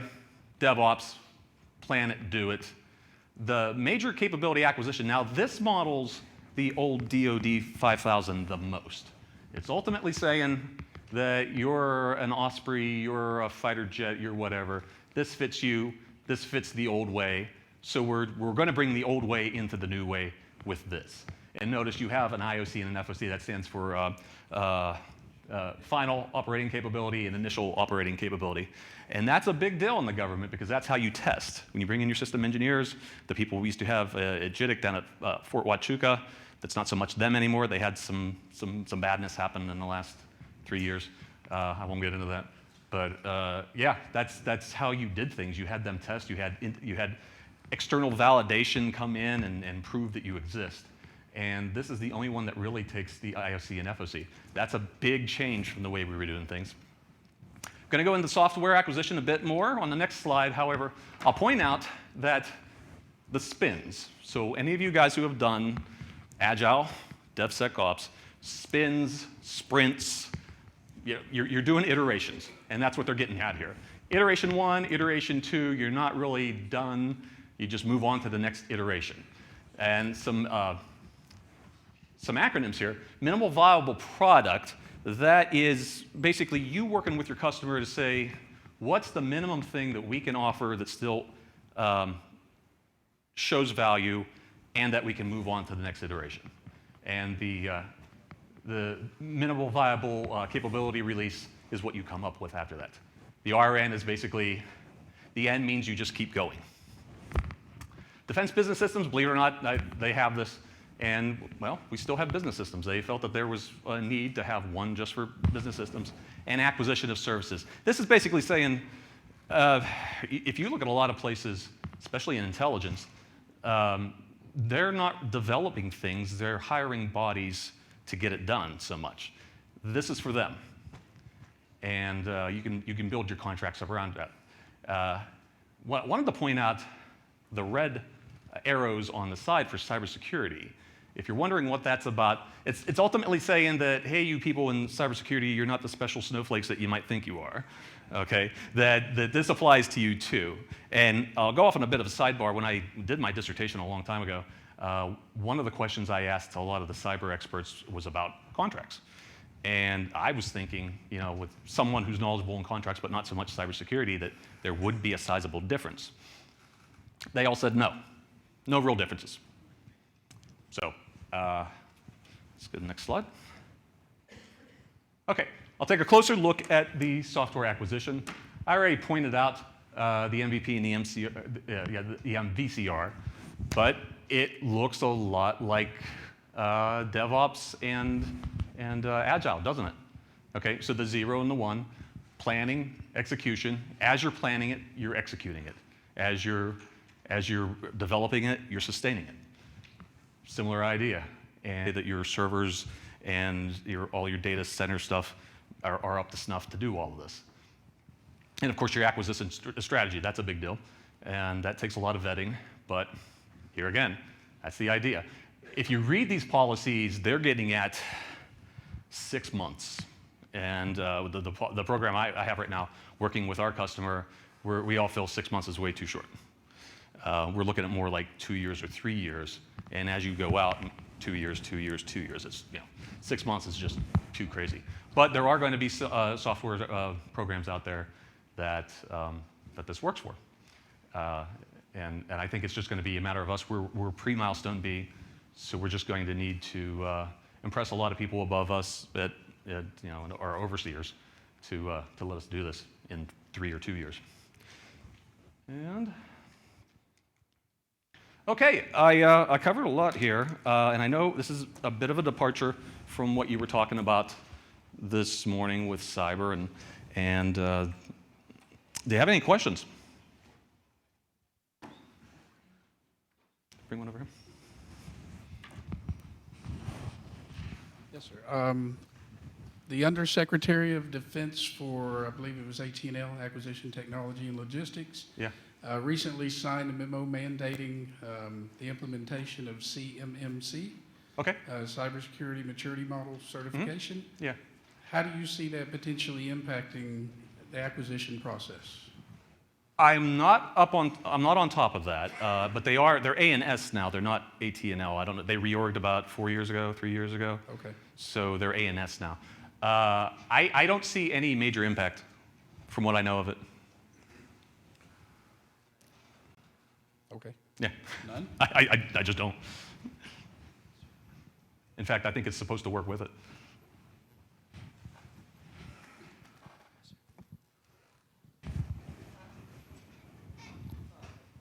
Could we go back a couple of slides where you had the 5-tiered breakdown? This one? Yeah, that one. So with this new adaptive framework you're talking about, basically each of these different tiers, so to speak, represent different subject matters, I guess. So he said major capability was basically the old one where you're focusing on like physical outputs and things like that. Yeah. So the business ones for business and things like that. So what would be the, could you just run down all those, like what would be a good example of urgent capability, middle tier, and things like that? Oh, an example of each one? Yeah. Urgent would be something that you need in the field, a capability that you don't have, that you're at wartime, that you need to hurry up and understand and build. You need it soon. 2 years. 2 years is pretty quick in the government. I have some other people who would probably agree with me. Middle tier of acquisition, that one's still waiting to see what the face of that one is. That is, it's somewhere between software acquisition. As I said earlier, a lot of people mistook it for software acquisition and didn't realize there was a software acquisition model coming. But similar idea that more of a research and scientific approach where you need to build something, test something, prove it exists, and prove that it'll work, and then you field it. Similar idea there, again, in the field. Major capability acquisition, that's the one I said where that's where the old way is going to pretty much take over into this, so your battleships, your fighter jets, those type of things. Software acquisition, just that, software, anything. We have a lot of software needs in the DoD of modernization codes that need to be updated. We have disparate systems that don't even talk to each other, so that's where this comes in. Defense business systems, anywhere from travel systems, so if I pretend that if they were paying me to come down to here, I have to put in a claim or to get my money back, they have systems for that. Travel agents systems, stuff like that, things that get you paid. That's business systems. And acquisition services, there again, this is a situation where you're not delivering anything, you're buying people to do it. All right, so there's a term, IDIQ, indefinite quantity, indefinite delivery, indefinite quantity within the government. You guys know it. And that's where I think where that would fit in, where you want an outcome and you don't know what you need to have it make it happen. Does it take 10 people to do it? Does it take 20 people to do it? You don't know, you don't care really. This just fits that. All right, thank you. Sure. Okay. So I kind of have a comment and then a question. Sure. Okay. So, and I'm glad you're back on this slide. Okay. So this slide there on the left-hand side where it shows the cybersecurity, I sort of had the, I guess, pleasure, I'll call it, of working in an ACAP 1 program. Okay. And one of the biggest challenges was, I believe what that's depicting is that cybersecurity is resident in all of those different types of acquisition programs. Yes, I agree. But even more importantly, cybersecurity exists from the very beginning to the end, right? And that is why NIST came out with the risk management framework.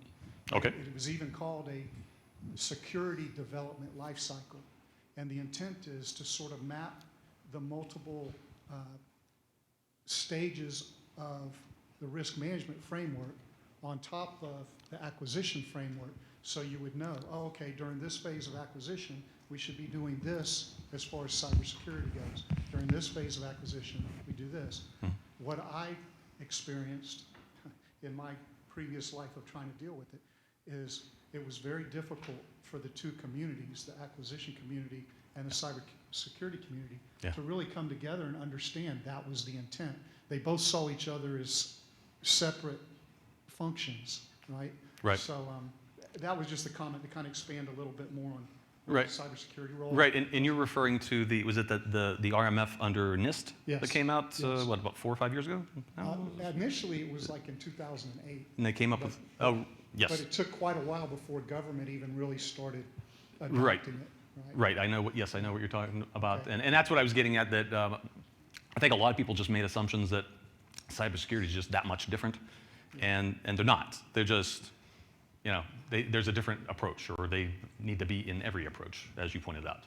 Yeah. So then the other question kind of had to deal with when you talked about 6 months not enough, right? Yeah. So again, I've seen acquisition programs trying to implement more of an agile process with the different sprints, iterations, and whatnot. And I think that goal of 6 months, at least what I have seen, is it does work and can be successful, but in, I'll call it minor things, for instance, software. When you're patching, when you're having to do patching of existing applications and things, that 6-month cycle is achievable. But when you're trying to develop new capabilities, 6 months is a bit aggressive. Yeah. Yeah, that also assumes that you have a stable contract situation too. If you don't have that, then 6 months is probably not attainable. Yeah. Thank you. Anybody else? One back. I see another one back here. Sort of a follow-up on both his conversation and the thing I asked. Sort of a follow-up between both the conversation he was having and my earlier question. I see on there you have 2 different time frames for the first 2, the middle tier and urgent. Is there a set time frame for any of the others, or is it just whatever the contract holds, really? No, I think you, with the bottom 3, especially the software acquisition, that you do it until they say don't do it anymore. Gotcha. We'll fund you for the next 10 years or whatever, and then when you're no longer relevant, or some other program took over that's doing better work than you, or is just more up with the times, that's what it's getting at. With the business systems, I think you're just always going to have it. You'll probably have to award a new contract every once in a while. Same idea. So thank you. Sure. Any additional questions? Quinn, is there somewhere this framework works more effectively than other places? And is there any way you could walk us through an example if you have one off the top of your head? Okay, so where the it has framework, worked or failed? as I mentioned, these are just getting signed. One was signed in December, one in January. I'm not sure about the others, but if they were just signed within the last month, within February. No, I really can't give you any examples. I mean, I can give you examples of how industry has used this, and that's what the DoD really wants to get after. How do we make those things work together? Yeah, it's interesting, but I'm wondering if there's if industry's already using this, is this something that's globally looked at? Is this something that can be, is it just for U.S. market space, or is this something that's going to be applied globally? What I'm showing you is just for U.S. for the Department of Defense. However, there are similar ones out there. There's the European Union pooling and sharing. There's the one under NATO that's Smart Defense. It's called. They have problems that we don't have. I mean, we're the biggest customer in the world. They don't have that problem. They have money issues. They have resource issues in general. So getting the NATO countries together to try to streamline things with their industries, same with the EU. Yeah, they are doing similar things. Of course, we're the U.S. We're going to make ours look bigger and better. Yeah. Thank you. Sure. Yes, sir. I had a question. Sure. You alluded earlier to the AWS and Azure governments going more towards cloud-based computing.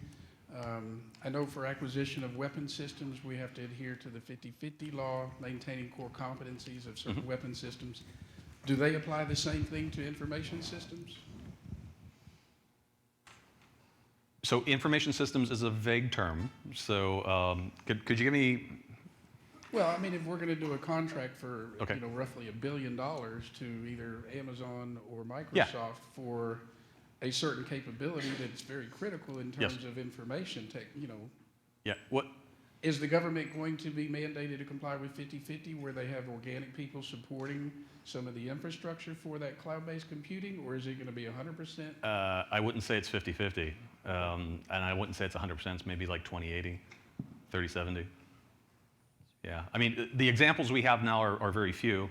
We only have one agency in the intelligence community doing it. We thought we would have the Pentagon using it, and well, we'll just have to see how that works out once that judge decides to lift that sanction. But I would suspect 70/30, 20/80. Before, and there's come times where we got into an iteration of gotten to a certain point where there's a cybersecurity requirement that drops, or a feature or need is changed within the iteration, and it was really hard to get those contractors to make those moves because the contract is written way before. Is the DoD doing anything to address those issues as far as having more flexibility in the contracts for when the need arrives? There's a strong desire to do that. You have to look at every contract like it's a snowflake, because they all have their, even though they're contract types from fixed price, cost plus, whatever. They were all awarded to do something different. So the intent is that we find better contract situations, because 10 years ago we thought we came up with a better idea with net-centric capabilities, and the biggest issue there is that it awarded one contract and it kept that way. Now, what do you think can happen over 5 years with one contract, 7 years, 8 years, 9 years? Right. It can create a lot of problems. Every effort you try to fix it is probably not going to work. So there's a desire to get into here and have contracts that are like 5 years or shorter. I mean, if I was to use the business system example, you could keep doing this. You don't have to worry about an IOC or an FOC someday, but you would have to re-award the contract after 5 years. You'd have to recompete it. Yeah. Do you have any specific examples of contracts that you want to share? No. Okay. All right. No, I can say the look on his face. Yes, I've seen some real humdingers too, and again, you just have to look at why they're not working, and hope you can fix it the second time around. Yeah. Anybody else? Well, thank you very much. Thank you. Absolutely awesome. First class. Thank you very much. Thank you. In a previous life, a long time ago, I was both a policy officer and a requirements officer in the National Defense Headquarters, and so I appreciate what you're going through. Now, listen, for the students who have been in project management classes or systems analysis classes and wonder why we talk about some of the things that we talk about, this is exactly why. And often I'm asked in those classes, why isn't there just one way we can do this? Why are there different approaches and methodologies? And that's just as Quinn has said, there's different types of projects have different needs.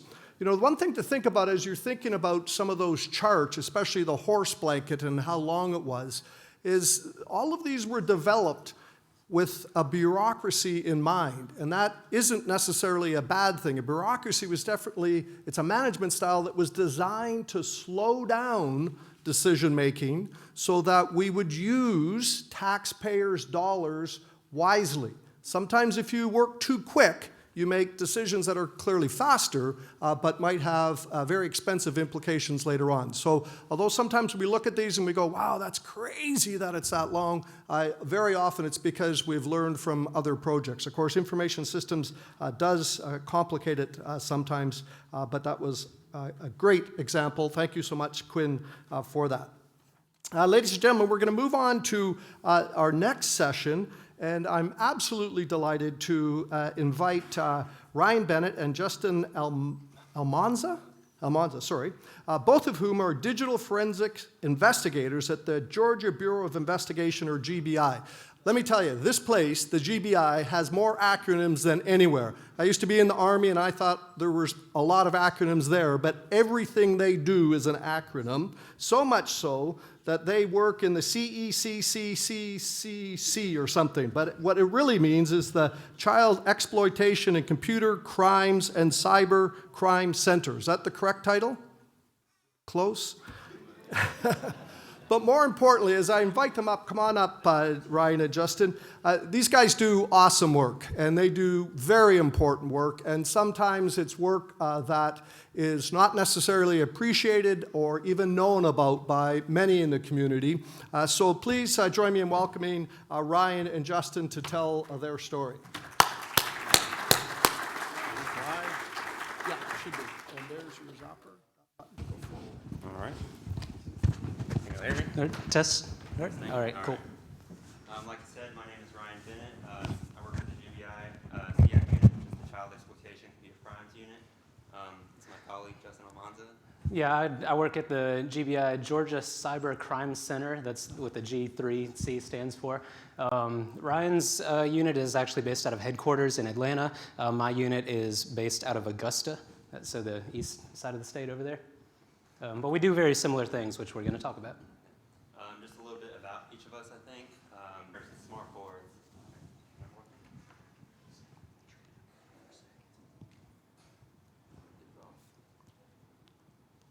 I can give a little bit of my background while he's doing that. Testing. Are you good? Okay. I'm switching. Keep going. Yeah, so a little bit of my background. I actually, my previous work experience was actually in the public school system.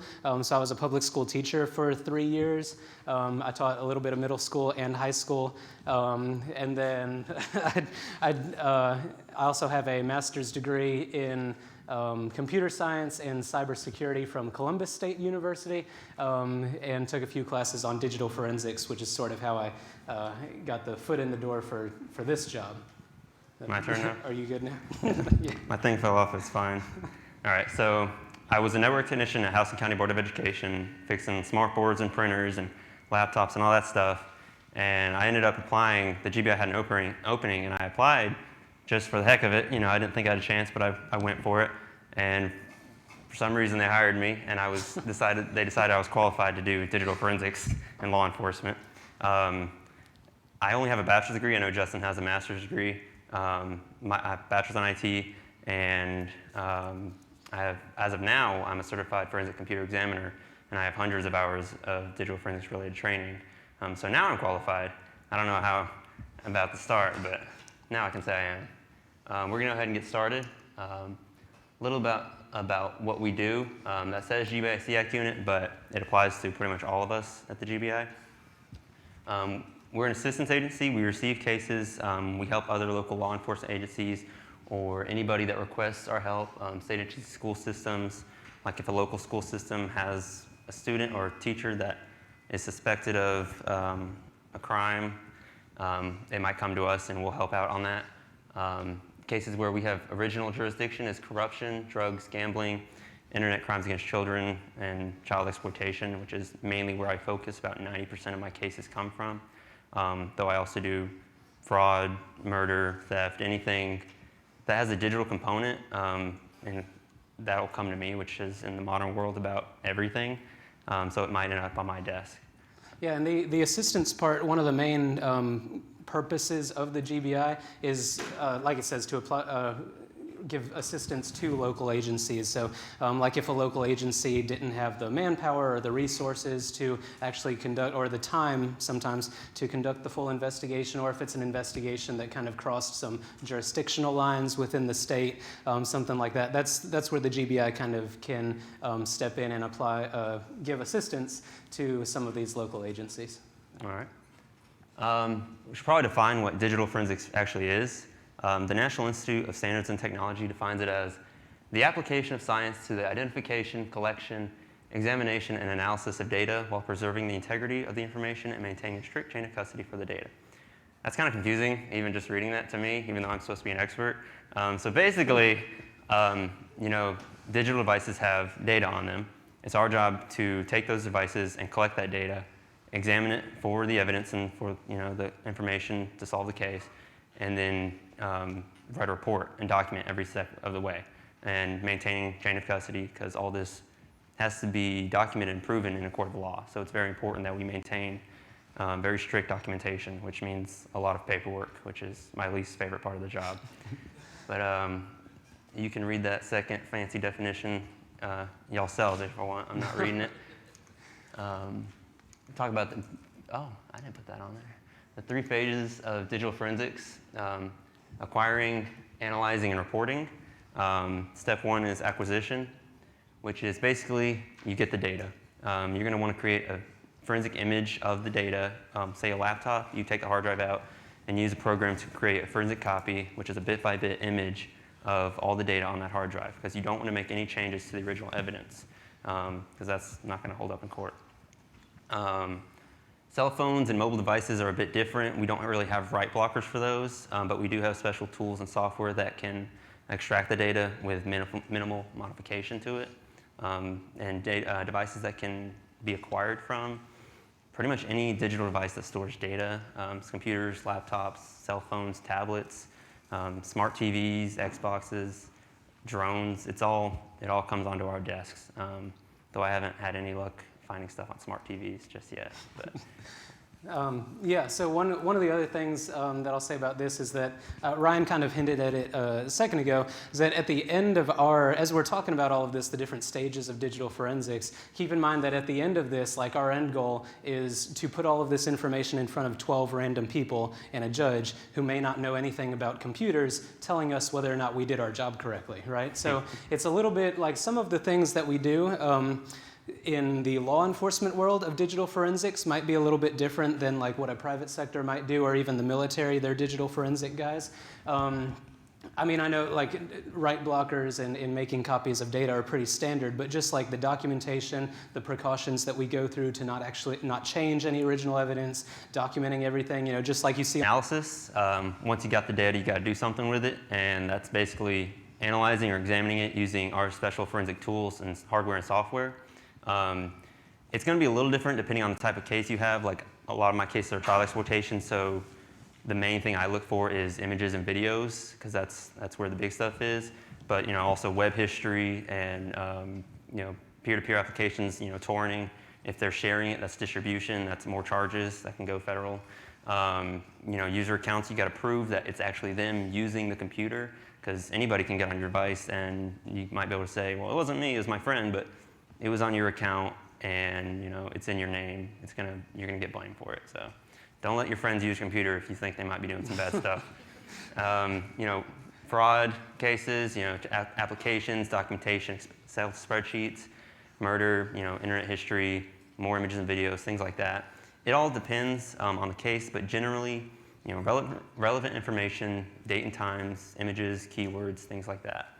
And any evidence you find, you're not just looking to prove their guilt. You're looking for anything, whether that proves their innocence or their guilt. Because we're not looking to prove someone's guilty, we're looking for the truth and the facts. So.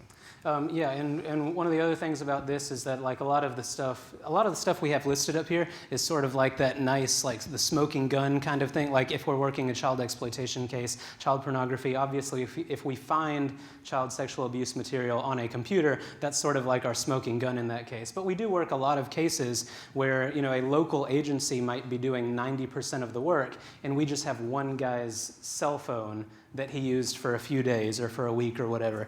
So we might just be taking a small portion of this case, and we might not have that smoking gun or the, you know, the big piece of evidence. But if we can prove using his Fitbit or his cell phone or whatever that he was at the crime scene between these hours, then that helps the local agency sort of carry out the rest of their investigation too. All right. Move on to phase 3, reporting. Probably my least favorite part, like I said. There's several steps. You know, you got to photograph the original evidence. You have to document every step you take, every tool you use, everything you did with that tool, and you have to make sure all your tools are validated and what you include in your report. And that just means that it works right and it's how it's supposed to. You have to prove and include in your report, you know, everything you found, where you found it, what kind of evidence it was, whether it was in the thumbnail cache or the recycle bin or just on his desktop, which you'd be surprised how often there's just a folder on the desktop called, you know, my bad stuff, and you know, you're like, oh, I found it. I'm very good at my job. I wonder what could be in there. Yeah, and then we walk out the door and everybody gets good pats on the back and good job. Like, yeah, that was hard work. We love it.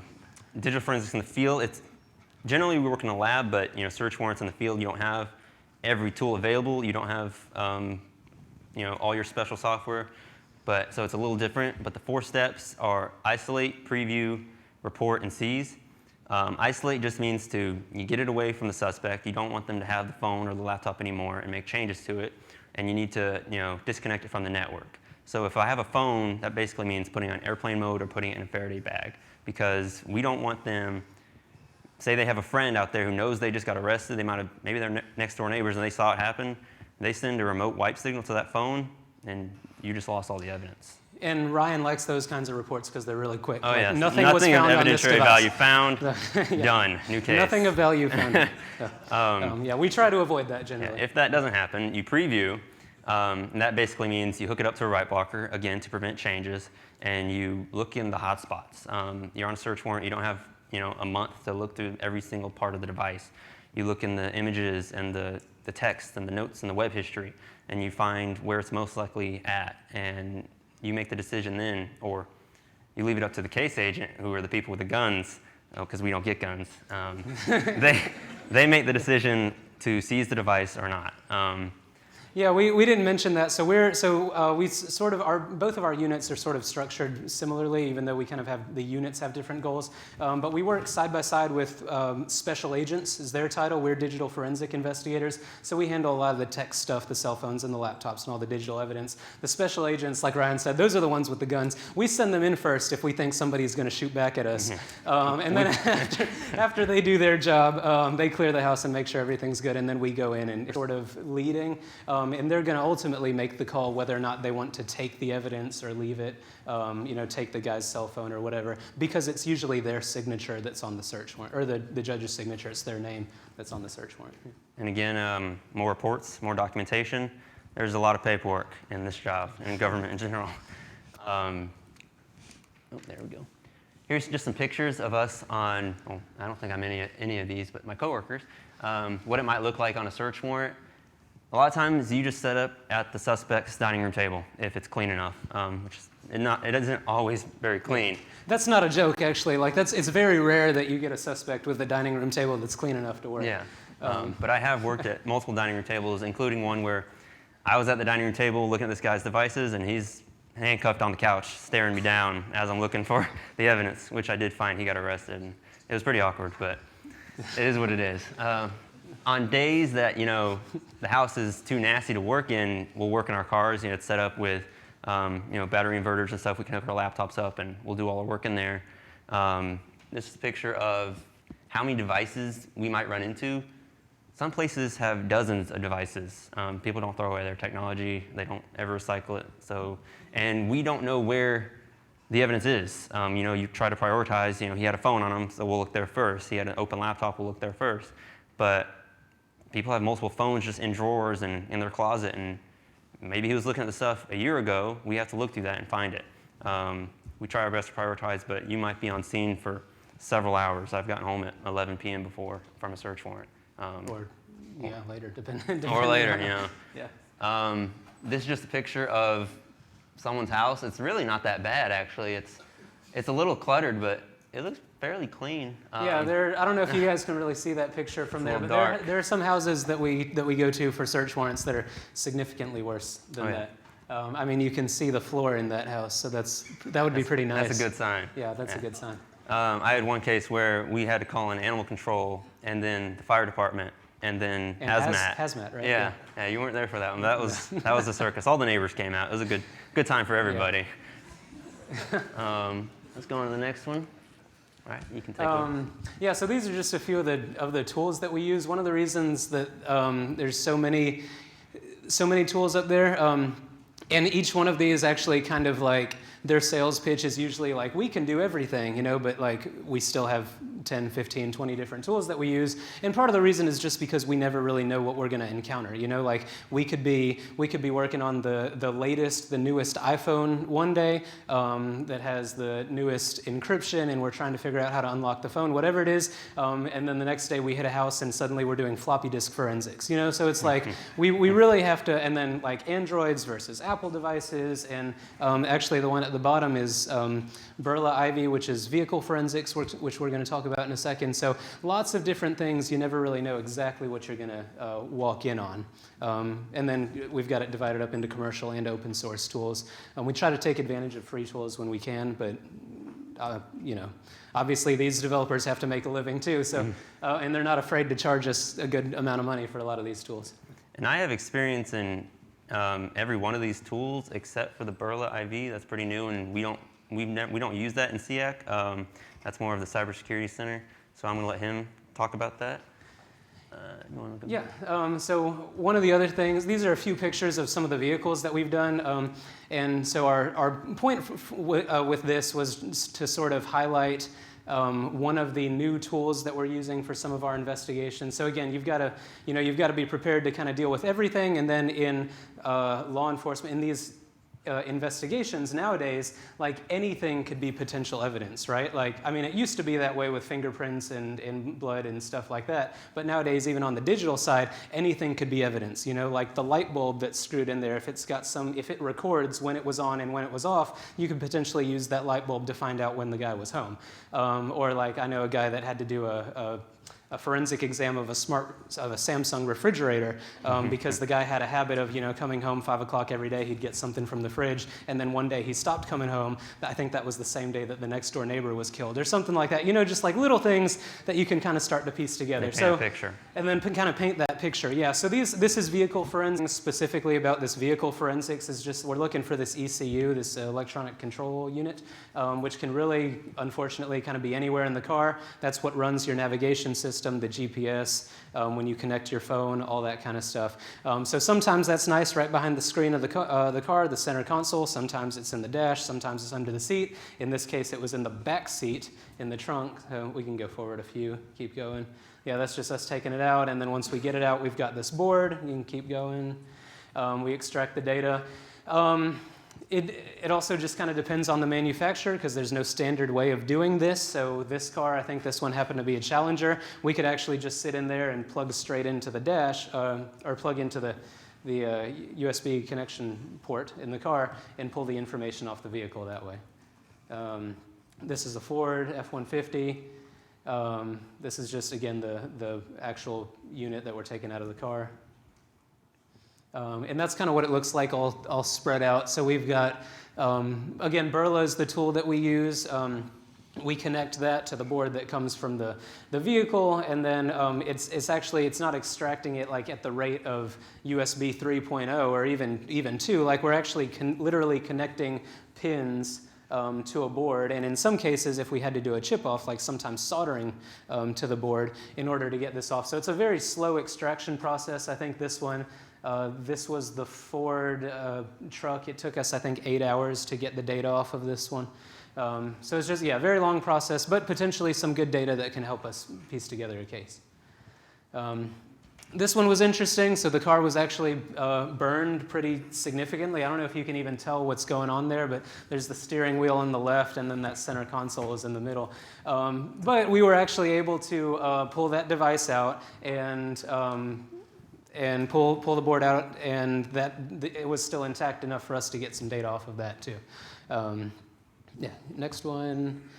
That's just kind of a picture of it all taken apart. I think this one was from an Infinity. This one had like 100 and something screws, which is not really too much of an issue if it's, a burnt up car or the victim's car maybe. But I think in this case it was a suspect, or not, I'm sorry, a victim. I might have switched that a second ago. This case was a victim who was letting us basically take apart her car so that we could try to find out who had stolen her car a week earlier. So we just wanted to be very careful that we took apart everything, documented everything, and put it all back, exactly like it was supposed to be before we give it back to her. More documentation. More documentation, right, yes. Paperwork yes. is the name of the game. Right. Yeah, and then just more pictures of the extractions. Yeah, so again, just this one's not on there, but or maybe it is the third one, but just kind of following up with what I was saying. Just the number of devices that we're looking at. I mean, nowadays it's not unusual for a person walking around to have 3, 4, or 5 devices, on them at any time. Like you might have a personal cell phone, a work cell phone, you've got a smartwatch, an iPad, and then your laptop is in your backpack, or whatever. So right there, if you were our suspect in that case, or we were we were at your house for a search warrant, then at that point we've got 5 devices potentially to look through to find out if you did whatever somebody thinks that you did. So the proliferation of devices, along with the not just quantity but the different types of devices, like knowing how to do an extraction from a vehicle and also knowing how to get data off of a cell phone. Yeah. I want to say that with every type of device, we have to learn how each one's different. We have to learn that. We're constantly in training and learning and Googling things because we can't know everything. Even as experts. And smartwatches and smart TVs and phones and everything, it's just, there's so many things. And nowadays, a lot of them are coming with built-in encryption. And that makes our jobs harder, which, privacy is good, but at the same time, it does make it harder to catch, pedophiles sometimes. And so that's just one of the challenges we face, and that can also lead to legal issues, which you have a bit more experience in that field. Yeah, so I was going to tell one of the interesting stories about legal issues. I think one of the speakers earlier mentioned the Amazon Alexa or the Echo devices. I only caught part of that presentation, so I don't know. I hope I'm not repeating too much. But from the law enforcement side, there are lots of legal issues as far as, encryption, getting into people's phones. I don't know if the speaker earlier mentioned things like the San Bernardino case, where I think that was the one where the FBI was basically trying to compel Apple to sort of put in a back door to their devices.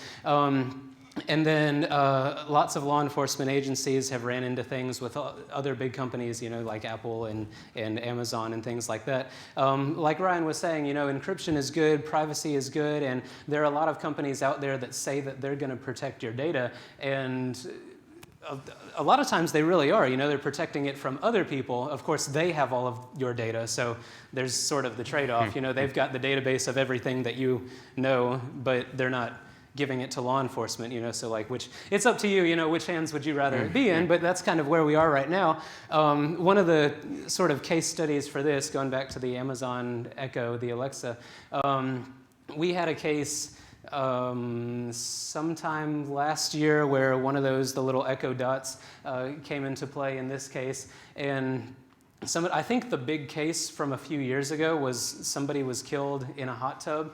And that's kind of what started the Alexa stuff. Ironically, our case from last year, somebody also died in a hot tub, and they wanted us to try to get the device. So I'm not sure what it is with these devices and hot tubs, but we were. Be careful. So we ended up, don't commingle those, but. We ended up actually doing a chip off of the device. which is like we actually took the chip that stores the information. We actually took that off of the board and put it onto a reader so that we could get basically the raw data off of the device and then try to sift through it and see what was on there. That does destroy the device, by the way. You're not getting that back. Yeah, and there are cases when we have to do that. Sometimes we've got to do that with like some of these newer IoT devices. That might be necessary for us to do if there's no other way for us to connect to the device safely or to actually get the information off of the device. So in this case, we actually I ended up doing a chip off of one of the little Amazon, the Echo Dots. And it had some things like subscriber information, the username, I think the account, and like the Wi-Fi spot that it was connected to, stuff like that. It didn't actually have any of the recordings on it, which was sort of what we had hoped were going to be on there, but ended up not being on there. And I think in that case, they sent a search warrant to Amazon to try to get the recordings from what that device might possibly have recorded. One of the interesting legal challenges, I don't even know if so one of you might know, because I just know the case study from 2 years ago. I don't know any recent developments. But when Amazon was initially presented with that, I think back in 2017, it was a case out of Arkansas. The Arkansas State Police, I believe, had the Amazon Echo Dot, same kind of thing, that was involved in a case. They were trying to get voice recordings to see who killed who or whatever. And so they sent a search warrant to Amazon, and Amazon sent back a motion to quash the search warrant, which was basically like, nah, we're not going to give it to you, like let somebody else decide. And they kept going back for, I think it was several months or maybe up to a year of like, we need this information, and Amazon's like, no, not really, privacy and such.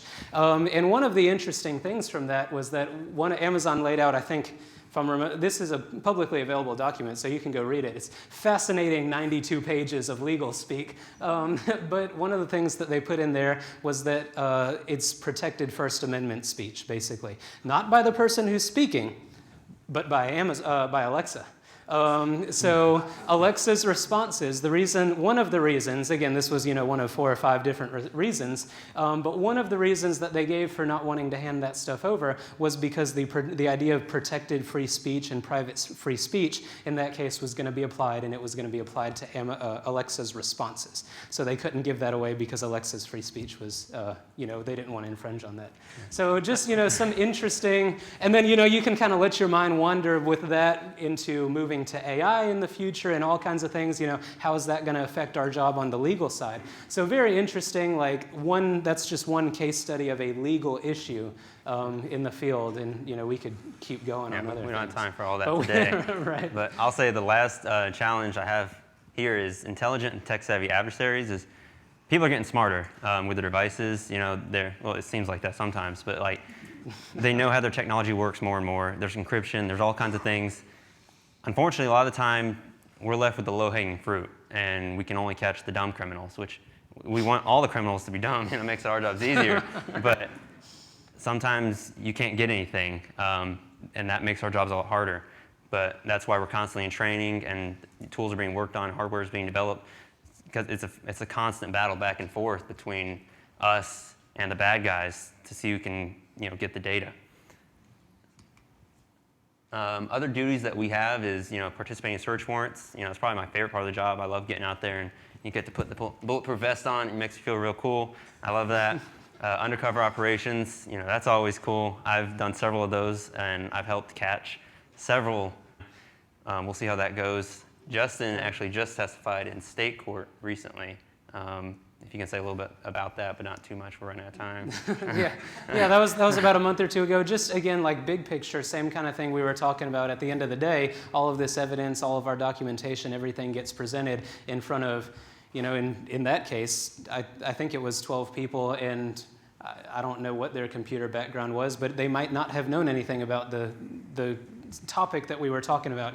This case happened to have a big networking component in there. So we were talking about routers and switches, and Wireshark came up and all this kind of stuff. Things that the average non-computer science person, just maybe somebody who uses the computer for business or uses the cell phone for Facebook, you've got to think about how do you communicate some of these technical concepts to somebody in order to prove your point in court. And then the defense attorney who is asking you all kinds of questions that may or may not even be relevant to try to either distract you or get you tripped up or to kind of throw you off there. So definitely an interesting experience, yeah, good experience. Technical assistance, we provide technical assistance with other law enforcement agencies.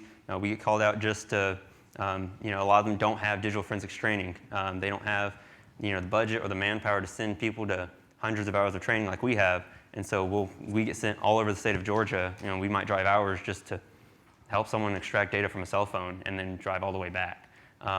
Validate forensic tools, I mentioned that earlier.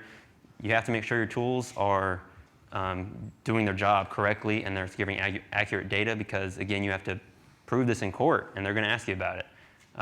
And giving presentations like we're doing right now. And the presentations, that actually is a big component of the mission of the GBI, like not just this kind of stuff, but like Ryan's unit, especially the CIAC unit. Those are child exploitation crimes that they're working day in and day out. And so the goal is not to catch them, not to intervene after kids have been exploited. It's to catch, try to stop that on the front end. Yeah, thank you. To try to prevent that from happening. Prevention is a big thing. So a lot of the presentations involve also like school presentations to kids that might be victims of this. Hopefully not, but could potentially be victims one day. Yeah. Another thing about presentations is I'm going to have to write a report on this when I get back to my office. So there's more paperwork. You can do my report too if you want. No, I cannot. Potential job opportunity. It's not, you don't just have to go into law enforcement. This is not the only avenue if you're interested in digital forensics. There is government, it's not just law enforcement. There's education, and especially private industry. That's where all the money is. So maybe in a few years. But there's a lot of openings out there. It's a booming field. When I was in college just a few years ago, I didn't really consider digital forensics as an option. I took a couple classes with Professor Yerby, and it was really interesting, but I had a plan. I was going to be a network administrator, and then somehow I became a digital forensic investigator for the Georgia Bureau of Investigation, catching pedophiles and solving crimes. And that's really cool, but it wasn't part of the plan, and I don't really know how it happened. But I'm just saying, keep your mind open and don't limit yourself to one path, because there's a whole world of opportunity out there. Yeah, and a lot of the guys, one more thing about that is that a lot of the guys that I know, even from local agencies, who a lot of them have kind of happened into or fallen into this job. Like if you think about a local police department that maybe has 40 people on staff, like 40 officers, they might just grab the one guy who knows a little bit more about computers than the others. They might start sending him to training, and then he becomes, the digital forensic investigator. So a lot of these guys that's sort of how that happened for them. I know that's how it happened for a few of us. My master's degree was more in cybersecurity, not necessarily digital forensics, but there are really strong connections between a lot of these fields: IT, cybersecurity, networking, all that kind of stuff. All right. I want to say GBI Careers. This is a link that you can follow to see job openings. We just started hiring. Went through the interview process with some people at the CIAC branch in Atlanta. I think Justin said they might be hiring soon in Augusta. Not really sure. Yeah, I'm not sure. There's at some point we do have some positions to fill, but that's up to budget things and all that kind of stuff. But yeah, that's where the jobs will be posted when we do. Less than 3 years ago. Like I said, don't limit yourself to one path. Keep an open mind. There's a lot of fields out there. I was going to be a network administrator, and I deviated big time. And the only reason that happened is because most of my time in college, I just went to class and went home. And don't do that. You'll regret it. In my senior year, I spoke to Professor Yerby, and he helped me get an internship. And that got me hands-on experience and references, which helped me get my first IT job, which helped me get more experience and more references. And I maintained a relationship with Professor Yerby, and he's actually the one who called me a year later into that job and said the GBI is hiring. You should apply. And so I did, and I got the job, obviously. So basically, talk to your fellow students and talk to your professors, because I said this last year, but they do know what they're talking about. They've got years of experience, and they've been where you are. They know all about this stuff, and they can help you, and that's what they want to do. That's what they're here for. So if I can say anything to y'all, it's talk to your professors and just take risks. And I took a chance on the GBI. I didn't think I was going to get it. I wasn't qualified at all for this, but it worked out pretty well, I'd say.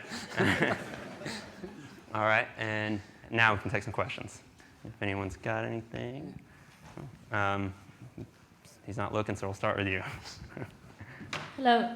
I was reading an article that said that the UK and New Zealand, as well as Australia, were doing the backdoors for encryption.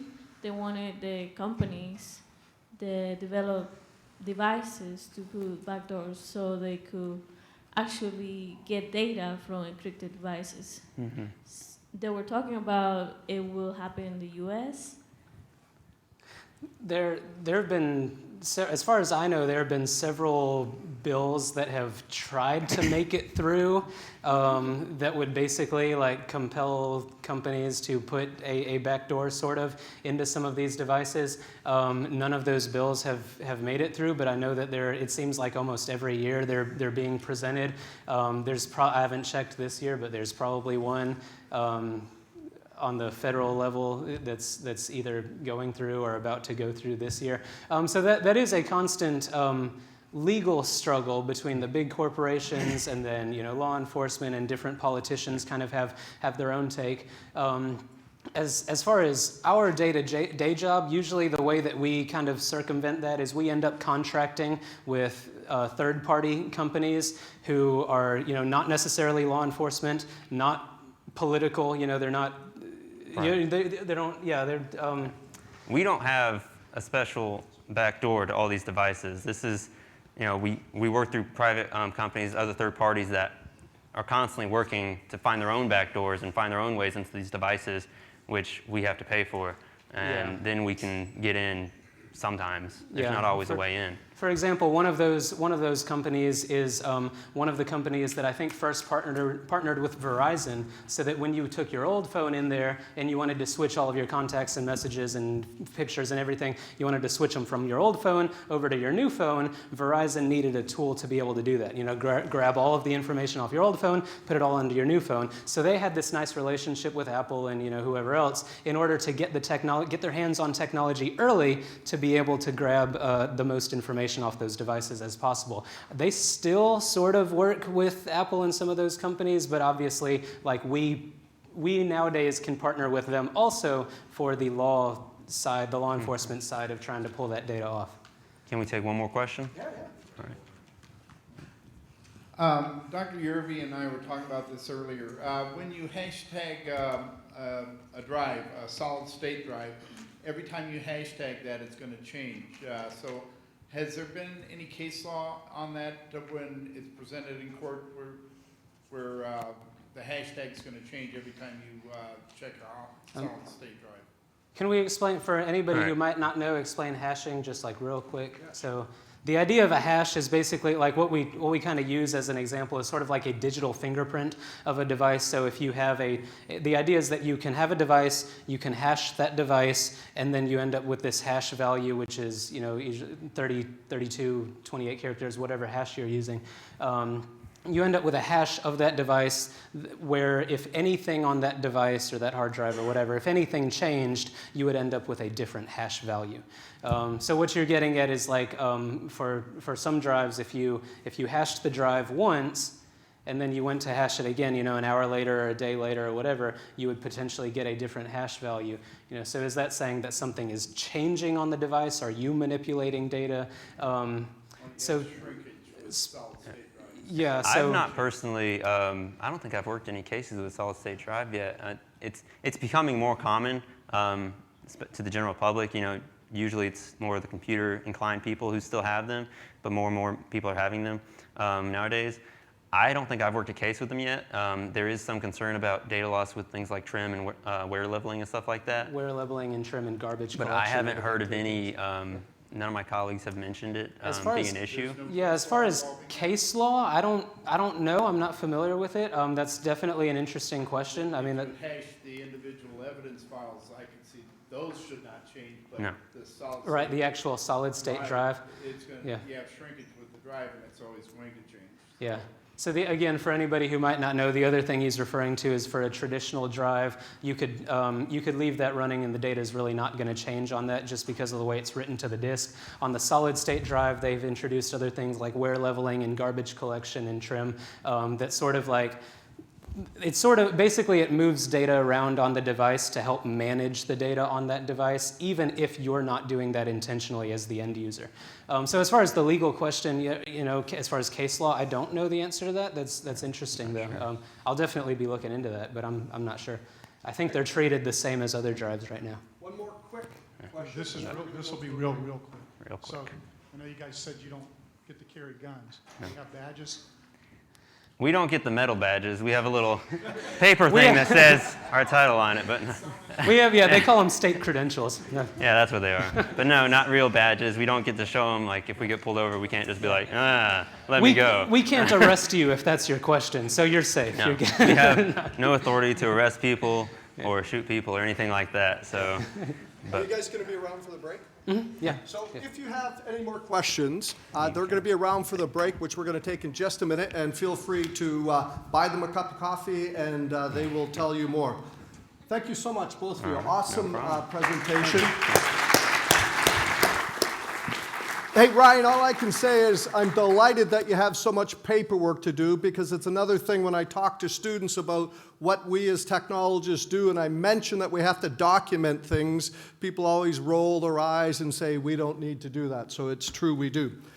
Ladies and gentlemen, we're going to take a break. I have it as 2:35 right now, so we're going to come back at 2:50. You've got 15 minutes, please, to grab a coffee. Feel free to bring it back in here. 2:50, we're going to come some stuff, and there's probably going to be another prize coming sometime. So 2:50 back in here. Thanks so much.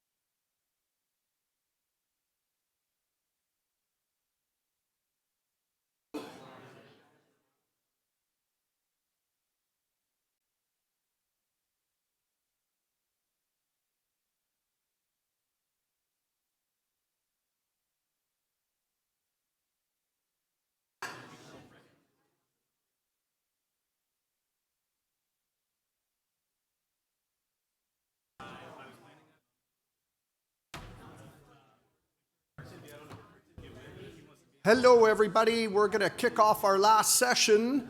Everybody ready to go? Hey, don't be so excited. It's been a great day. I'm not the last session. Well, it's the last session. You're not the last person, but the person, or the session includes section. Section. Okay. Wow. It's a tough crowd, let me tell you. I still remember this morning when everybody was happy. What happened? Oh, yeah. Well, folks, as you've heard, we've had a capture the flag competition going on, and I'm going to hand the microphone over to my next door neighbor in offices, Professor Alan Steins, to share the results. And Professor Lockwood as well. Okay. He nodded at me, so we'll include him in the festivities. Get us both up here. Yeah, sure. So, there, that's my notes there. I'm going to start with that one, third place. And so I just need Byron back there to give us our slides, and we'll be off to go. So my name is Professor Steins, Alan Steins. This is Professor Lockwood, Wayne Lockwood. And we are the advisors for the Cyber Knights student organization. So we do our best to make sure that they don't do anything that gets themselves in trouble with doing defensive and offensive cybersecurity. I've been in the role as the primary advisor for just about a year now. I kind of took over during the summer, and it's been an honor to kind of work with a lot of students and trying to promote cybersecurity and not just capture the flags, but just awareness and participation in our community. So the CTF dev team, I want to thank them for all the work that they've done to create the challenges in the environment. I could tell from my role they had a really great time building all those challenges. And I really hope that everybody that participated in the Capture the Flag also had a really good time doing that as well. So I need my clicker so I can go forward a slide. I feel like I should have practiced this. You've probably seen these slides before, and not to get too much on Dr. Gerard there, but technically when we talk about blue team, CCDC for example, the defense competition is typically called the blue team. I think you got it backwards. This morning you said that the blue team was doing offensive stuff, but the CPTC, our Collegiate Penetration Testing Challenge, that's typically the red team, the offensive operations. And it really does take a kind of a mixture of the two to really get a good feel for the cybersecurity environment. So these two tended to be face-to-face. We actually did the preliminary for cyber defense here on campus, but if we had passed, we would have gone on to Kennesaw State and done a face-to-face competition there. For CPTC, we actually did go to Augusta State University in Augusta, Georgia, and were just able to participate in that event there. There are lots of other competitions as well, not just ones that we facilitate. So we would love to have you in the Cyber Knights organization, students and even people in industry that are local, to kind of talk about cyber and build our skills. But there are a lot of cyber defense competitions or cyber competitions in general that are purely online. They don't really need the school to help facilitate them. Examples are like National Cyber League, NCL. I'll talk about that a little bit at the end. And then Cyber Fast Track. If you really want to get on the fast track for cyber, it's a competition that's open to all students, and the rewards for that are, I think it's like $20,000 scholarship to the Sands Institute. So it's a very good one as well. There's lots of other activities too. NSA Code Breakers, for example, you don't have to be a student to participate in the Code Breakers. And then even we have the President of the United States Cyber Cup. That's another competition that's out there. And then there's various hackathons and build-a-thons that are always going on for anybody that's interested in technology and wants to get kind of involved. So if you're an online student or a face-to-face student, we highly encourage you to get into the competition scene. It's a lot of fun. And even if you don't know a whole lot, that's the whole point of getting into it, is it's a fun learning environment where you can really step up your game and enjoy some stuff. But as for us, Cyber Knights, we really try to raise cyber awareness. So it's more than just trying to train for competitions. It's trying to be involved in the community, trying to raise awareness in the community, find ways that we can work with the community, like IC Squared or other entities, where we can get some hands-on skills and the knowledge our skills are going to play in the industry. So we do compete for glory. Number one is always good. We want to beat Mercer every single time. And there's a school in Florida, University of Central Florida, where, we aspire to be as good as UCF. It's going to take some work, and that's why we need more and more students to get involved with this, because we have a good following of good students, but we have over 800 people in the program, and we really need as many as we can get if we're going to take a bunch of free stuff. It was kind of neat. And a lot of these events do have recruiters on site. So CPTC, for example, there was a rep there from IBM X-Force Red. It's IBM's basically offensive red team penetration team located in Texas. And when talking with him, basically he was, if you were at this competition, then you qualified to be on his team.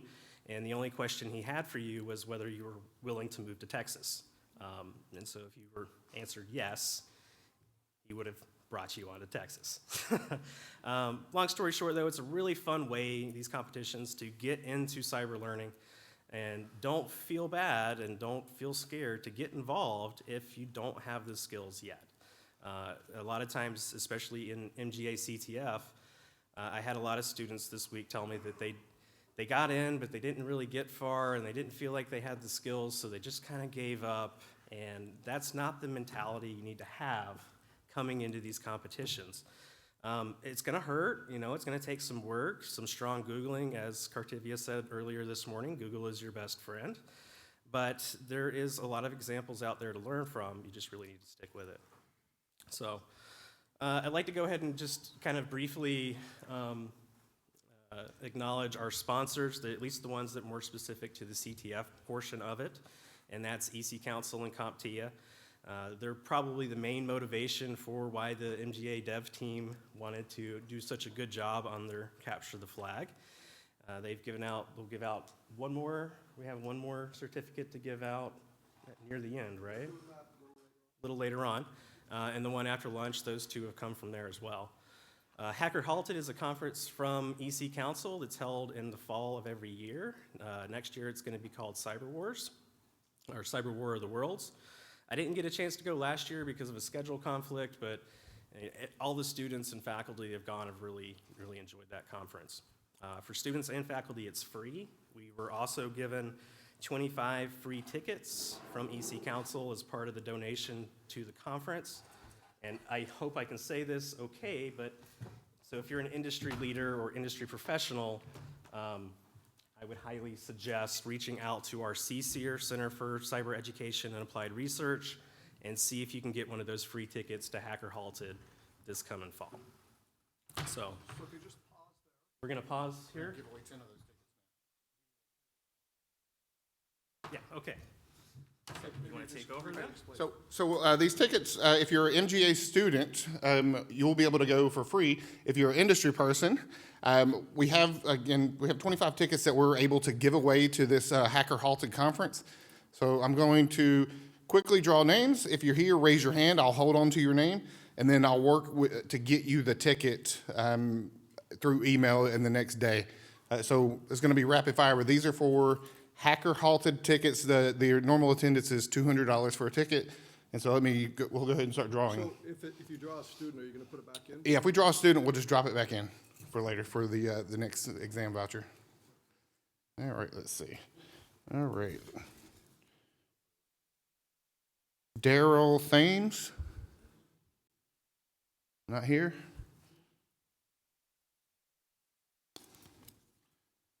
Fontella.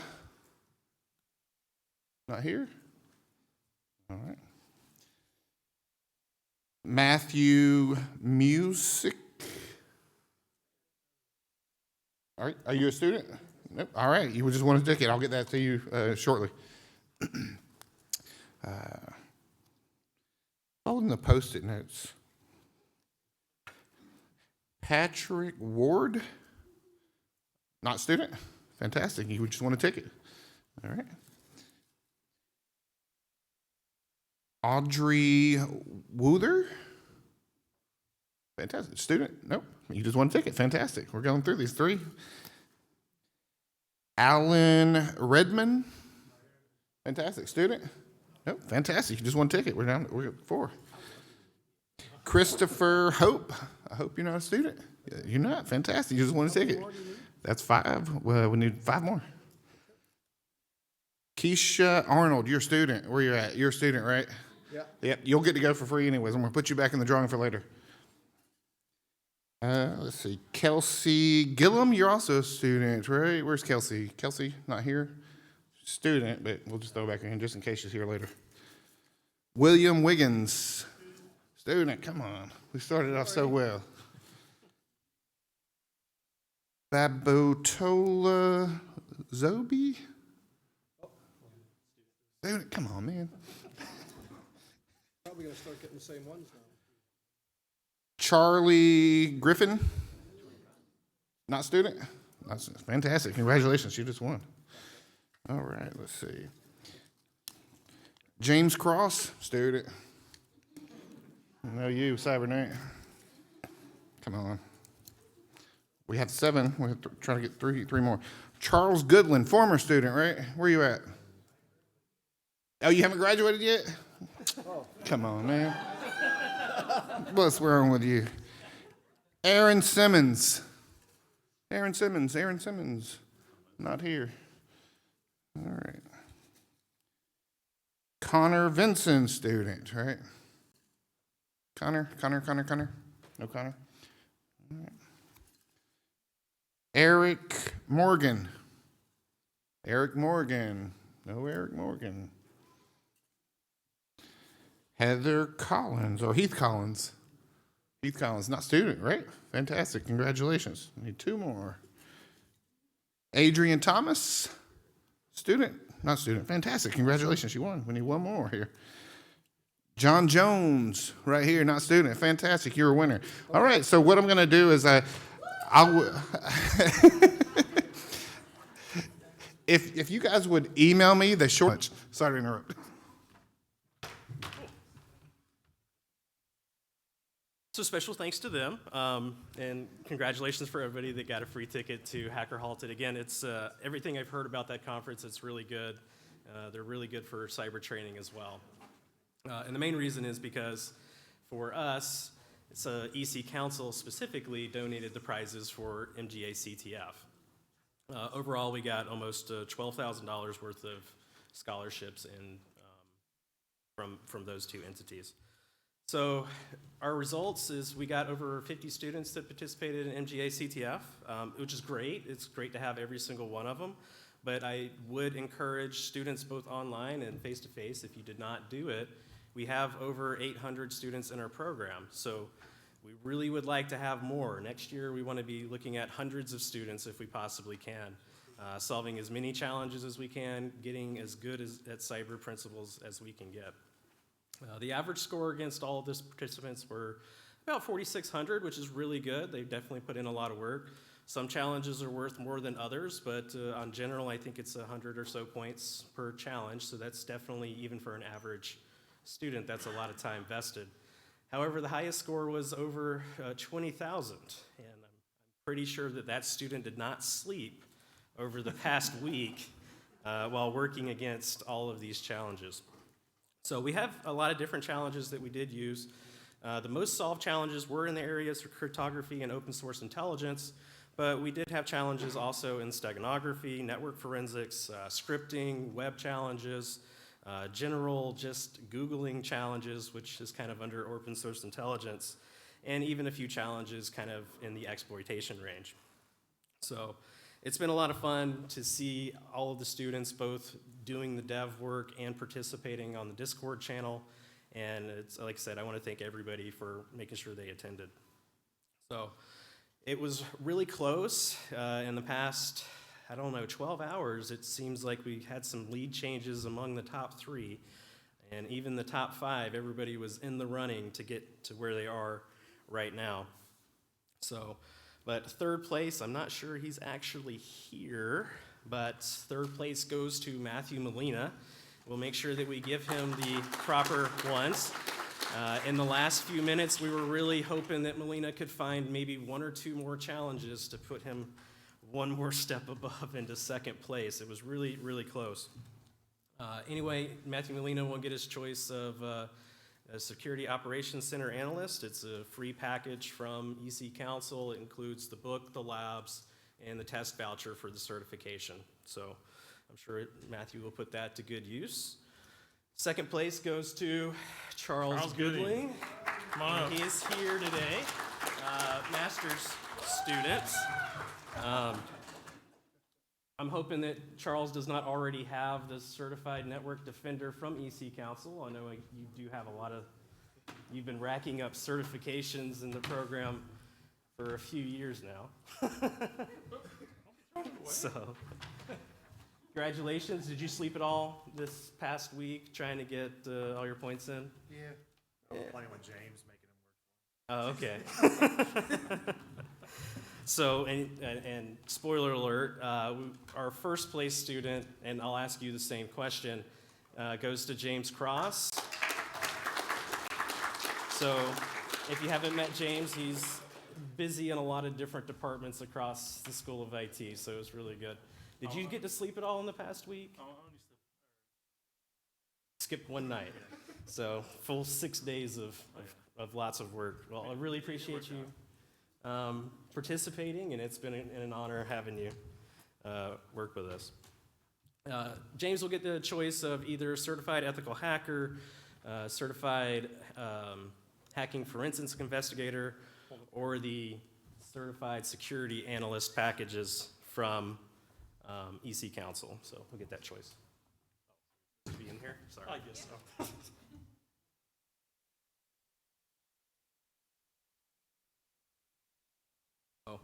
As a last plug, because it looks like Dr. Gerard's ready to kick me off the stage, our MGA CTF is sort of like a model to National Cyber League. So if you did MGA CTF and you really enjoyed it, or if you didn't have a chance to do that, National Cyber League is fairly cheap. It's $35 right now if you sign up for it. It's a lot of the same type of challenges, except they're, no offense, a little more professional in some of their delivery. And it does mimic a real-world environment. So in a lot of cases, you'll actually be kind of accessing a VM and doing some interesting stuff there. We've had a really good track record with Cyber Knights and National Cyber League. Last year, our teams placed really well. And we even had one student that placed 8th in the entire country. And now that student is also a player ambassador trying to convince other students to come and play. If you're interested, please join the Cyber Knights Discord. The dates are in the next month or two, and regular registration does end in about 10 days or so. So if you don't want to pay the extra $10 to be in the Cyber League, go ahead and jump right in. Cyber Knights usually organizes the team games, so if you don't have a team that you know to play with, we'll try to find a good team for you to be on. And long story short, it's a lot of fun. You just have to be willing to jump in and join it. So I'll leave up the QR code. It's been up a couple times during the day, but if you want to take a good picture of that, bookmark our Discord server, you can jump right in, start asking questions, and get involved. So, good on time? Awesome, yes. Yes? All right. And I'll make sure that Matthew gets this at some point. Thanks so much to both of the faculty advisors for that. Clearly, we need awesome faculty advisors to help our super fantastic students, so great work. Really do enjoy the work that Cyber Knights does. Now, by the way, we do have one more drawing left. I just need to put that out, so you want to hang around. Our next speaker is Jeffrey Pence, who is the HIPAA Security Officer for the University Health Center at the University of Georgia. Did I get that right? Okay, and he's going to speak to us about a network security plan. Very interesting biography again, so do go take a look at his bio online. I believe that you started your career with a Bachelor of Science in Timber Management. That's right. And you ended up I learned as to a write. HIPAA... I learned to write programs in Fortran on key punch cards. I'm Fortran. that old. Awesome. Okay, boomer. I was a paper TA now. in Fortran. Wow. That's great. Thank you very much. Thank you. Thank you. Good afternoon, folks. I'm really flattered to be here, and wasn't expecting this at all. But I decided that rising to the occasion was good, and getting in front of some people that I don't know is not a bad thing. I actually went to high school in Warner Robins about 120 years ago, and my only claim to fame is that I was in high school with Jake Fromm's great uncle. So that and about $3 will get me a cup of coffee. All right, I got a couple of things here. I'm going to start with one, talking about that Equifax breach, and people, everybody in this room has probably been affected. Best thing I know to do is put a freeze on every one of your credit accounts with Equifax and the other two agencies, and that way folks can't take out loans in your name. They can't steal your identity easily. But it's a pain in the butt, so that when you go and get a switch over to T-Mobile, they're going to want to do a credit check. You're going to have to remove the freeze. But it makes it a whole lot harder for people to steal your financial information. Second thing, why was a guy like me turn out to be an IT guy? In 1977, how many people were not even alive in 77? Okay. I bought a TI-55 32-step programmable calculator. Oh, whoopee, 32-step. I was so proud that I put the quadratic equation in it, and I put in the values for A, B, and C and solved for X, and just freaked out. I was down at ABAC in Tifton, where all the North Florida Cowboys go to school. And I went home and I showed my father, who was a retired Air Force pilot, full bird colonel after 30 years. And I said, and he was a loan officer at a savings and loan at the time. I said, look, Dad, I got this calculator and I put in the quadratic equation and it gives me the answer. And he looks at me and he goes, son, I don't know what the quadratic equation is. Can it calculate payments on a loan? And I said, I don't know. I said, you got a formula? If it's 32 steps or less, maybe. So he goes and gets his financial book that they're using. He had been using a calculator to do all this math. If you've ever done any financial calculators from scratch, financial calculations from scratch, it's not easy. And I wrote the formula, and he says, I said, okay, how much money are we borrowing? Keyed it in, hit the letter A. I said, how many years are we making payments? Keyed it in, hit the letter B. And he said, let's see, interest rate. What's the interest rate? Keyed that in, hit the letter C, typed a 0, hit X, and it gave us a number, and I looked at it and I went. He goes and gets his financial tables book, interest rates across the top, years down the side, amount of money you borrowed, and he goes, and this is what he had to do anytime someone came in for a loan. To the penny. He freaks out, he looks at me and he goes, damn, son. He goes out to the base, he buys TI-99 calculators. You know what's so cool about those? 300 steps, magnetic card reader. Now he can write programs, put them on a card, give you the calculator, give you the card, and you can do the financial calculations too, simply by knowing what goes at A, B, C, and solving for D. Well, that was pretty cool. My dad was about a year away from losing his VA benefits. He'd been retired that long. He enrolled at Macon Junior College, this institution, not this physical one, Macon Junior College. He got an associate's degree in business and he got a minor in computers, and at the age of 19, my dad and I bonded. I was a long-haired hippie kid in high school. He was an Air Force colonel pilot. As much as we could. From that point on, we had a relationship that lasted until he passed away, and I just would never trade that for anything. So I had this calculator that would shortcut calculations and give me answers.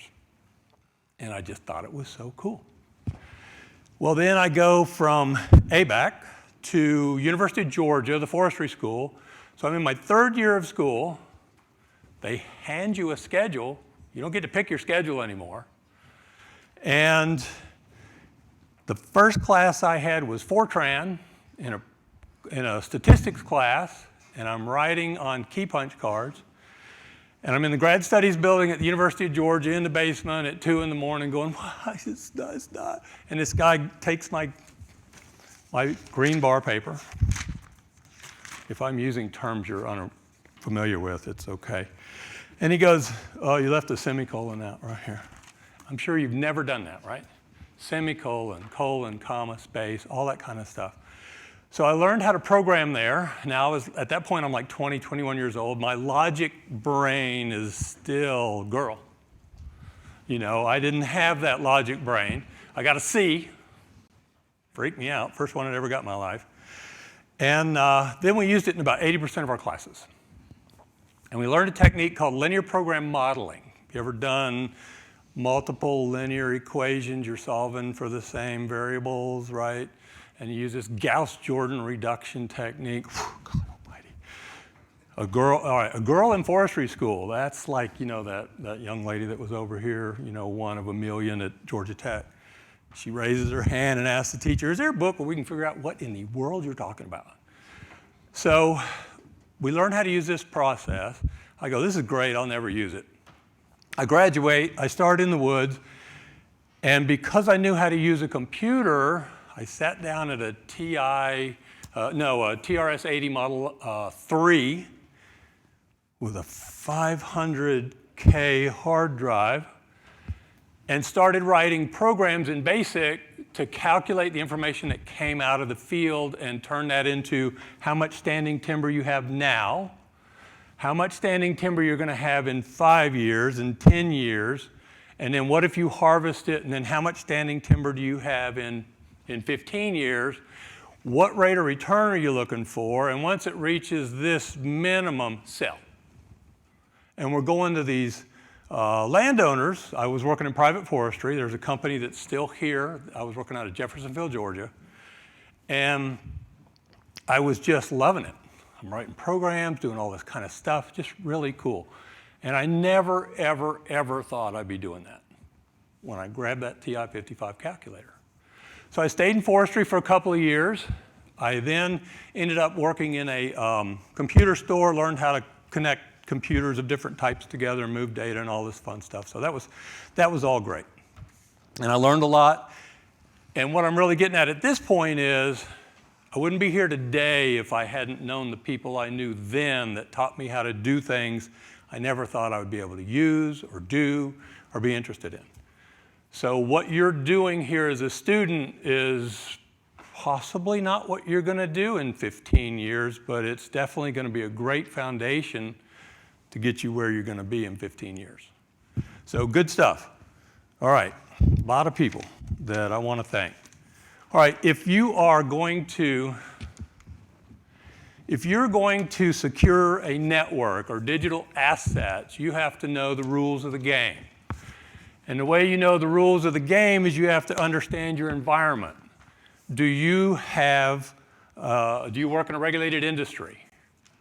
If you work in a regulated industry, then you have to figure out what kind of regulations do I have to comply with. To figure out what kind of regulations you have to comply with, you have to go, what kind of data do I have? Financial, HIPAA, health records, financial PCI. You may have educational records, so you got FERPA.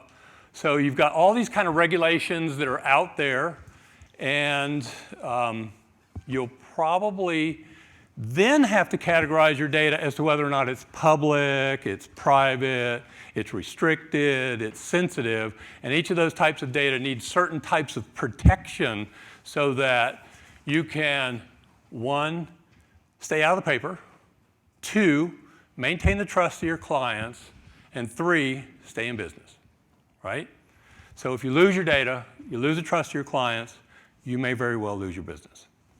So if you're trying to figure out how do I protect this stuff, there's a lot of resources out there that if you look at a federal regulation, they're usually pretty broad. They're not very prescriptive. They tell you, well, you got to protect that, you got to do this, and you got to protect that. But they don't tell you how. So if you find out what kind of data you got, then you know what kind of regulations you got to target, and then you can go, well, I want to go to the NIST. You've heard a couple of times today. You want to go to ITIL. You want to go to some other places and find handbooks, best practices, guides on what you need to do for this type of data.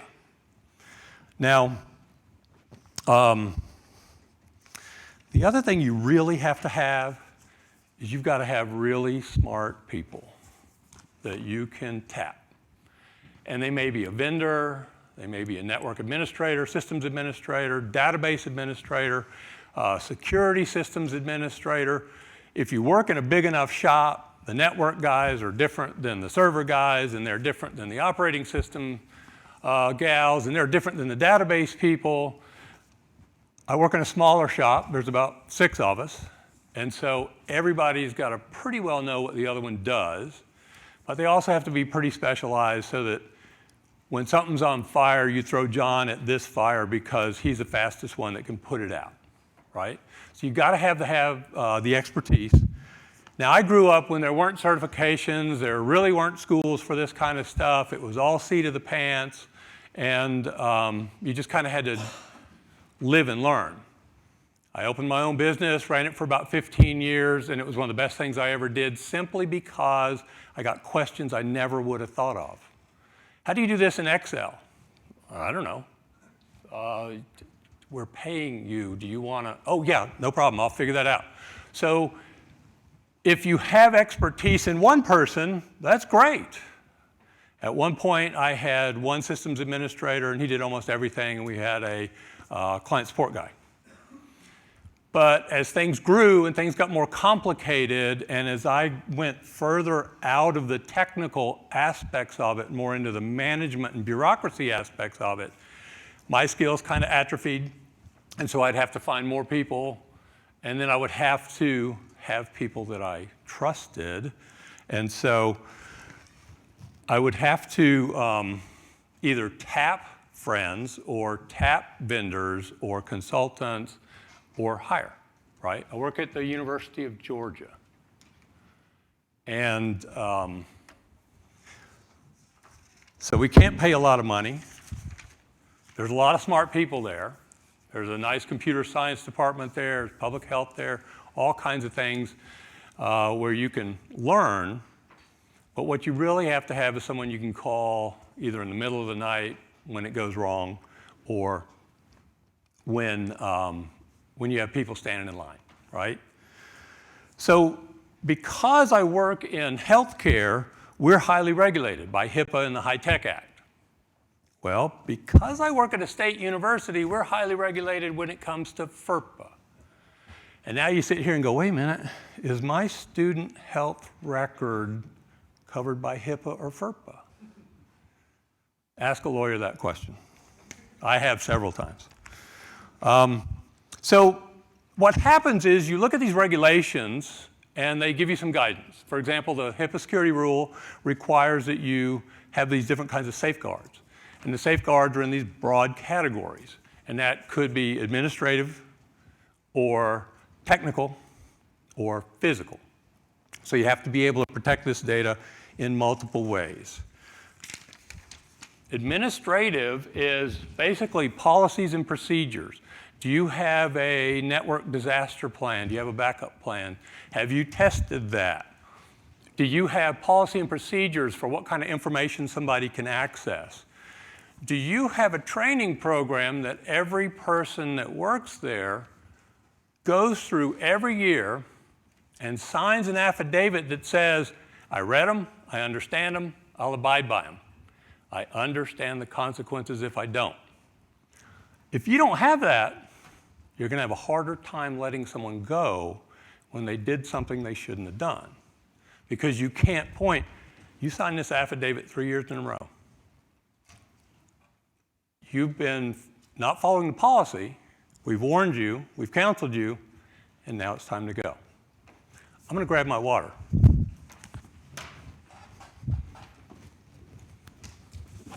Oh, even better.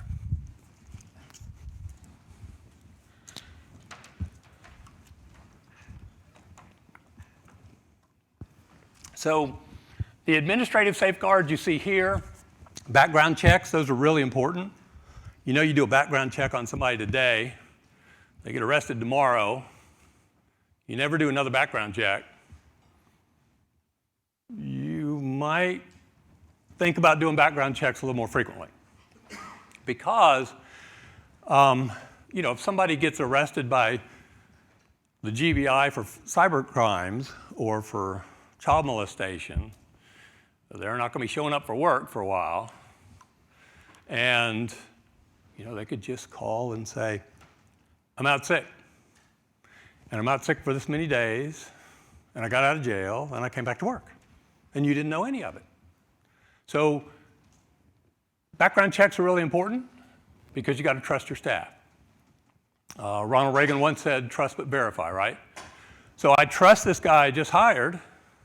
I did a background check. I verified that he was not trustworthy. I didn't hire him. Okay? Oh yeah, like I said, I'm the old guy, and I'm going to be using this OK Boomer method of looking at my slides. All right, so you've got administrative background, or administrative safeguards. One of the other types of safeguards are going to be physical. How do you keep people out of the building? How do you keep people out of Mary's office? How do you keep people off of this computer? How do you keep someone from stealing that computer? And what do you do in case of a natural disaster and your building just got knocked down? So you've got to have physical safeguards, that you're protecting your data and you're protecting your systems. We also have technical safeguards, and this is where I spend most of my time, because these, to me, are the things that are really kind of fun, right? The main reason those of you are in MIS classes or IT classes is because you really enjoy working with computers, making them work, making them hum, finding stuff in data. And so this is where I spend a lot of my time. But like I said, I'm in administration, so my IT team is a lot better on this stuff than I am.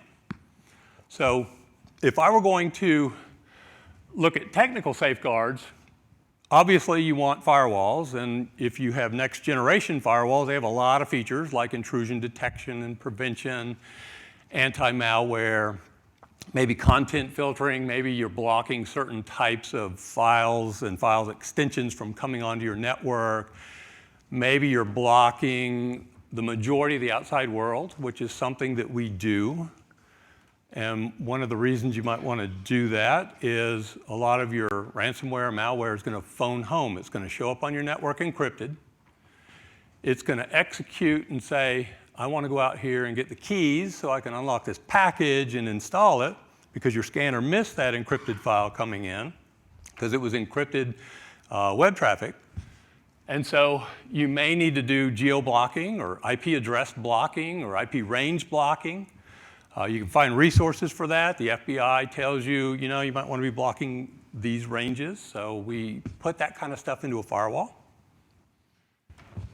You also have to have your ability to control your network.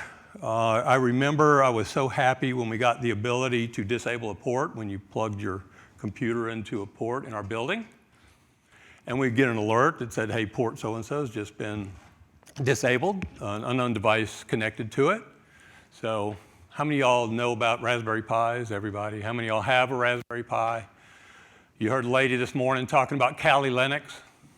You can make a little box about this big, got Kali Linux on it, everything's automated. You can walk by a port, plug that thing in, and by the time you walk out of the building, you're starting to get records and reports and stuff like that.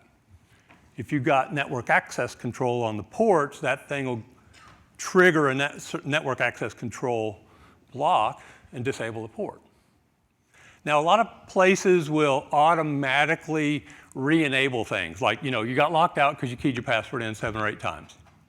And then 30 minutes later, it'll just be ready for you to log in again. We're in a real controlled environment. I've at least got 2 people on staff at all times. So if someone disables a port or locks their account, there ain't no automatic to it.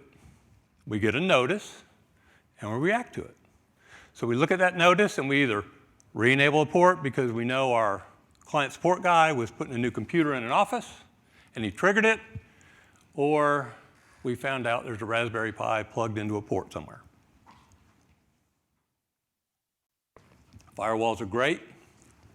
First one I put in, within 2 days, This is during the summer. We were getting about 12,000 intrusion attempts a day. Now that's real broad.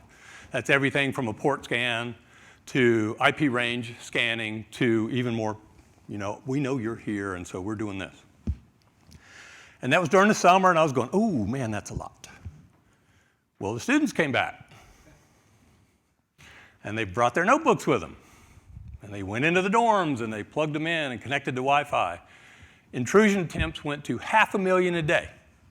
Stayed that way for 3 solid months. You have no idea how many abuse at UGA messages I wrote. I automated that script. So the thing that was interesting is we didn't have a firewall when I got there. We didn't know what we were missing. And then we got a firewall, and then we knew. And then the students showed up, and then we really knew. Some of you won't get this reference. There was a comic strip called Pogo, and there's a particular scene in there where Pogo goes, "We have met the enemy, and he is us." And what I meant by that is, here I am, a UGA employee, and we got all these UGA students, and their machines were either purposefully, or they may have been compromised and just doing this stuff automatically, scanning our network. So we worked with the enterprise people to basically limit traffic, identify where things were happening, and so it was great. They helped us block some of that stuff and fix some things. Patch management, vulnerability scanning, those two go hand in hand. You run vulnerability scanners. There's lots of open source stuff for this. And you look at what you're vulnerable for. You might have to patch some things. You also look at what kind of events are occurring on the network, and you try to correlate those with what your vulnerabilities are and determine how serious this particular action is on your environment. And if you have some automated capabilities to shut those kinds of activities down, turn off ports, et cetera, those things come in very valuable. They can speed your response to an event to near instantaneous when your person that might have been watching that screen was in the bathroom, right? So there's all kinds of tools out there. Let's see. We're getting to the point these days where two-factor authentication is being, you're able to kind of get around two-factor authentication in some instances. So what the young lady was talking about this morning with three-factor authentication is probably coming fairly soon. All of that's great until you can get in behind that and just simply set the trigger that says, oh, we already saw the face and it matched. Because really, what's behind looking at someone's face and matching the picture? There's a checkbox that gets checked that says compliant, move on. Getting around those tests and providing the information so that you get past that test is a particular issue that you may have to address. I was talking about security events and information management. There's also these things called SIEMs, S-I-E-M. Those are the pieces that kind of correlate the two. They do vulnerability scanning, they look at the events, they give you the alerts, tell you what to do. So SIEMs are good things. There are some that are open source. There's plenty of vulnerability assessment tools. What I'm going to do now is I'm going to kind of start in a section of the network and work my way out to the customer. So I'm going to start in the data center and at the internet. And so basically, the internet is where all the bad guys are, except for the ones that work in your building, right? So you typically are going to be coming in through a firewall. If you have two firewalls and they're set up in a high availability mode and one fails, you can continue to work. That's good. That's expensive. That requires talent that knows how to set it up, knows how to configure it properly, make it work. You got to test it. You got to pull the plug. A couple of my guys just love to be the one to pull the plug. Can I pull it? Can I pull it? Can I pull it? Not yet, not yet. Okay. And the network cable goes out, and people just keep on going. So basically, you're going to have some sort of high availability firewall environment. We recently rolled out Pi-hole. which is a DNS sync, which eliminated about 98% of all advertising showing up on web pages that our staff were browsing. And you go, wait a minute, 300 employees, 155,000 visits a year, and you're using a Raspberry Pi running Pi-hole to do DNS sinkhole? Yeah. Put them up in parallel. They work great, handle all that DNS requests, drops off all the tracking, works fantastic, didn't cost a dime, a couple of Raspberry Pis. I got a student worker, he went to a maker station, he made some 3D cases for them. I mean, it's great working with these people. I'm 61 years old. This guy's like 20-something, and he's making these little boxes for computers. It's just crazy stuff. I never thought I'd see it. All right, you also have to segment your network. So typically you're going to use a virtual local area network for that, and that gives you the ability to segment traffic. So the business services can talk to business services and business servers.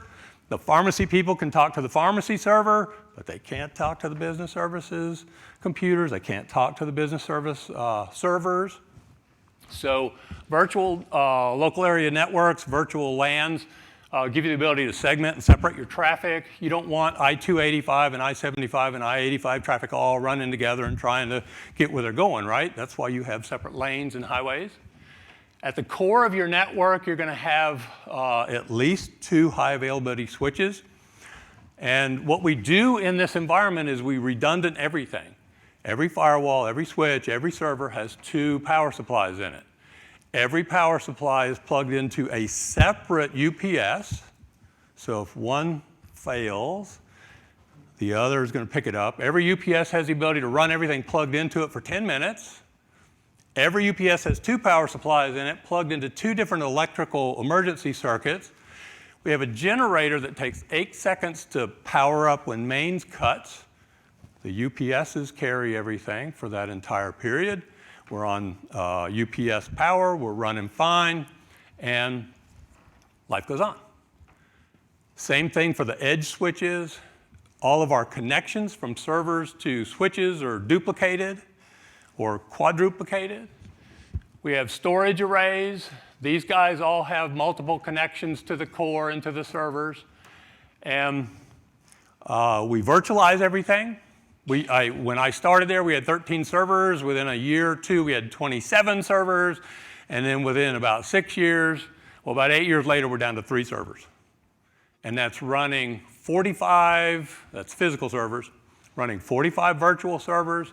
We can move them while people are entering data. People don't know. We also have a remote data center, and we're lucky enough to have unbroken fiber between point A and point B. So this is actually on our network, different VLAN, and it's got less powerful servers, switches in HA, 2 of them, and it's got less expensive storage. But if our building got knocked down and we could reconnect here and we could set boxes down, everything comes right up. The most information we would lose would be 5 minutes, which is really nice because we've lost a lot of data before. You have a staff network, and this is a single box, but each one of these may be on a different VLAN. We have virtual systems in exam rooms. I'm the guy that went to the University Health Center, and remember what the person was talking about, where I went to my doctor, and my doctor was doing this the whole time.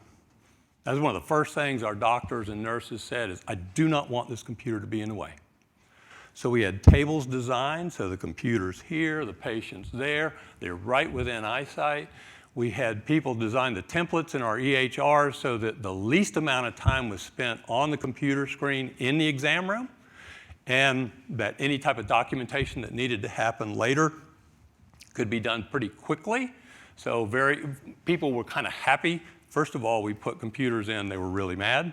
We had 2 people retire because they couldn't type. Remember the story about taking I have 39 seconds. I can talk a lot faster. All right, so basically, you want to have your traffic segmented. You want to have redundancy. We have a private wireless network that SSIDs that you can't see, you can't find, sniff type of stuff.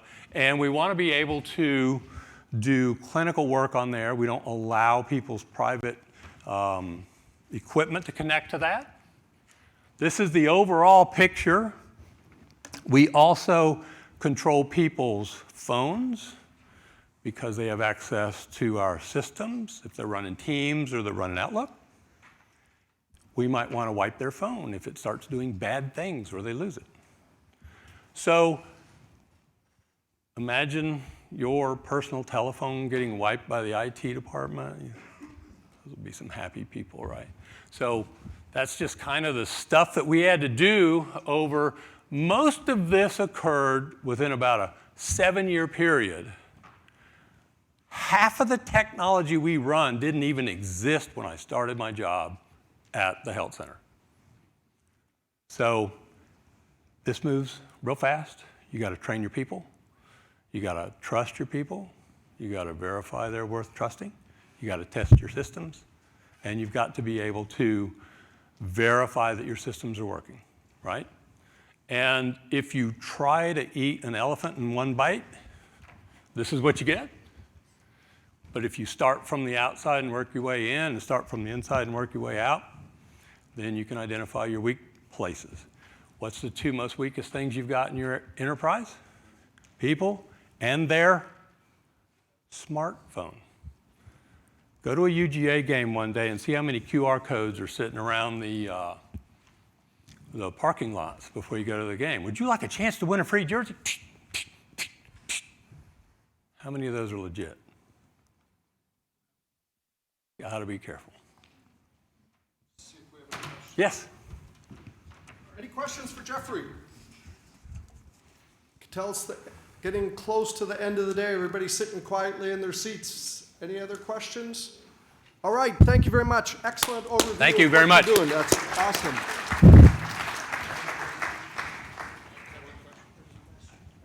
Oh, what's the? I was going to ask what you use for MDM. I use smart people. And the reason I'm answering the question that way, a couple of things I'm going to do. I'm not going to tell you the name of everything we run. That wouldn't be prudent. The other thing is, I don't know the name of everything we run. So I go to John, and I go to Robert, and I say, we've got this initiative coming down. What do we need to do? All right. Go up on stage?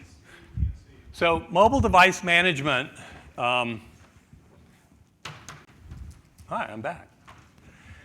Mobile device management is controlled by a product that we got from a network vendor, and it looks at the connection, it looks at the MAC address, it looks at the type of activity, and it basically says, now I'll tell you what we're about to start using for iPads, and that's going to be Jamf. If you've ever tried to manage iPads in an enterprise, it took us like 2 months to find them all. With Jamf, we can find them all, and then we can wipe them if we need to. So I know that didn't answer your question. All right, thank you very much. One more time for Jeffrey. Well, ladies and gentlemen, our next speaker, and in fact our final speaker for the day, is Rob Betzel, who's the CEO of Infinity Network Solutions, and he's going to share his thoughts on MI and entrepreneur. And very interesting bio once again, but a couple things I'd like to highlight is that he is the founding member of 2 really cool organizations here in Macon, Spark Macon and Make Up Startup Week. So please join me in welcoming Rob.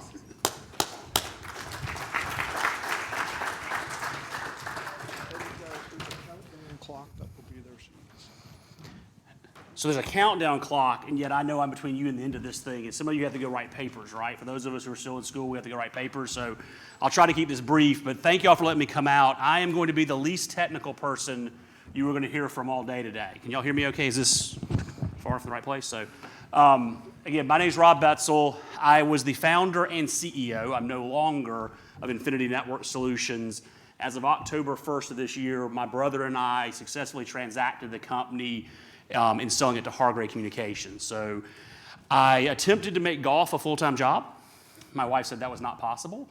So I am currently the senior market executive for Hargrave Fiber, which is the telecommunications arm, business to business here in town. So when I got asked to come speak at this event, I thought, well, gosh, I really don't have a whole lot to add. And so we sort of went through what could I bring? And so I'm hoping for those of you who have ever thought about entrepreneurship, considered like, what does it look like if you want to be an entrepreneur in the tech space? What does that look like? And so I'll give you a little bit of my background, and then I'm going to take you through a set of questions by a gentleman named Gino Wickman that may help you sort of decide, are you a true entrepreneur that might be in the space? So that's my agenda sort of for the next few minutes, 28 minutes or less. So again, 22 years ago, I had an entrepreneurial seizure.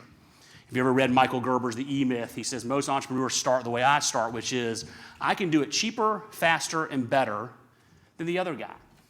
Now, by the way, if you can do one of those three, you shouldn't do the other two. If you do two of those three, definitely do the third one. Because doing all three of them will make you the least profitable, smart guy in the room and makes it very hard to become a successful entrepreneur. So 22 years ago in Millersville, Georgia, after graduating from Georgia College with an MIS degree, I decided to start a IT services business. A year or two later, my brother, who's my business partner for almost 20 years, joined me and turned out that he's a really good salesman. At the time, I was an engineer. About 3 or 4 years in, I realized I couldn't do all the work, and I began to hire my friends, which that, by the way, never works out. That is one of the greatest ways to have to reset your entire acquaintance circle. Hire all of your friends and your family. Like Thanksgiving sucks, and so does the rest of the stuff you have going on. So I spent a number of years going through the typical cycle of an entrepreneur, succeeding and failing, just never quite getting there, and eventually decided that what I'm really good at is I'm really good at dealing with people, I'm really good at building relationships, and I should hire people to do everything else. And so once I let go of control, ceded control of what I felt to be the most important part of the business, which really wasn't, which was the doing, and focused on the growth, the company began to grow. And so when I was 25 years old, my brother and I wrote down 10 tenets that must be true by the time I was 45 to sell our company. And so we went on a 20-year journey, basically, to achieve those 10 tenets and transact our company to someone that we felt that could grow it and take it to the next level, and that's what we've done. And so I'm currently, again, I'm an employee for the first time in 20 years. So I've inverted a lot of people's stories. A lot of people become an employee and then decide to go work someplace. For 20 years, I had never a boss. I didn't know what it looked like to have someone tell me what to do and expect me to show up at certain times of the day. So I'm currently going through that transition of actually being an employee, but I do get the fortune to come in doing these things. So again, we started in, no, I can't tell you how much we made off of it. I can tell you that we were successful. I can tell you that I have lots of options to do lots of things going forward the rest of my life, and I'm very excited about the opportunity of my third act. Along the way, I did build a consulting practice that I do work with other entrepreneurs. I still run that while I do have a full-time job.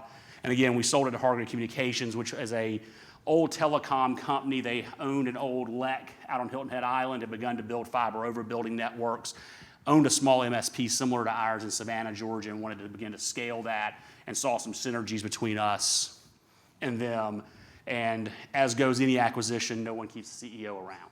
And so that's how you lose your job, which is actually a good thing. So for those of you who may or may not read a lot, what I'm going to talk about in the next few slides, about the next 6 questions, come out of a book called The Entrepreneurial Leap, written by a gentleman named Gino Wickman. I'm a huge fan of him. He actually wrote the book, The Entrepreneurial Operating System, EOS, called Traction. It's what I believe made us successful as a company. And he set out on a mission after actually selling his organization to a venture firm. He actually sold the company that trains people like me to help other entrepreneurs. He's been on a journey to help identify what are the key traits that young entrepreneurs need to identify. So for those of you who have children in the room who want to figure out, can your kid be the next entrepreneur, these questions will be relevant because you can start looking and helping them understand, are they really an entrepreneur? They're somebody who can go out and begin a business themselves, because I do, like Gino, believe that entrepreneurs are not created. They either are or they are not. And so I believe I answer these 6 questions I'm about to go through pretty emphatically in my life. And again, I would challenge you, if you're looking to be an entrepreneur, can you answer these 6 questions the same way? So 6 questions are you visionary? Are you passionate? Are you a problem solver? Are you driven? Are you a risk taker? And the last, which I find most interesting, are you responsible? So I'm going to dive into each one of those real quick for you to sort of think through the idea of these. How would I go through answering these questions? So if I was thinking about the idea of starting this journey, am I a visionary? And so do you see the future? As I refer to as, you have 1,000 bad ideas a day. And do you see around corners? And so I'd say that one of the things that I did most successfully in the organization after turning over day-to-day operations to my brother, who's an emphatic integrator, an emphatic operator. My brother's really good at making things run the way they're supposed to run. He has high expectations of people. He doesn't accept half measure. He doesn't like to mess up things that are working well. I got to spend my day coming up with 1,000 bad ideas. And then I had to take them to my brother. And he was the only person in the company that was required to listen to me. I could come to my brother and say, hey, I got this great idea. And he had to listen to me. He also was the only person in the company that could tell me no. And I was only allowed to bring an idea twice to him before I was not allowed to bring it back again for a year. And so we had this standing rule where I could come with an idea. He could say no, I get to go leave and retool it. If I couldn't deliver it the second time, I had to put it aside. And so a lot of my time was spent thinking about what does the future look like? What do we need to be doing to deliver great products and services to our clients? And then do you see around corners? I say it's the ability to be present. As a friend of mine, Stuart Vernon here in town, who's an entrepreneur who started ASP Pool, says, are you productively paranoid? Are you constantly thinking about what might kill you? And so I'm constantly thinking about what's the next thing that might destroy the business? What is the next competitor that might get me? In technology, we're thinking about what's the next way that people might hack us. So you're constantly thinking through that next corner kind of thing. So are you visionary? Does your mind just constantly race around those next things? Are you never satisfied? I joke, I got 1,000 business ideas, most of which I'll never start. Second question, are you passionate? And do you love your thing? What I love is I have a lot of entrepreneurs come up to me as I do some angel investment. They say, I got this great idea. And it's not that they love it. They just think it's a profitable thing. And like you ask them about the product or the service they want to deliver, and they talk about it in very cold, uninvested, like just unemotional numbers. And you're like, but do you really love this? No, I just think I can get rich from it. Like, that's not a really good entrepreneur. Somebody who's got to love the thing they do, the product they deliver, the people they serve. And then, do you love those you plan to serve? Do you really have a passion for the people you're trying to serve? And by the way, if you haven't ever heard the story about my mother and son riding a camel through the desert, through some villages, I'll get to the punchline. If you try to serve everyone, you eventually lose your ass. So you can't believe you serve everyone. So you must know who you serve and serve them well. And then, do you really want to put a dent in the universe? Like, is this something you're so impassioned to do that regardless of what your mother, your father, your brother, the banker, the last angel investor you happened to call on, when they told you no, are you so determined to do it? Just to prove them wrong. One of the greatest entrepreneurs here in town is a gentleman named Andrew Eck. First time I met him, he pitched this business idea to me. Sitting on a panel, I was smarter than him. Out of the room and begins to berate me. And at the end of this, after a number of expletives, he said, I'm going to prove you wrong. And today he manufactures over $1 million a year in reclaimed furniture and ships 95% of it outside the state of Georgia. I will see him at 5:30 today, and he will remind me again that I was wrong. So are you willing to put a dent in the universe? Are you a problem solver? So there are two types of people when they're presented with a thing that is complex, difficult, and resistant. They either lean in or they lean back. Do you challenge problems? Do you walk through walls? Are you determined that you're going to fix this? And so many people in the world, like when they're presented with something that just, well, that's above my pay grade. I wasn't told I could fix that. Like, are you willing to lean in and resolve it irrespective of your position? Do you love challenges? Do you love solving complex things that others don't see as solvable? And then do you just know how to fix things? And so I always looked at anybody's problems, right? Someone brings me a business issue. That's just an opportunity. I loved working with businesses because they'd walk in with a technical problem. We don't know how to solve it. Whenever someone had fear, uncertainty, and doubt, I saw opportunity and margin. And those are the three greatest things in the world when you're in business for yourself. Is, man, when someone doesn't know how to do something, they're scared of it, they got doubt about their capacity, there's money to be made. And I just loved helping people solve those problems and helping them be better. And so again, do you want to solve problems? Do you really see that opportunity to be an invested partner with people in whatever you're doing? I mean, Elon Musk didn't get up and say he wanted to make an electric car, right? As he said originally, it was the dumbest business he could have ever gotten involved in. 4 days ago, he just published, he built his millionth car on the dumbest idea in the world. We're going to make rockets that land themselves. Like, I love people who go and do something that the rest of the world goes, yeah, that seems really, really stupid.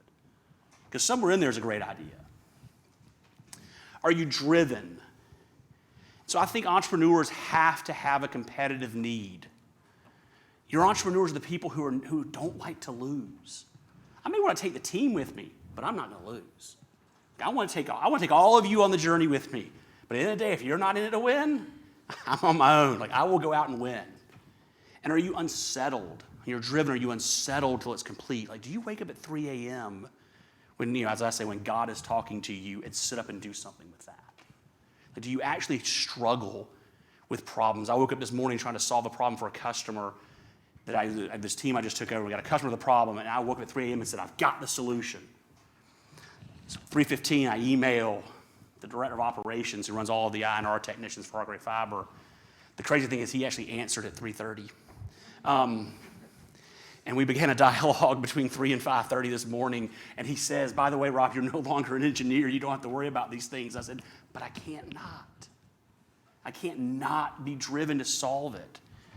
And I think the last part of being driven is, are you going to sacrifice as an entrepreneur those luxuries of time and relationship and maybe even material good for the end result that you see?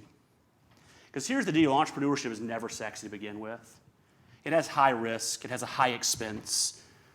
I was fortunate that I married my wife a little bit later. My wife and I agreed to have children much later than most people. I currently have a 10 and an 8-year-old. I'm 44, about to be 45, so a little on the older side. I was fortunate because I'm now able to enjoy my young children, but many of my entrepreneur brethren and sisters lost time with their family because the passion, the drive to go build this thing at the cost. And I know some of you in this room, and several of you have had the conversation in this room about their drive. So I know a couple of you in here who are very driven individuals and who've chosen to sacrifice things for an end vision of something you see. And so you've got to be driven as an entrepreneur.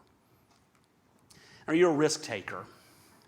So my brother reminded me a long time ago, he said, Rob, I think you jump off any cliff that you saw, no matter how far down it was or how ill prepared you were to land on the other end. And I was like, yeah, that's why I have you.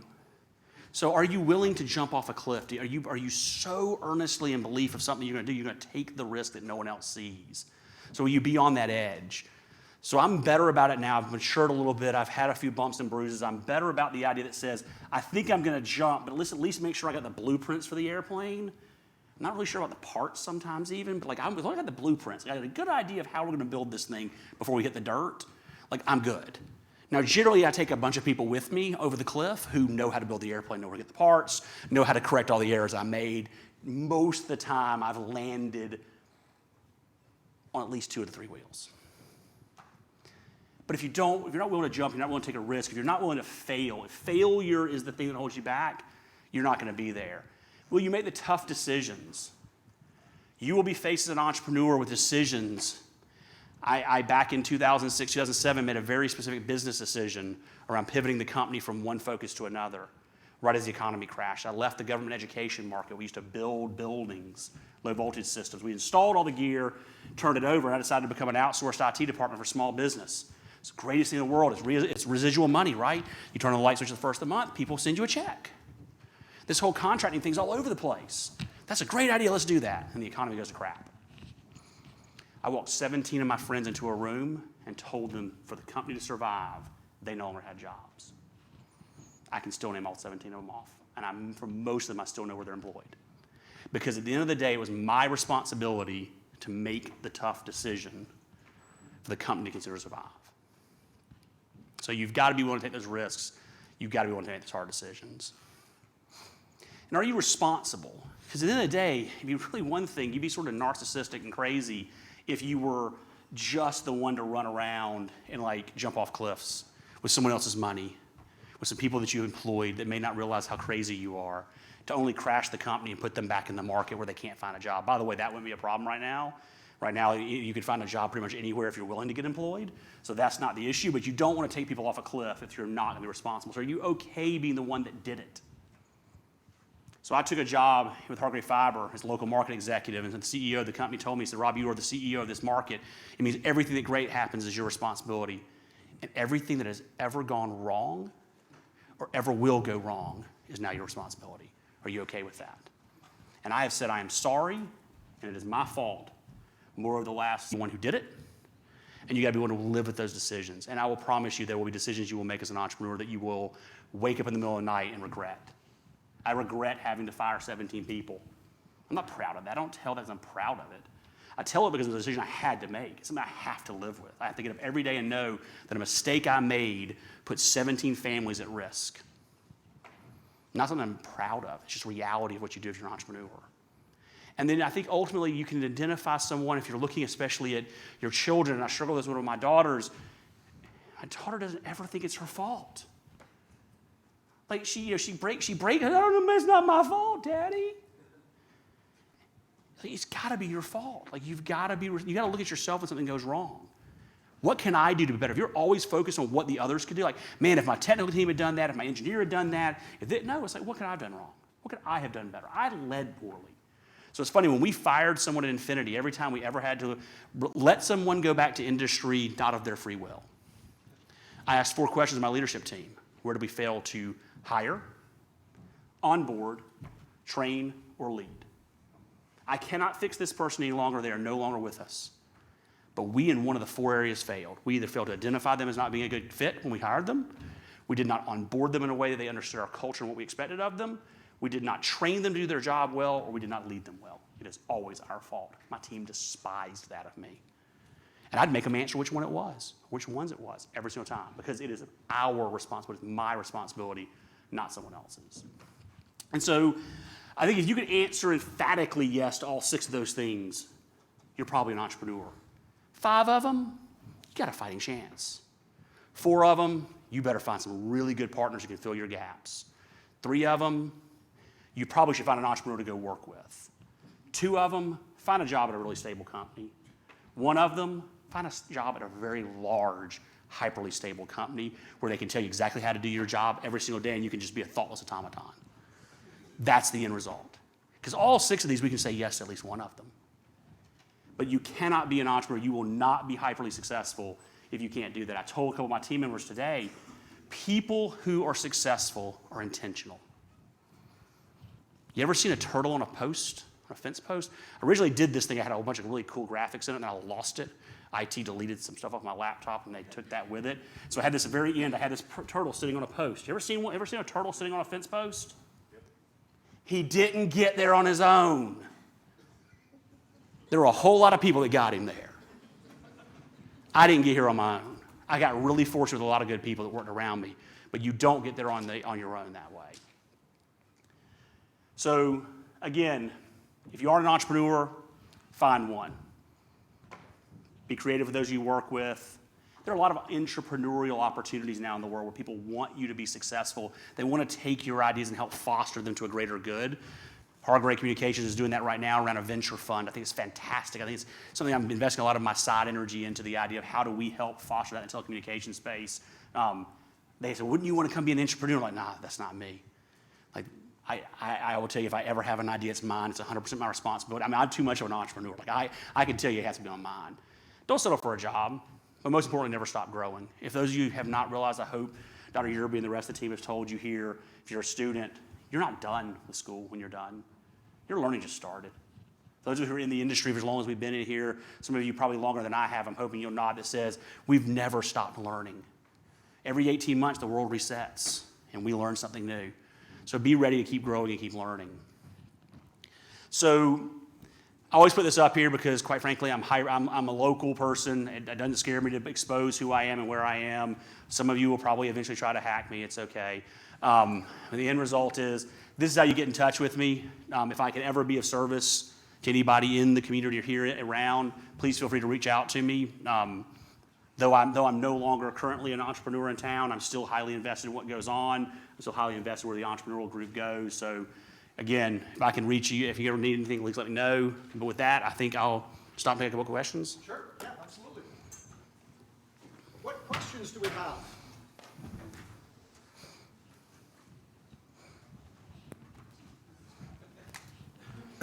By the way, I'm staying inside my geo border.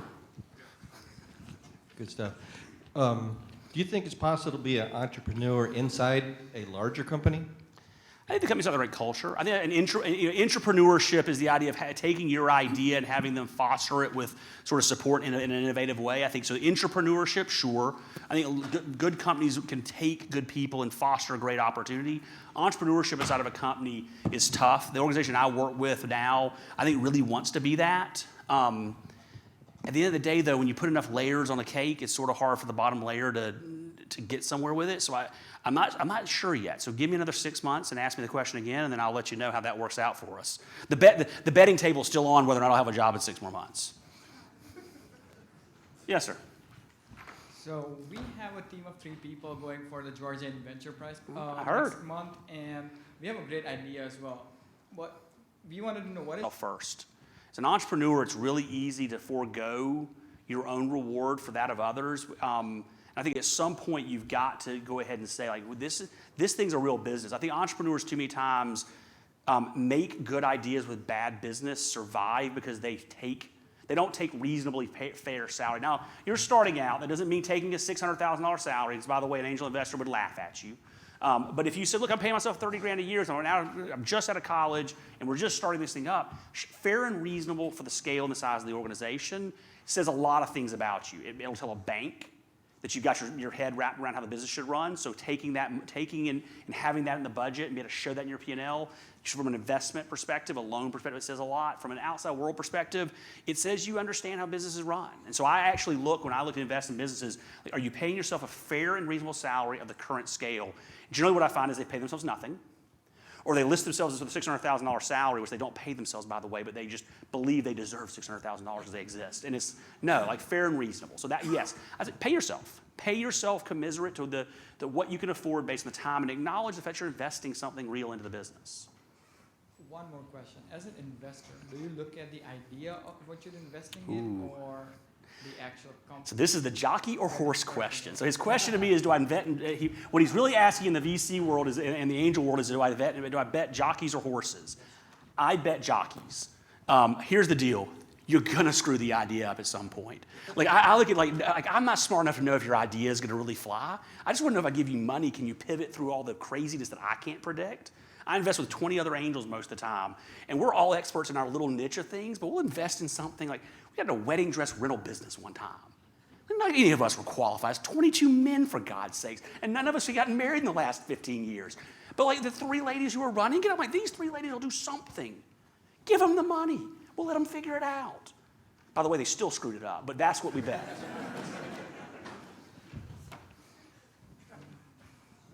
Other questions? Uh-oh. Now I feel like the teacher's about to ask me a question. No, I was really just going to say thank you. You really lived the entrepreneurial life and spirit.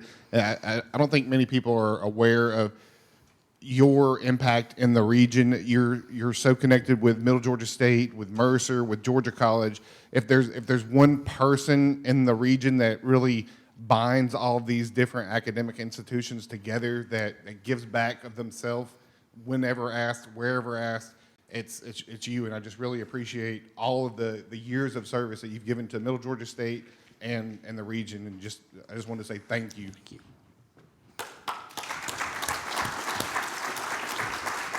Thank you so much. Well, if I could invite our chair back up and bring your nice little bowl with you, that would be super awesome. We're going to do our final draw, folks. Thanks for those of you who stayed around while he's coming up. I think we had an awesome day. Let's give a big round of applause to all the people, especially the students in the back that helped put this together. It's a lot of work, and it's definitely, we sure appreciate it. I also have to say, I'm so excited that we had all our speakers show up. When we started this morning, I wasn't 100% sure, so this has been a great day. And the winner is, has to be here, William Drew. William Drew. Get a 3 count. One more time, William Drew. Worth $850. No, okay. All right, let's see. Drop that. Patrick Sullivan. He is here. Okay. Fantastic. Congratulations.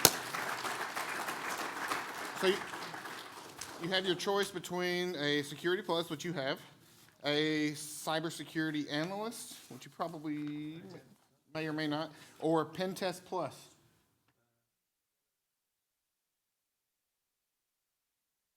Pen Test Plus? For somebody else? Give it to somebody else? Wow, that's very good. Iniqua Regenerara. Can you read that? I can't read. It's an eyesight test. It's in a red pen on a yellow paper, written very small in cursive. Well, Shanika for sure. Any Shanika? Narrow it down to that. 1, 2, 3. Let's see. Was keeping this going. Nobody? No?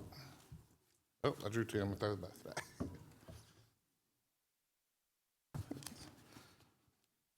Charles Goodwin. He said double winner. Come on up. Oh, yeah, because he won for, yeah, that's fine. Would you like the Security Plus, Cybersecurity Analyst, or Pen Test Plus? Pen Test Plus. Congratulations. It's worth about $850. It's certification, labs, and vouchers and everything. Thank you. Wow. Well, ladies and gentlemen, that's a cut, or we are done. Thank you so much for being here. Thanks again to our sponsors, once again, Experiential Learning at MGA, the MGA Foundation, ISC Squared, EC Council, and CompTIA. Thanks very much, everybody. Watch our site, and we will be posting some more information about next year and slides from today. Please stay in touch, and we'll see you next year. Thank you so much.